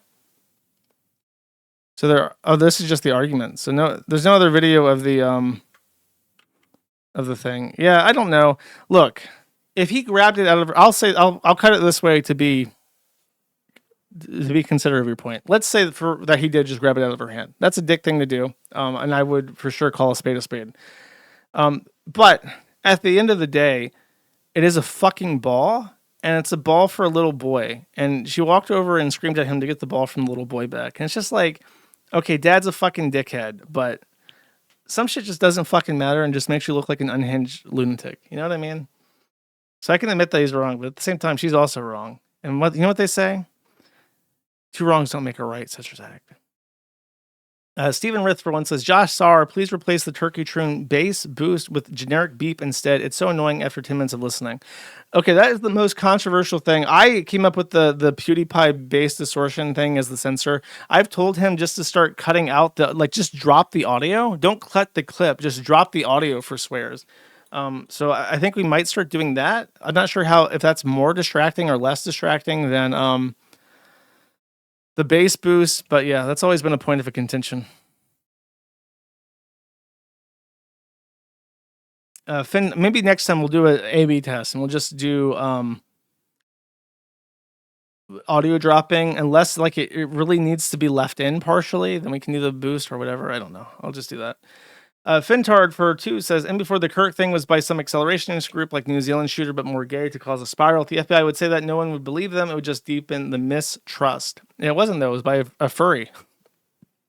Bongula for 2 says, Josh, if you designate a board for white-only business reviews, I will moderate it full-time. Talented Stalker 56 in the forum. I have SEO experience and I am white Italian.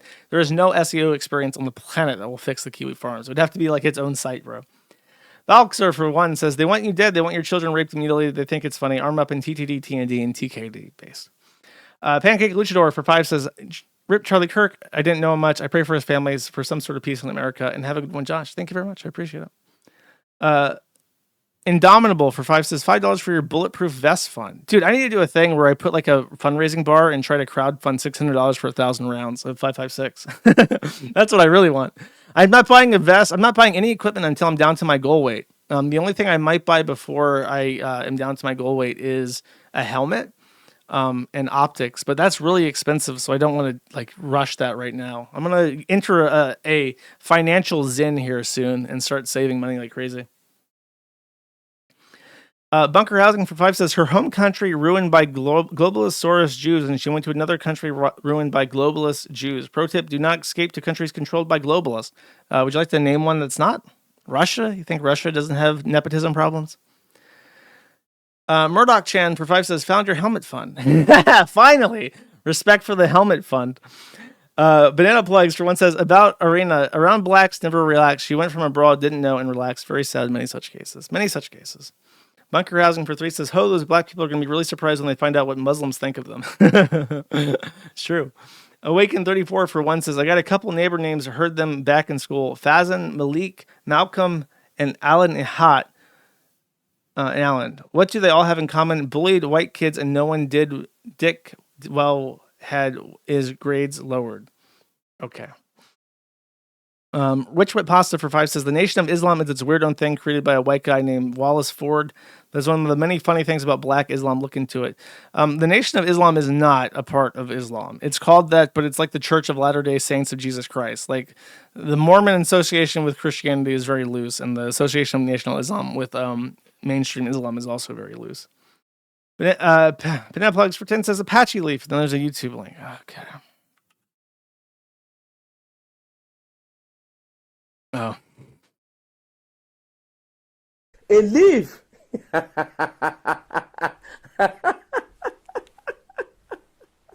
A fucking leaf. Look, leaves have their place in certain iconography. As far as the Apache Foundation, not really. Thank you. Hornberger for 2 says, your Iryna neck stabbing story was very sad. Who is going to cover her shifts at Penn Station subs? We need to import Infinity Indians to get them grills. Wow, what a take, bro. Bunker Housing for 3 says, an Arab Muslim would save a non-Muslim white man before they saved a Muslim black person. Now that's a hot take, too. Don't take my kidneys for 1 says, I've had to pronounce the U my entire life, or my entire life. The last name had a U with an umlaut before they immigrated over to the US and changed it to a play U. We still pronounce it with the umlaut. That's pretty common. Porglack for 2 says, wow, you faggot, you got an oak and chestnut leaf confused. You aren't even like a goddamn aberrist. I know, I'm such a noob. About Tree Fitty 01 for 5 says, the Good Old Boys podcast was a good listen. Nice job, bro. You got high praise. Oh, fuck. I was going to promote but the Charlie Kirk thing took over. I got interviewed by another guy kind of associated with the Bog Beef guy called Dr. Jay Burden, who does the Jay Burden show. He has like 14K on Twitter, 10K on YouTube, but his handle is _Jay Burden. And I think he's posted that. Yeah, I'll put that in the description as well. I'll post it where I can. Hold up. Okay, here. 1 second. Post it there and post it there, and I'll post it in the description as well. Sorry, I meant to advertise that, but I did not. I failed. Good Luck 7 for 5. I mostly talk about the same things as the Good Old Boys podcast, but it was just a different guy. Good Luck 7 for 5 says, regarding the Dr. Drux and Parishon quote, the founder of AA asked for a drink on his deathbed and his friends told him no. Bunch of dicks. Well, that's an ethical quandary, isn't it? I don't know. I'm not sure if they are dicks. My hamster is a turf for 1 says, Josh, I'm inspired by your weight loss. Your eyes look further apart now. My eyes look more visionary than ever before.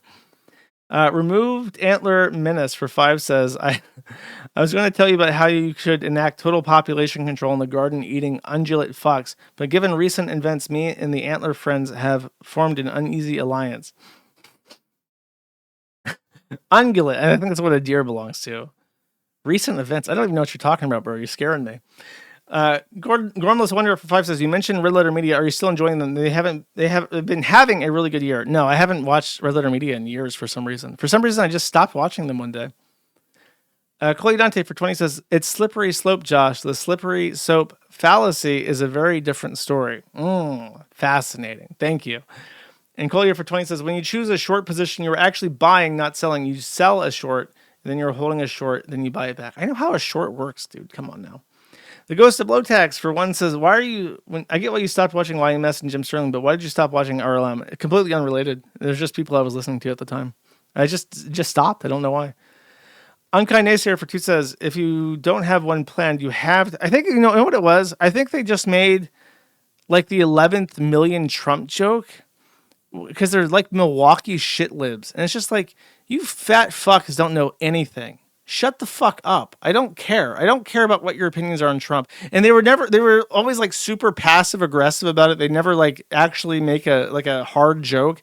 They would just like bring up Trump randomly. I'm just like, shut the fuck up. I just get sick of it. Like, shut up. I don't care what Jack's opinion is on Trump. I don't need to hear about it. Unkind Naysayer for 2 says, if you don't have one planned, you have to do some reactions to liberals finding out they've been fired for cheering on the death of Charlie Kirk. Hashtag Jesus Charlie. I don't have one planned, no. I guess if you guys get like a bunch of videos together, I might watch it. Asian Tech Support for 10 says double L. Not sure what that's a reference to. Thank you. Meowgo1 for 2 says, show sticker designs, please. Not yet. It's mostly going to be stuff from the W Place and also background images. Idaho for 250 says, hey Josh, I live in Idaho and there's barely any hoops to jump through and I can get a gun same day. I'm thinking of getting a Glock or any other handgun. Any suggestions? P.S. Don't get upset over the pronunciation of boys. Yeah, whatever. I know what they do. It's like with that city in, was it New Mexico or Arizona? It has like a weird pronunciation to it. So I don't give a shit. It's Boisa, Boza, Biza, whatever. Don't Don't ask me for gun advice. Read the thread. It's the mega rad gun thread and self-sufficiency.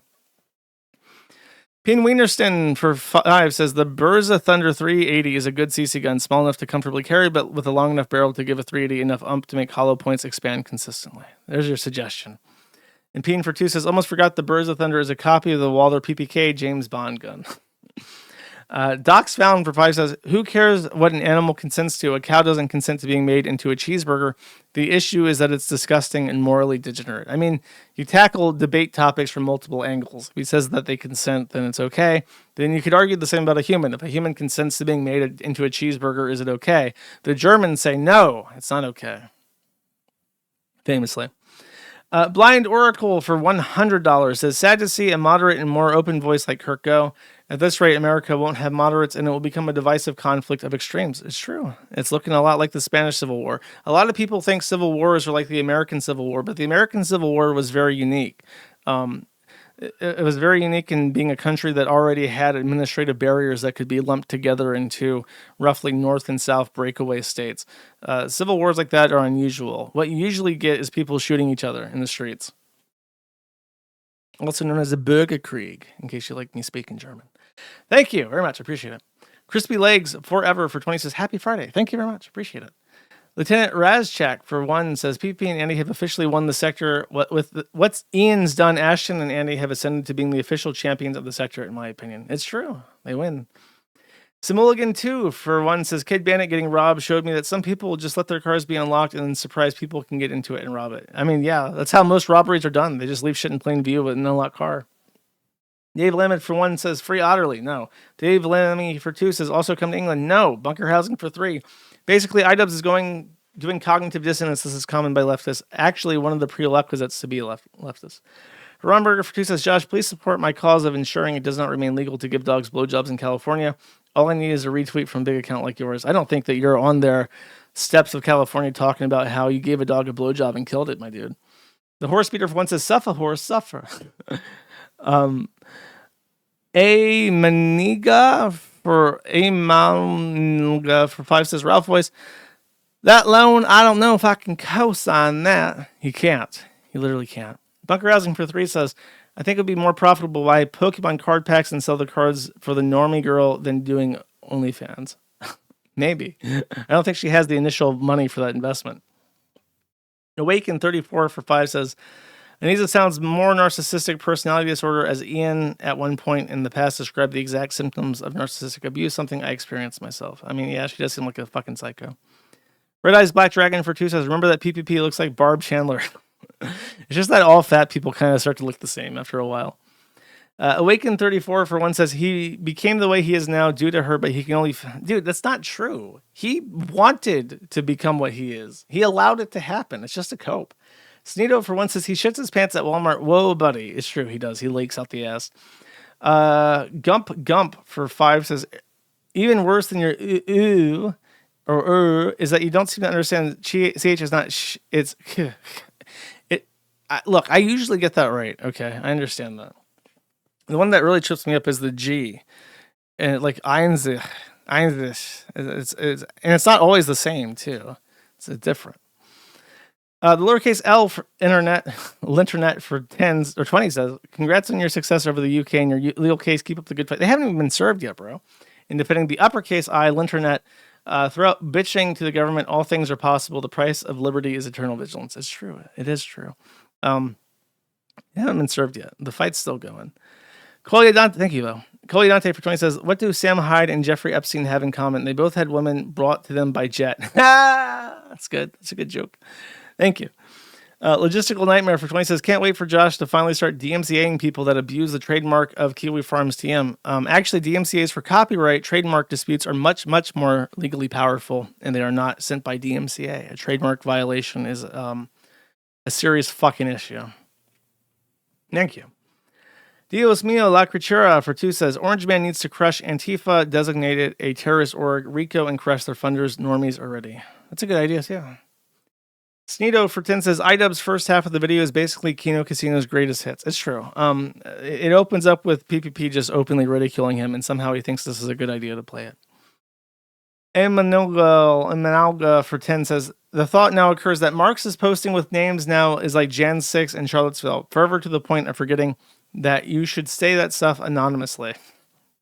It's not really a good comparison. They're just like being retards on the internet instead of going out in person and being a retard for Nick Fuentes, who left the scene. Thank you. Debugs for one says, you don't hate Discord enough. And there's a post by Ock. And the post says, Discord tells TMZ they have investigated Tyler Robinson's account and found no evidence of Robinson planning the incident or promoting violence. Yeah, that shit's already fucking gone, bro. Sneeda Standing for one says, I meant to make fun of Cash App with that clip, but I was having a wethold moment and forgot to type that. George Floyd for 2 says, Joshua Connor Null Moon Pie. If you're serious about going to Ohio to petition, I'll come too. Let me know. Okay, bro, I'll let you know. But he hasn't even entered the race yet. Meowga 1 for 5 says, Jersh Sneeder has inspired me to get involved in my community. Even the local librarian can influence change. IMO. It's true. That's where they start doing Drag Queen Story Hour. Citrus for 1 says, one woman to the other listening, I recommend you get scoped rifle that eats bigger rounds than tampons. When the lynch mobs get close enough for small rounds, it's too late. Mind your clavicle, please. Real Donai for 10 says, are these the dancing Israelis? And there's a YouTube link. And then it's a bunch of Israelis dancing to a dollar bill. Okay, I'll play it. Thank you. Broke Man for 20 says, press F to pay respects for Kirk. Press F, chat. Thank you. Debugs for 1 says, before the Karen stealing the ball incident, there was another incident where a Polish millionaire stole a hat from a kid at the U.S. opening. I bet that Pole is glad that Karen took the spotlight away. I hadn't heard that. Hamburger for 2 says, before the Polish CEO hat incident, there was a woman who stole a husband at a Coldplay concert. I bet that astronomy CEO doesn't care about the other incidents. Still getting divorced rate. I don't even know what the fuck that means. And not even numerals for 20 says, I have nothing to say. Perfect super chat to end on. Thank you very much. As promised, I have a banger song for the outro. Thank you for sticking through. I'll see you guys next weekend. I don't know if I'm doing Gumroad this week. But take it easy. Stay safe. Get a gun. Know your politics names. And bye-bye. Where's my song at? There we go. That's not it.